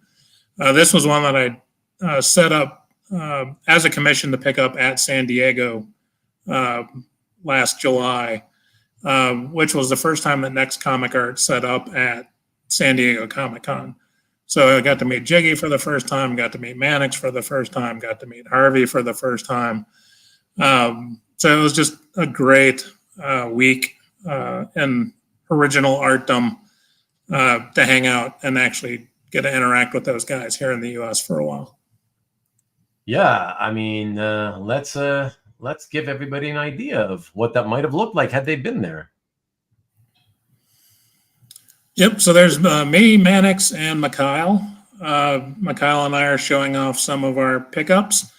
One of the things about Manix art, I don't know what all the secret proprietary markers and paints and gels or whatever it is he's using, but they glow, they sparkle, they do all sorts of stuff, and cameras and scanners never quite capture them. Because you can see in the photo here that the way the moons are reflecting behind Dr. Aphra is a lot different than the scan that I sent you. They're just a glory to behold in person. So it's much different than what I just showed, is what you're saying? It's close, but you never really capture the full effect, the way the light catches it. Oh, okay. Because in my scan, the colors on those moons look flat, where if you see the photo again, they're reflective. So okay, so that's what I wanted to ask you about, actually, because when I was getting this slide ready, that's when I realized, oh, wow, that's so weird. He's holding it at an angle. Is that because there's an angle and the lights at the con are somehow bouncing off and it's got some weird thing going on? Like, I can't see it clearly. And I thought, no, that doesn't make any sense. So I was like, yeah, I got to ask you if there's some kind of weird kind of thing he does, or some kind of a media, the combination of media he uses, it looks different in different lighting every time you look at it. Okay. Wow. Every time it looks different. Like, so in different lightings, it looks like the color might change, kind of thing. A little bit, or it reflects differently. The highlights either are more pronounced or less pronounced. It's a combination that I've not seen on many other artists' work.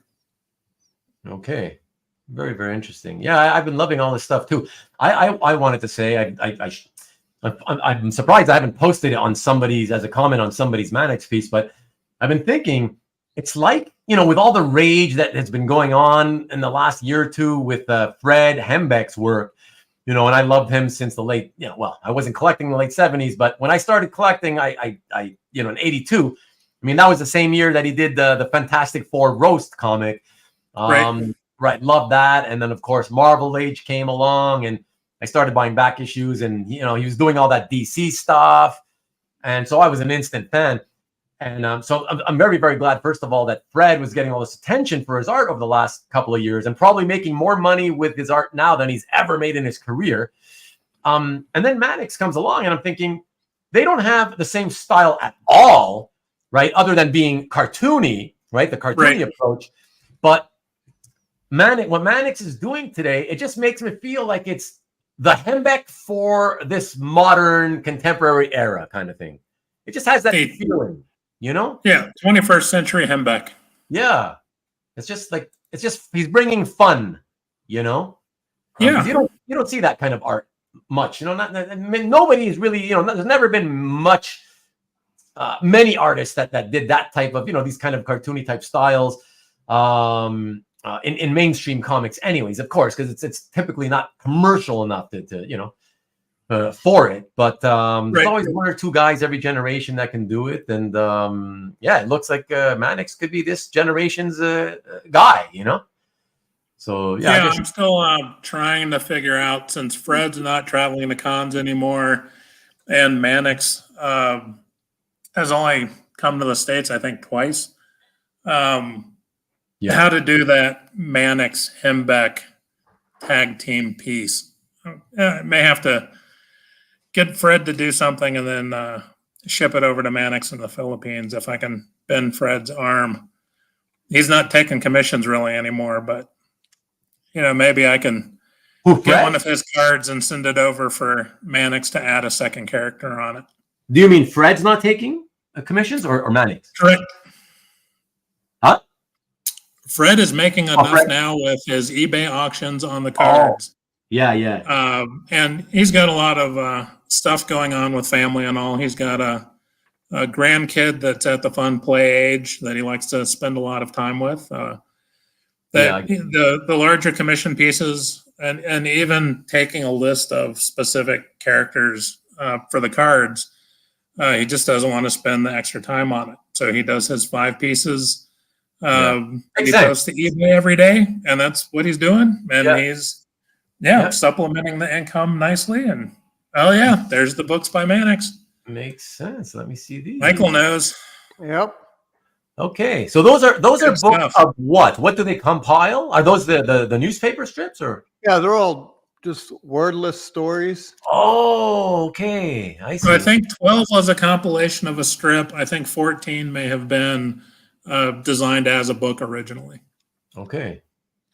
There's that many books? No.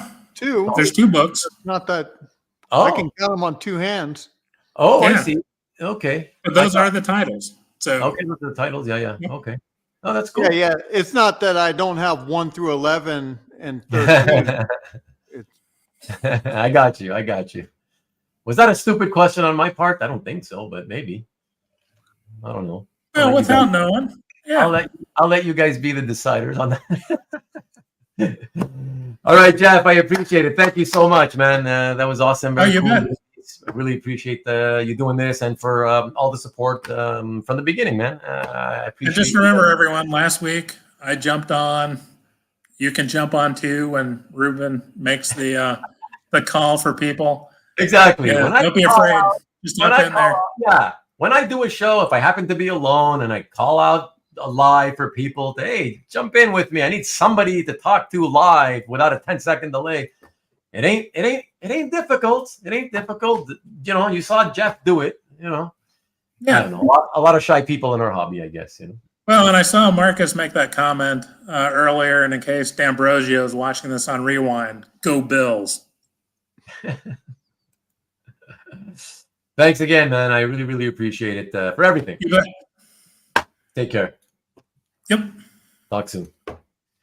All right, everyone. So our next presenter is going to be our friend Dan Evan. Now, before we get to Dan, I did want to say, Caesar, if you don't mind, if you're still listening, Caesar, you might as well hop on in, click the link and hop on in.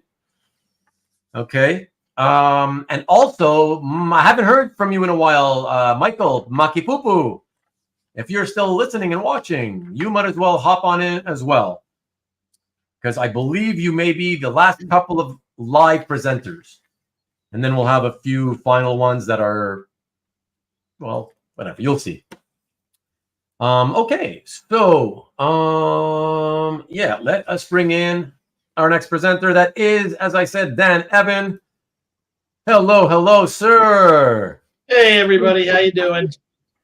We're good. We're certainly good. They're on a 10-second delay, so they'll have to wait 10 seconds to answer if they're good or not. So, but we're good. How are you? Happy New Year officially. Really well.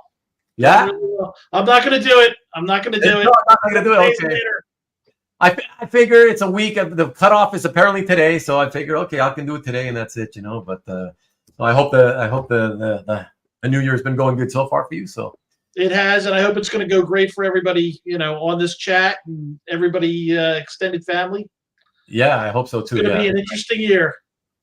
Let's hope. Let's hope it's a good year, and especially for everybody's health. That's just what 100%. I know. I have a lot of friends who keep getting sick, and there's a lot of the latest COVID variant going around. Yeah, so just be careful out there, everybody, and be safe. And yeah, you ready to do a presentation of your piece, my friend? Sure, pull it up. All right. I wonder if Nick Barucci's still around. Probably not. It's getting late. Yeah, no, he left. But he pops in and out. He went to dinner earlier, so he said he was leaving the dinner, and He can catch it on the rewind. Yeah. Or if it lasts long enough, he always checks in, and he sometimes, if we're going long enough, he sees it's still here. So yeah, so he might be back. Dynamite plug insert here. Yeah, exactly.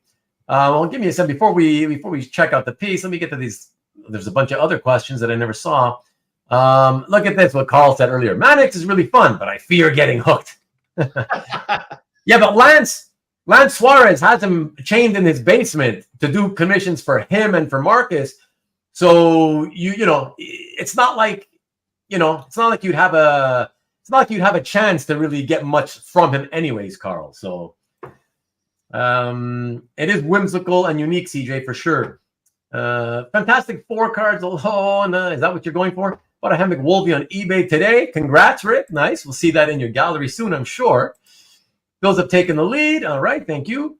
Love how much printer and scanner space you have back there. That is a pretty. It looks, maybe it's just because of the camera, but it looks like you've got a lot of space there. When you're talking about scanner space, the scanner's actually pretty small on top of it. But well, that whole giant thing is a printer scanner. Oh yeah, that's yeah. That's industrial. CJ, sorry to hear that you've been sick, man. But it's ending, so good for you. I hope you get 100% soon. EXP, yeah, EXP will be back. I'm sure he'll be back. All right. So yeah, let us go, everybody. So let me see now. We were at 15 with Jeff, and now Dan is number 16. Let us check out then the artwork for Dan's the 16th piece in tonight's show and tell, everybody. And let me see here. That is Red Sonja, the Unbreakable Red Sonja. Sorry, not the Unbreakable Red Sonja cover prelim from issue number 5 from this past year by Celina. Yeah, I love this one. I think, I'm kind of a color guy. I kind of lean towards more color pieces. Yeah. But when I saw this piece, I said to myself, my gosh, I immediately thought of, did you hear that? The way she's got her hand up to her ear, the way that the whole atmosphere is set. And I love the fact that the prelim, this is a prelim to the cover B variant of the Unbreakable Red Sonja. And I just love the fact that she's got the hair that's wisping in front of the girl's face there, but you don't see it in the final version. Right. Right. And then it also looks like, it looks kind of like they had a tree in the prelim, but they kind of went, I want to say more of a cave look with the cover, but it's, that could be trees too in the background, but it looks more like a cave setting there. But I just love the fact. It is a tree though. I can tell it's a tree on both of them. Okay. I can see the roots on yours. Yeah. You can see the roots more in the graphite one than you can in the color one. Yeah. So, and that's the actual cover. But I just love the way she has the form. I love how the eyes follow you around the room. And I'm usually, like I said, I'm usually a color person. And the fact that this was done in graphite, I said I actually enjoyed the graphite piece more than I enjoy the color piece. So I said, I have to pick this up. You own art color from her, anyways. Yes, I own the Barbarella #1, which we showed on our show and tell we did together, right? So, yes, which is in pastels. Yes, the pastels. So, yeah, exactly. And she's a phenomenal artist. She's won a lot of awards coming out of Poland. Yeah. But again, I saw it and I said, "Wow, look at the detail in it." For me, oftentimes I will lean more towards a finished piece than a prelim piece. But this prelim piece was so strong, and I actually liked it better than the actual cover. I said, I have to pick this up. And when I start to give titles to pieces, like I did with this one, I call this one, "Did you hear that?" When I start to give titles to pieces, I have to pick them up. And again, I can't say enough to Nick Barucci and Dynamite. I personally feel like they've got some of the best covers. Just take a look, folks. Scan through Dynamite's ads, whatever you want to call them, circulars out there, or go on like Golden Apple Comics and just look at the comics that they comic covers that they post on there. Dynamite just blows it out of the water a lot, month to month to month, in my opinion. Nikki B getting the promo. Deserved. Hey, listen, there's no problem here. Like that's why I promo him and his EXP show every week as well. So I got no problem with that. So no, that's awesome, man. Thank you so much for this tonight. I really, really appreciate it, man. And of course, for the show we did together a few months back, man. It was a lot of fun, and yeah, it was cool. It's cool that you could. Also, not only is it cool that you could do it again tonight, but I also appreciate the in between popping in and becoming kind of like a regular and popping in the chat all the time. So I really appreciate that as well. You know, I work to be here. I like this community. I like the people we have in the group. It's a very well informed group. There's a lot of experience in this group. And I feel like we all have a very, very vested interest in making sure the hobby stays healthy and happy, and encouraging a lot of other people to pick it up as well. So, my hat's off to you for creating the channel, and thanks for hosting again this year, inviting me on. And it's been a lot of fun, man. It's been a lot of fun. You've took the words right out of my mouth. I've loved every minute of it, even though I always complain about what a pain in the ass it is to do the preparation for each show. But in the end, it's always worth it. I love it, and it's a lot of fun for me, and it's the most fun I have. Right, my Sunday nights is the most fun I have in the hobby. At this point in my collecting, I'm more into it for shooting the breeze with you guys than it is about looking for another piece of art constantly, whatever. So yeah, and I couldn't do this without the participation of yourself and everybody else, Mike, and everybody else who's been so supportive of what I'm doing here. Which is basically just trying to, build a nice little community of people who can come on a Sunday night and just talk together, and not have it be just a show that you come to watch, but literally, if you show up and you're willing to chat, then you're going to be part of the show, kind of thing. Exactly. I feel like everybody has a voice here. We all joke. I actually enjoy the joking a lot. Yes, like with Steele just now. Yeah, you really weren't going after Carl for what Carl picked. No, you were just going after DC for what they did with a character, which I understand. Exactly. Thank you, Dan. Thank you. Which is all. Well, I'll cut you slack on this one, Ruben. But I've got another guy who's an alumni of Michigan at work, and I mean, it's so rough. Being a Penn State fan, it's just so rough this year. I'm just a fan. I'm a fan, but I'm not alumni. Just FYI.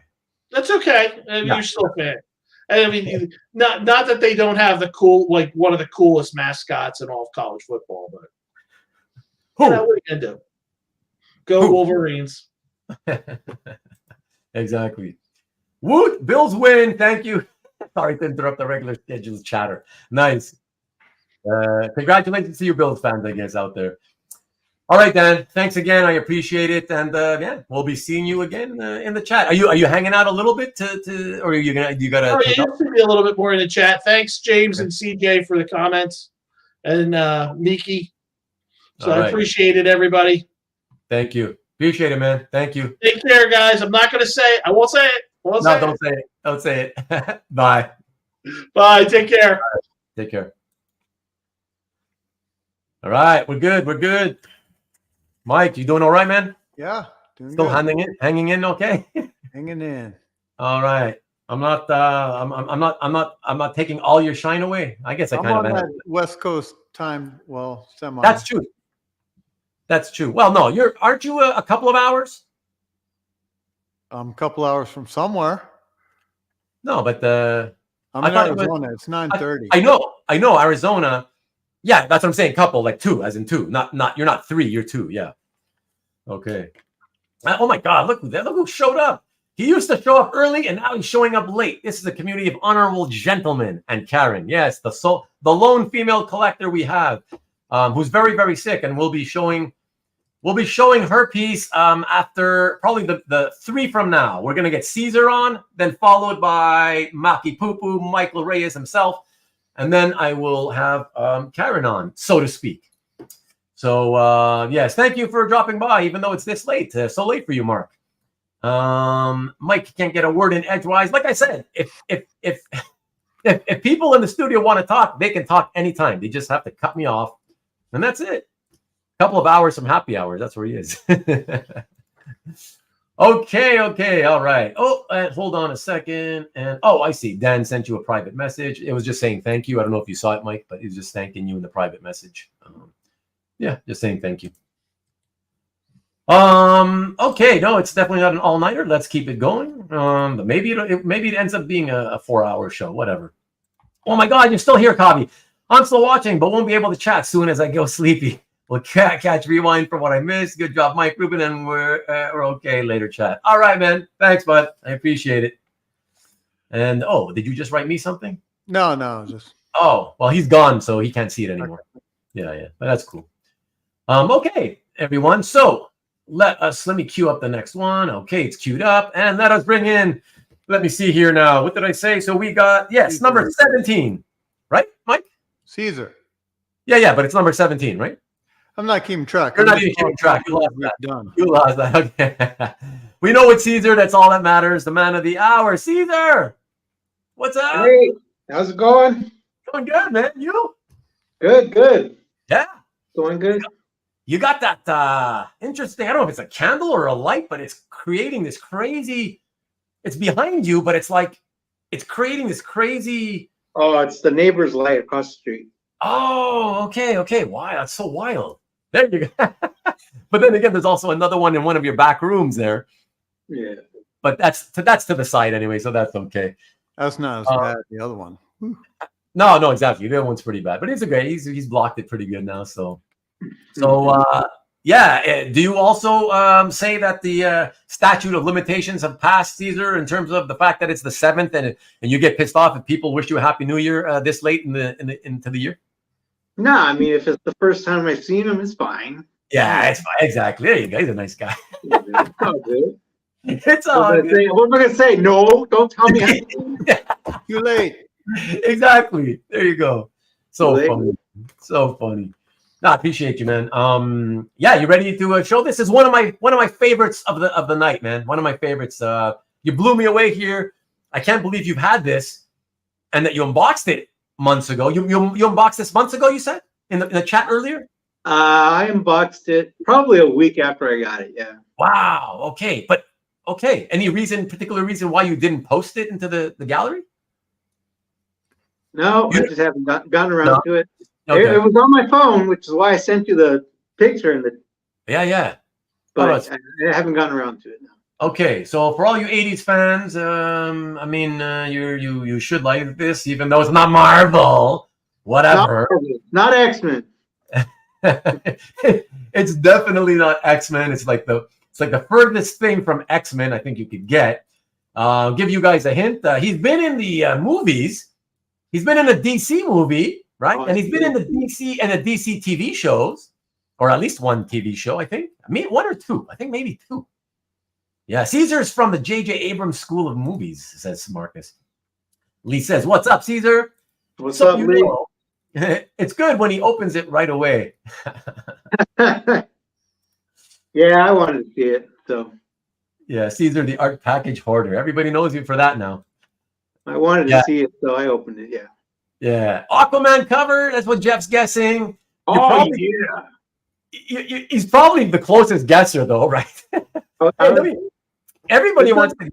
Everybody wants to guess. Nothing wrong with good Aquaman cover. Nothing wrong with good Aquaman cover. Check it out, though. Everybody's guessing. Aquaman, Hex, Supergirl. It's not Aquaman. Constantine. I'm saying Constantine because apparently for North Americans, we've all been saying it wrong all these years. It's not supposed to be Constantine. In the Brits overseas say Constantine. So whatever. I try to say it the way they intended it to be. So I force myself, even though it sounds wrong. Constantine. Something Ruben sold him. No. Are you kidding? It's my favorite. It's one of my favorites tonight, just because I loved this when it came out, and I've never seen it. I always wondered where it was, and now we gotta ask questions. That hopefully Caesar will tell us a little bit about it. It's a great image. The number one issue. Number one issue. 80s, late 80s, everybody. All right, let's check this out, everyone. This is number 19. Number 9. Did I say 19? 17, 18. 17. Sorry, 17. Here we go, everyone. Check this out. Dr. Fate #1 by Sean McManus. Yeah, man. Holy shit. Oh my God. And look, it's like an immaculately mint condition, like it was packed away all these years. Wow. Love it's that. a little rough around the edges. Is it? Yeah. Okay. Yeah. Okay.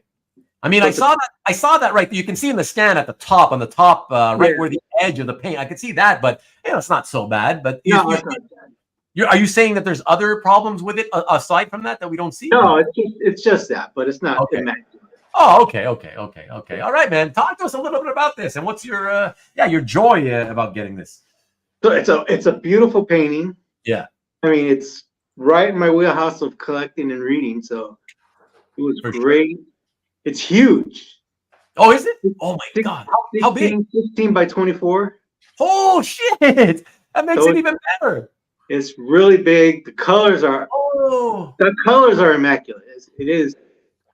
The painting itself looks great. Whoa! So I first saw this cover in San Diego one year. It was at Mitch's booth. It was on the floor. It had this big ornate frame on it, but it was big. It was huge. I was like, "Oh my God, that's a great looking cover."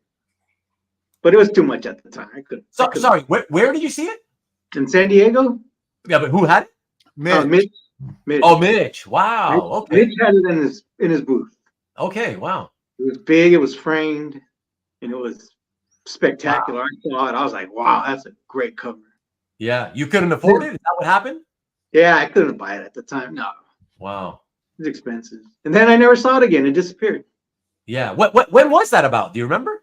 I don't remember. That was a while back. Like back in the 2000s, you would say? Early 2000s, yeah. Early? Wow. Yeah. Wow. So it's been hidden for this long. It was hidden for that long, yeah. And then, I don't know, last year, I guess, a bunch of Dr. Fate pieces hit the market, right? There was a bunch in Heritage, just different Keith Giffen pieces and, just I guess there was a Dr. Fate collector who was letting his stuff go. And this one showed up on Dueling Dealers. Oh, really? This one showed up on Dueling Dealers. April in the Dueling Dealers. I remember because I had just gotten back from Japan and I hadn't watched the Dueling Dealers in like three weeks. Yeah. Because I was gone. And I was sitting there just watching it. And I typed in my claim, which I hadn't done in a long time. And I still don't do it anymore. But that day I typed it in and Mike shows it. And I'm like, holy shit. That's the Dr. Fate #1. And I just waited for him to say if it was a recreation or not, because I don't know. And he said it was a printed cover, and I hit it as fast as I can, claim. Yeah. And I won. Wow.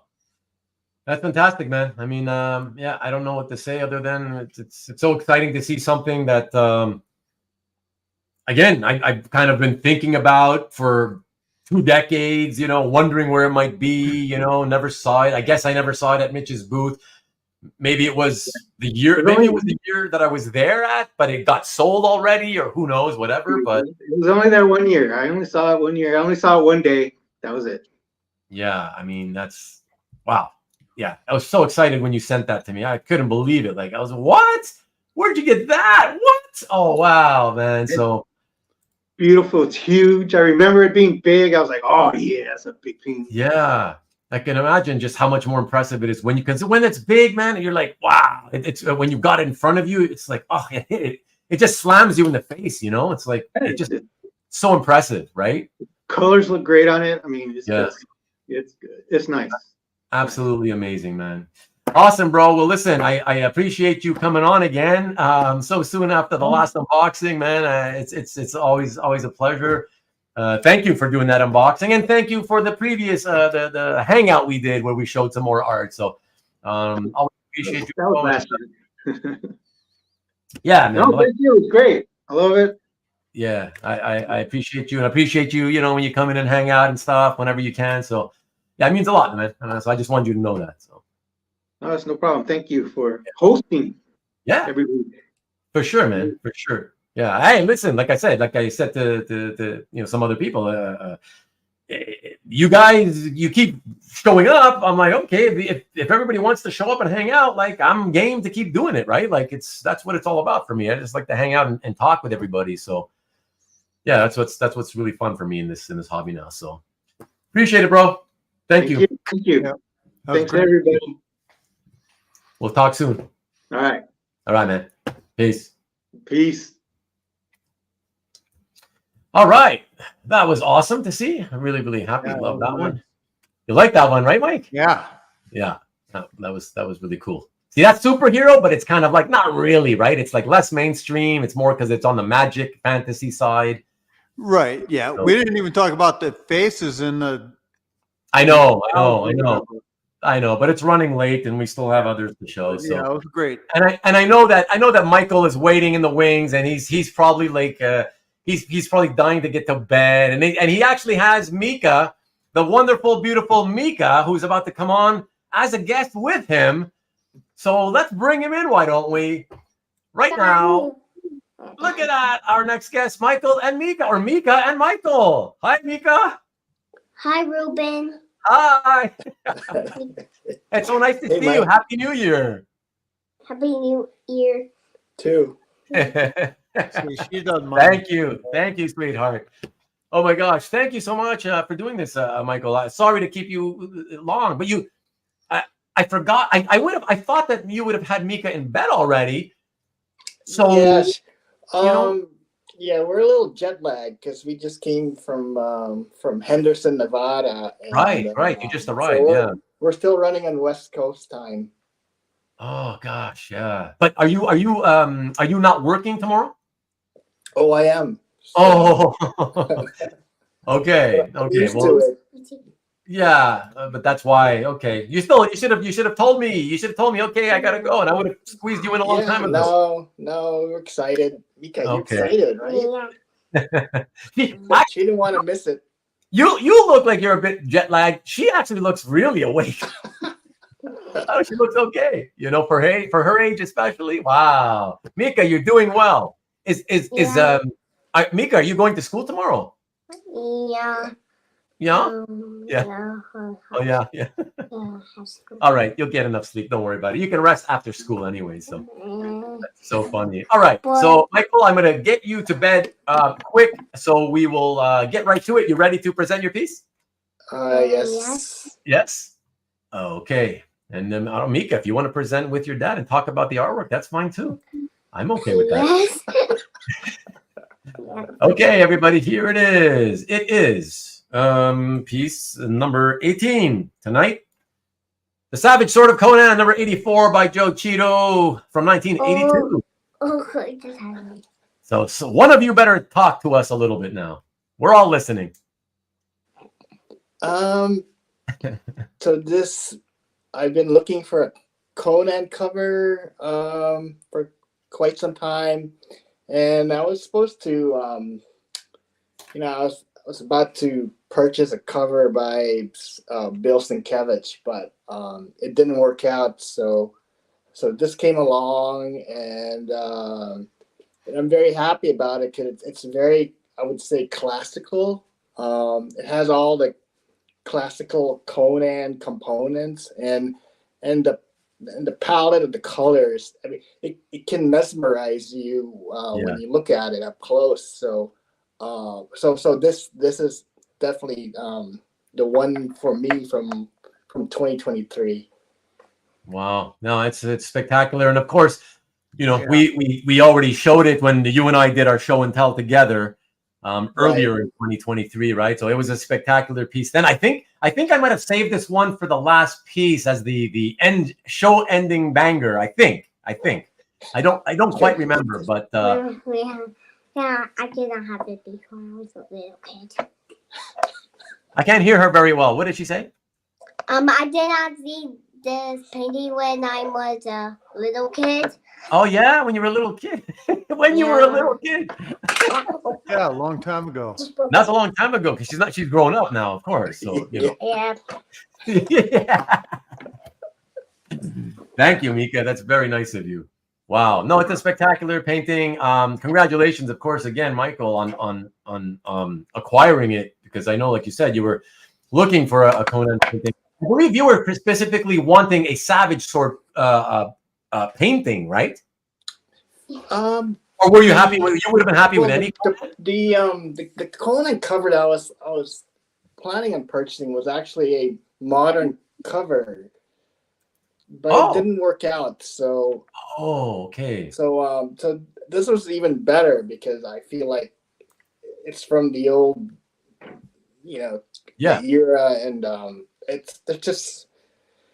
I'm really happy about it. It cost a lot more, but I think it was worth the almost double actually the price. So, but it was worth it. So yeah. Oh no, listen, that's the best part, right? When you receive it and you've owned it a bit, and okay, yeah, it was worth it, and then you've owned it for a longer period of time, and you still think it was worth it. Well, then it was definitely worth it.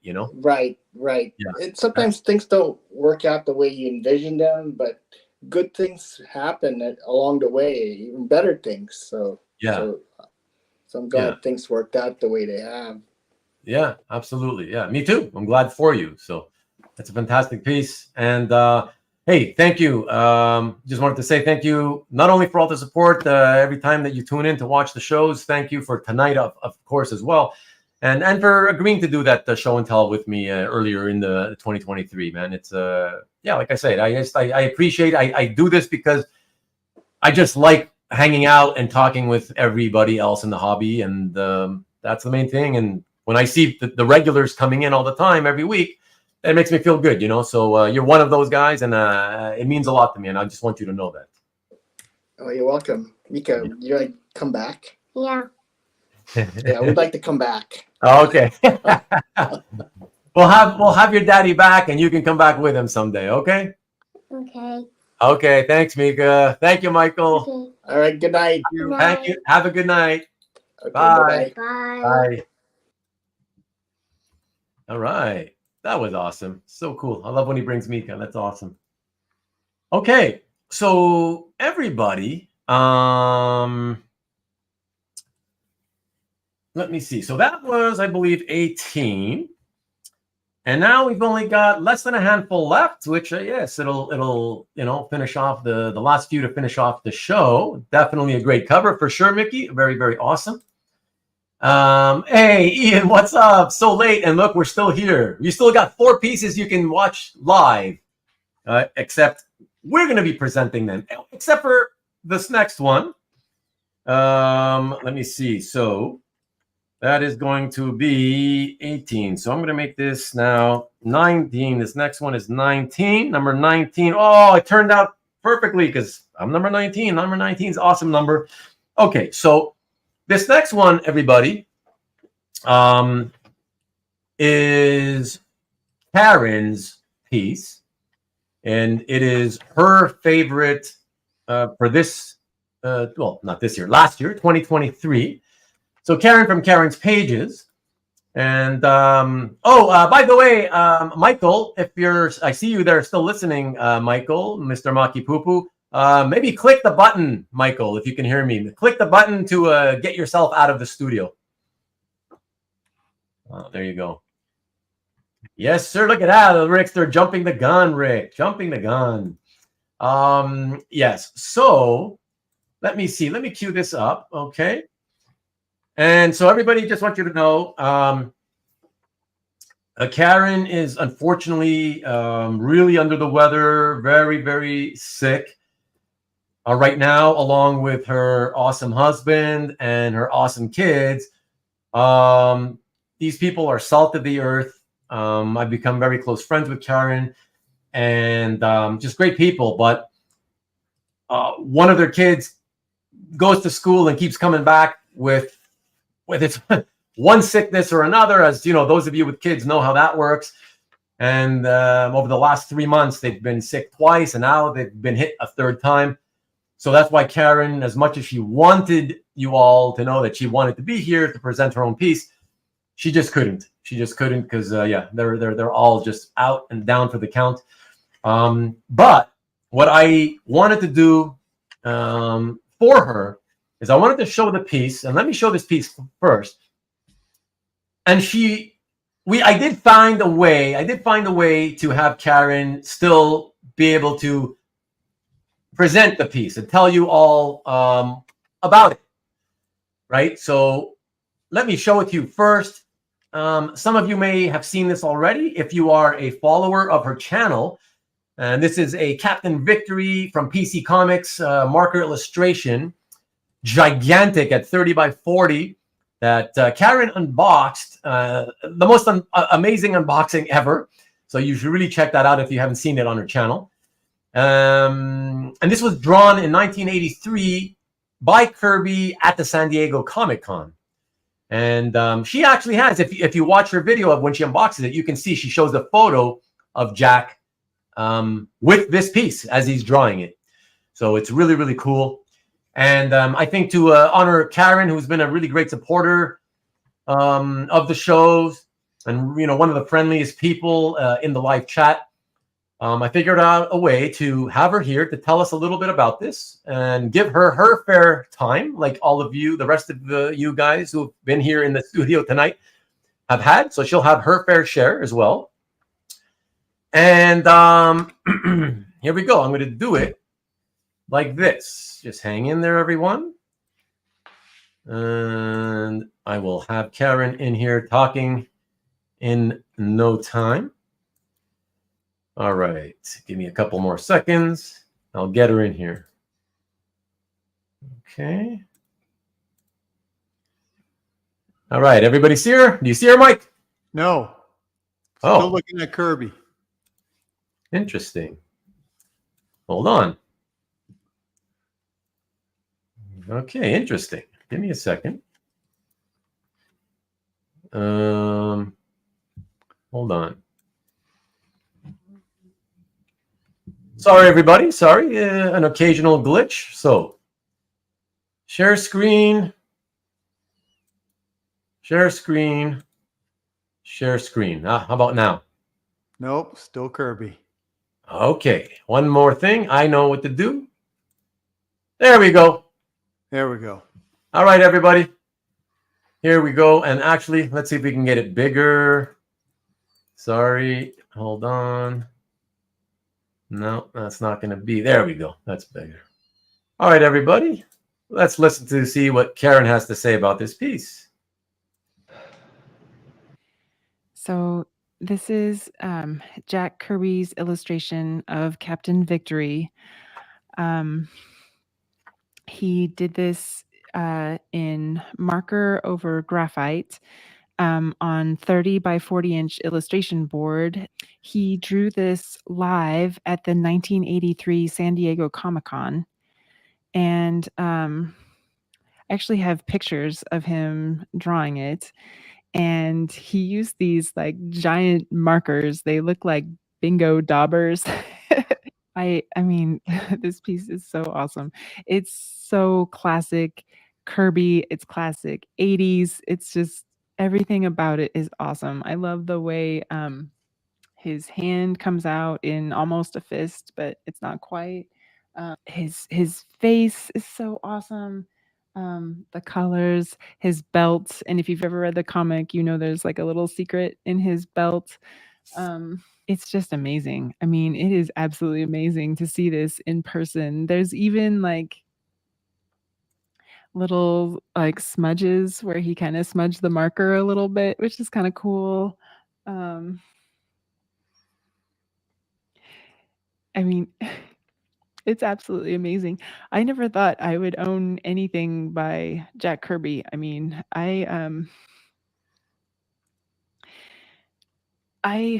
I first got into Kirby a little over a year ago. I was looking in a different signature auction, and I was looking through. There was an entire the entire Journey into Mystery 108 was put up for auction, and before this, I wasn't really into interior pages that much. I was more collecting pinups and sketches and that sort of thing. And when I came across the Journey into Mystery, which Jack Kirby penciled and then Chickstone inked, I just absolutely fell in love with interior pages and Jack Kirby and Chickstone. And I mean, every single page that I looked at was just amazing. I mean, the way the way Kirby tells a story on a page is just, it's like none other. And then Chick Stone with his, I don't know, really light touch. It was just absolutely magical. And I really, really wanted to buy the last page. It was page 18, I think. But it was just, I mean, like most Kirby stuff, it was just way out of my price range. And that's why, you know, when this came up, I thought not only is it classic Kirby, it's gigantic and it's just so awesome. And I can actually afford to buy it. And I am definitely going to frame this and put it up on my wall because it is just spectacular. And there you go, everyone. There you go. Thank you so much for letting Karen speak a little bit, even though she's super sick. I appreciate that. Yeah, so that's we're doing a reaction video. Yeah. Right now, we're probably going to be heading into the first hour of a movie show right at the top of the hour. if things go like they've gone in the past, actually. Sorry. Oops, wrong one. A Wall Power Kirby. Yeah. So very nice of you. Thank you all for sending the good wishes to Karen and Karen's family. I really appreciate that. I'm sure she'll appreciate it when she manages to watch this on Rewind. So thank you. I saw Ruben's reaction. All right. Okay, so excellent. So that was number 19, everybody. So we're almost done here. Let's get on to the next piece. The next piece, we're going to go to Hoarder's Hide. Hoarder's Hide could not be here tonight. As some of you saw, he jumped in early in the night to say hello, but he could not be here to present because he's on the road. So, with that being said, let us get to that piece queued up here. And we're going to show it.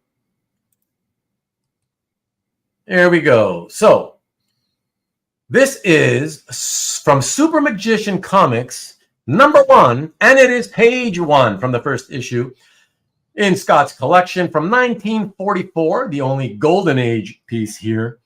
I'll tell you what I like about it. Is just like I like film noir, so I like guys and guns and gun malls and sweet dolls. Right. I like all this kind of stuff. You ever watched any of those sort of 40s, 50s, 60s era noir type movies, Mike? No, I don't think I have the patience for that. Really? I mean, I do love a good what do you call it? No, I can't even think about it. Sherlock Holmes radio drama. Oh my God. I've never listened to a single radio drama, I will say that. Oh, Sherlock Holmes is the best. Really? Yeah, I love him. Wow. But wouldn't you rather watch something of Sherlock Holmes rather than just listen? No. Do it while driving or yard work or something like that. Oh, okay. Yeah, I guess I can get it if it's kind of like listening to music while you're doing something else kind of thing, right? Right. Yeah.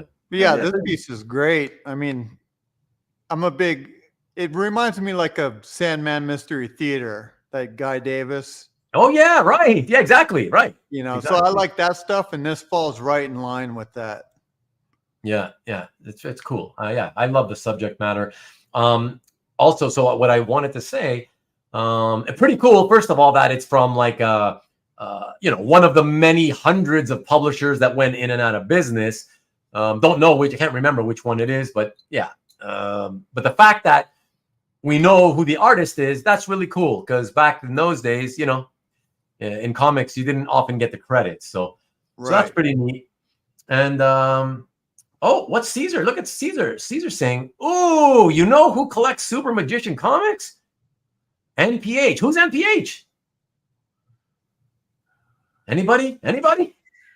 Why? I hate when people do that. Why do you always acronym everything? Who's NPH? You got to tell us, Caesar. Okay, I'm sure he's busy typing it in right now. But occult and crime. Yeah, I'm not into the occult part of it myself, Marcus, personally. But the crime part, I'm big time. Oh, Neil Patrick Harris. Jeez, is he that famous that you just have to refer to him as NPH? Come on. Oh my gosh. Yeah, not the first person that came to mind. Okay, yeah. Doggy. You mean Doogie. Doogie Howser. Doogie, Carl. Doogie. Never watched an episode of that. I thought he was such a nerd that I refused to watch it because I just couldn't stand it. I saw the commercial for the first time, Doogie Howser, and I was like, ugh, I just want to punch that kid, and I just couldn't watch it, you know? Okay, so that's it. So Caesar, yeah, you were right. Jeff Wedding was right. And Caesar meant Neil Patrick Harris into that. Okay. Yeah. Doogie House. There you go. Now you corrected yourself. Good job there, Carl. Yes, Doogie. There you go. Okay. He is that famous, says Ian. Really? I mean, I know he's famous. I mean, whatever, but not famous enough to like in a comic book art show to just whip out NPH. Like you could have been talking about some famous, you know, or some better known art collector, you know, who knows? Okay, Marcus. I was just jealous. You wanted to be a podiatrist. I was not jealous. I was not jealous. But yeah, I just wanted to say that because Scott couldn't be here, he told me that he is actually, unlike many people who he collects a lot of Golden Age comic books. He's still a big comic book. Well, he's a hoarder, right? That's why his name, his AKA, is Hoarder's Hide. Right. So he hoards tons of comics. He loves Golden Age stuff, but he doesn't just collect it like most people do. He collects it, but he still reads it. Don't know how he has the time, but he reads this Golden Age stuff. And he said that Super Magician Comics is one of his favorite Golden Age series to read. And so he said he always felt that, you know, he was probably never going to find any original artwork from Super Magician Comics because what are the odds, right? And next thing you know, again, I think it was eBay, he said. Suddenly there, he was doing a random search. Oh, yes, he was doing a random search. I think I remember that story from his interview. Yeah. He said he was doing a random search because he was trying to look for upgraded copies of his comics. And somehow, I guess he was looking for the Super Magician Comics. And instead, this came up. And he was like, holy crap, I can't believe, not only a piece of art from one of my favorite Golden Age series, but like a splash page from the first issue. That's wild, man. That is really, really wild. So, yeah, that's really, really cool, Scott. And hopefully you'll catch this on Rewind and know that, some of us really appreciate it as well. And the stuff will rot your mind, kid. Art collectors aren't famous enough for acronyms. Well, yeah, it's true. But some of the artists are. You could be talking about an artist, right? DWJ, right? So that's it. But yeah, very, very cool. Scott, I appreciate you sending this in, even though you weren't able to make it tonight. Behind the Green Door. Nice. I know what you used to watch, Rick, or what you still watch. So very cool. Very cool.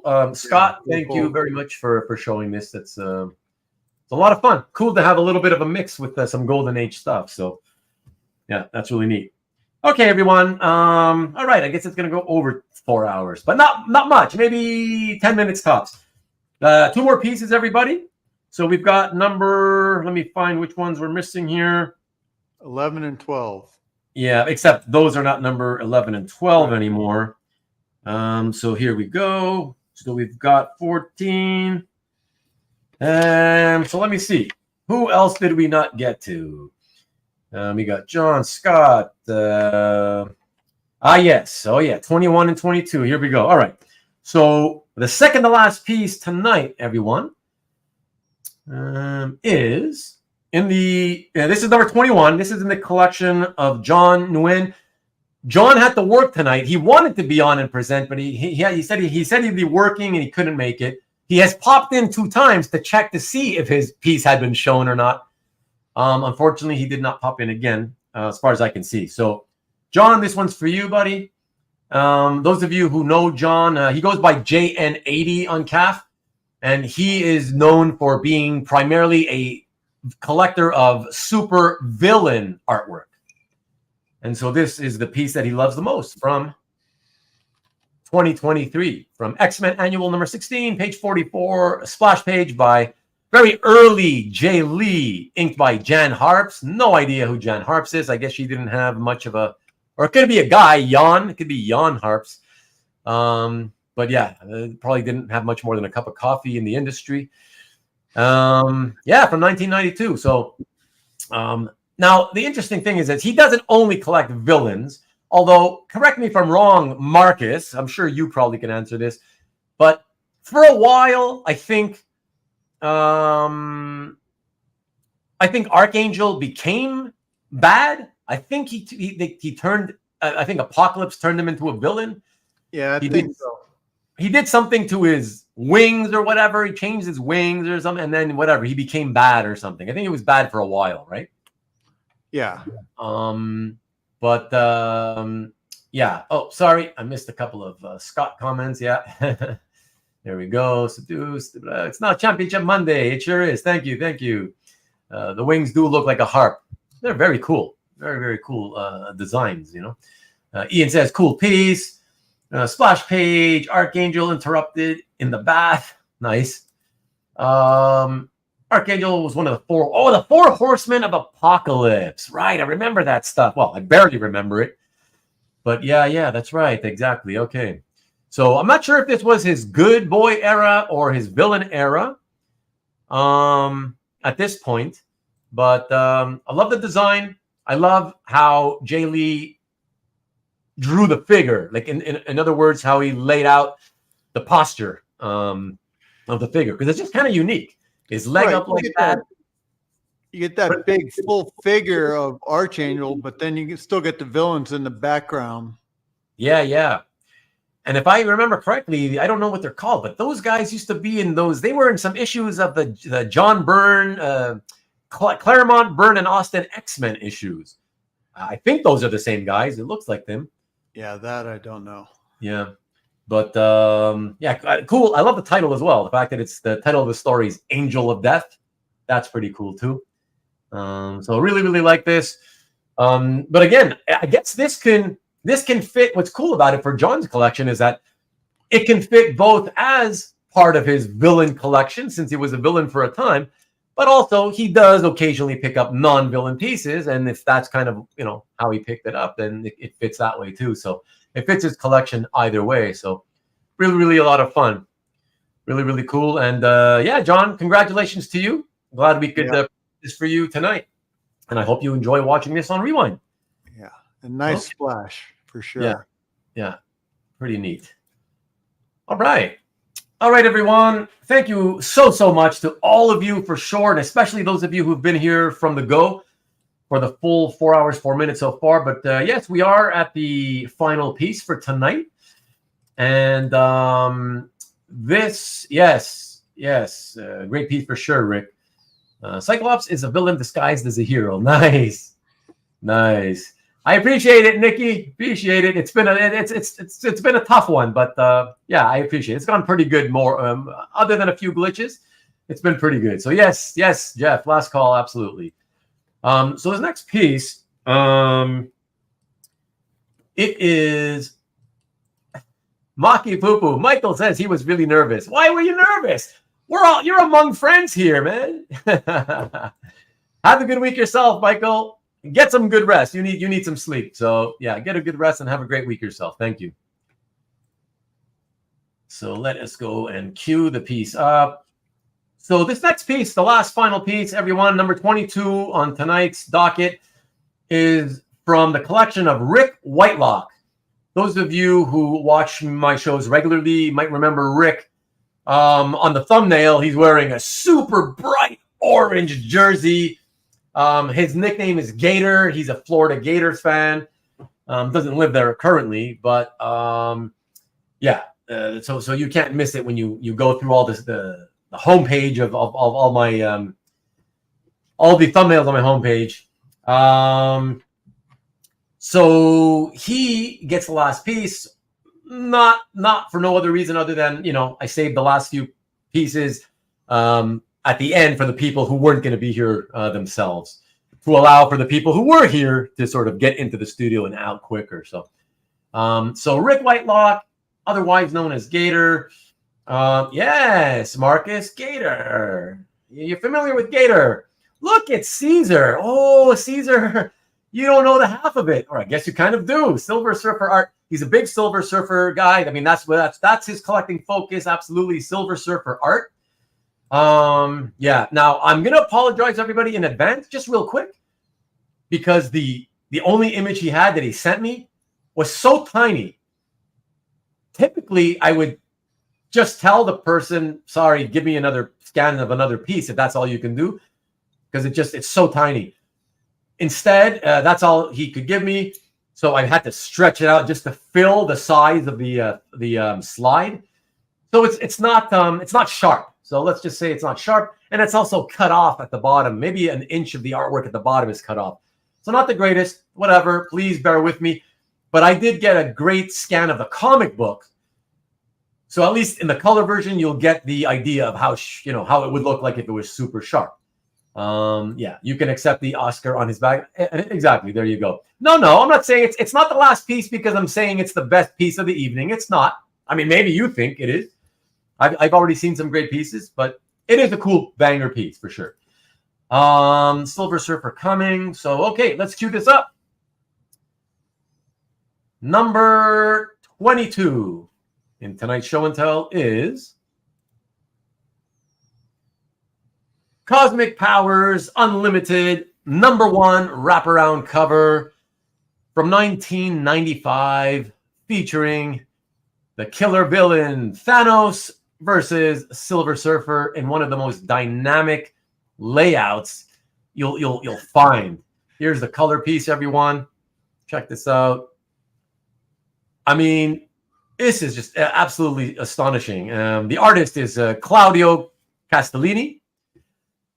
And yeah, just astonishing. I just, everything about it. I love it, love it, love it. I even like the colors as bright as they are. I actually shockingly like the colors. Yeah, the colors are good, but even that blurry black and white looks way better. Yeah. Like I said, I always, though it's not a sharp scan, it still looks awesome. Yeah, it's yeah. I mean, it's just a phenomenal piece. So, yeah, that's fantastic. I wish that Gator could be here to talk about it himself and just tell us what he loves about it. But I mean, clearly you can see, obviously, what he must love about it, right? So, and it's cool that you say that, Marcus, because yeah, for me, what I saw when I looked at the Silver Surfer posture and then the right hand, especially of Thanos, it reminded me of Buscema immediately. So it's cool that you're picking up on that.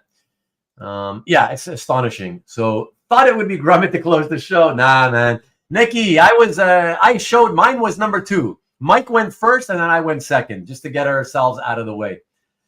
And yeah, so no, this is fantastic. And there you go. I know Mickey would love it as a big Silver Surfer fan. So yeah, this is astonishing. I mean, I don't collect Silver Surfer art, but gosh, I'd love to have this. This is it's one of the greatest, literally, I could say one of the greatest pieces of Silver Surfer art or Thanos art, or Thanos and Surfer together by any artist that I've ever seen. Literally, I don't say that just to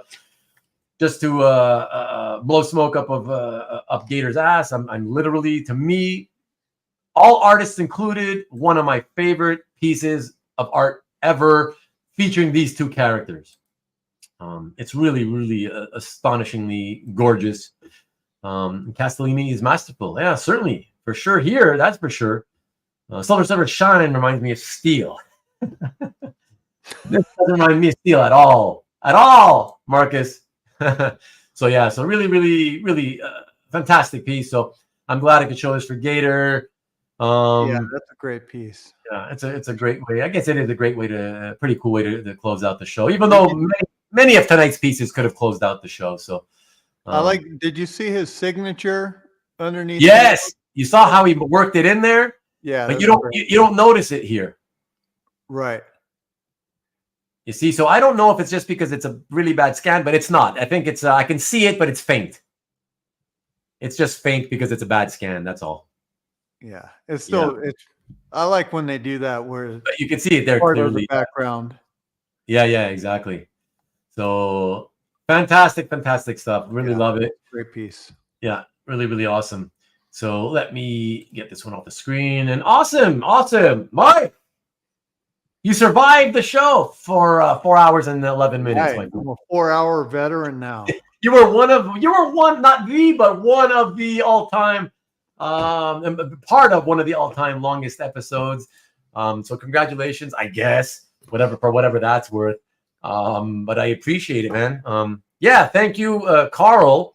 Looking forward to going back to see what you missed. Excellent. Go back. Like I said, I got to go back and start catching up on your videos. So I appreciate it, man. So thank you. You see what I mean? Marcus, let's talk movies now. And he's not kidding. That's the funny thing. Marcus. That's the funny thing is that he's not kidding. He would. But exactly.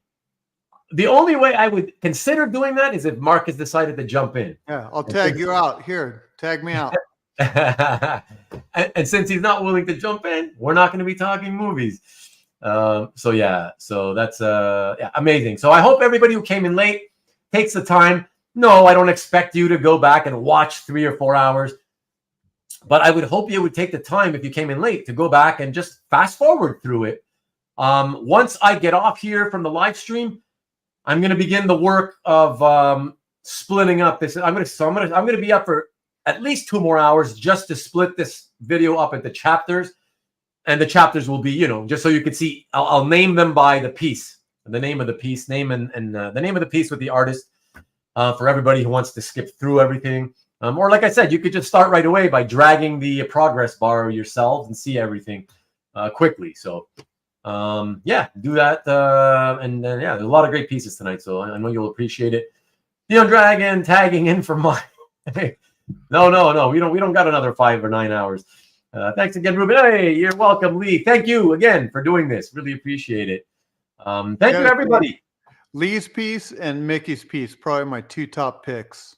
Oh, the Superman cover by Lee. Right. Okay. So yeah, since you're saying that, let's quickly show. Why not? Let's give these guys an extra. Why not? I'll give you 5. I'll give you plenty of reasons. Really quick. There we go. This is Lee. There we go. Awesome. Just showing it again because Mike picked it as one of his favorites. All right. And let me get which one was the second one that you said? Mickey's, the Conan. Yes, Mickey's Conan piece. Fabulous Conan. Here we go, everyone. Yeah, the Mark Schultz Conan. I mean, just absolutely phenomenal. What is there to say about that other than it's like it takes your breath away? It's so astonishingly beautiful. Right. Yeah. I think just the brushwork on Conan is what really seals it. Oh yeah. I mean, there we go, Marcus Schultz, and Lee thanks you. Lee thanks you. One more like, everybody. If anybody who's still watching, 25 of you still watching, shockingly, and I really appreciate that. But if there's at least one of you who hasn't hit that thumbs up, please hit the thumbs up. Really appreciate it. Carl says it's killer for sure. So yeah, fantastic stuff. Guys, I do not have the thumbnail for next week's show. Those of you who've been here all along will remember that next week's guest, we confirmed it here live with my guest. This is how I confirmed what I'll be doing next week. So next week's guest is a show and tell. I'll be doing a show and tell with Eric Belanger, and some of you may know him better from Dueling Dealers as Eric Belanger, because one of those dueling dealers, even though there's plenty of sports athletes who have had the name Belanger throughout the sports history, one of those dueling dealers thought that his name would actually be spelled phonetically as Belanger. So I know he was not being ironic or facetious or anything. Makes sense. I'll be doing a show with him, so that'll be fun. And last couple of comments I'll take before we say bye-bye. And that's John C. What's up? Mr. Canadian himself, Caesar's piece. You can see that cod piece from space.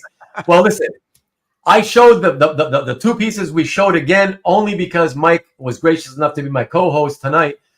And so I did for him. I can't start re-showing all the pieces that all you guys think is your nicest. So Hey, sweet, broke 60. One of them might disappear when the live streams come to an end for some reason. Sometimes one of the likes disappears. So if there's one more of you, if it's at 60 and there's one more of you who hasn't hit the thumbs up, please hit the thumbs up so we get to 61. So if one of them disappears, we still end at 60. That'd be awesome. We had a high of, I think, 50 live viewers tonight. So probably the most viewed, at least during the live period, the most viewed show and tell ever, or even the hangout episode ever. So I really, really appreciate that, guys. And look, 25 of you still this late.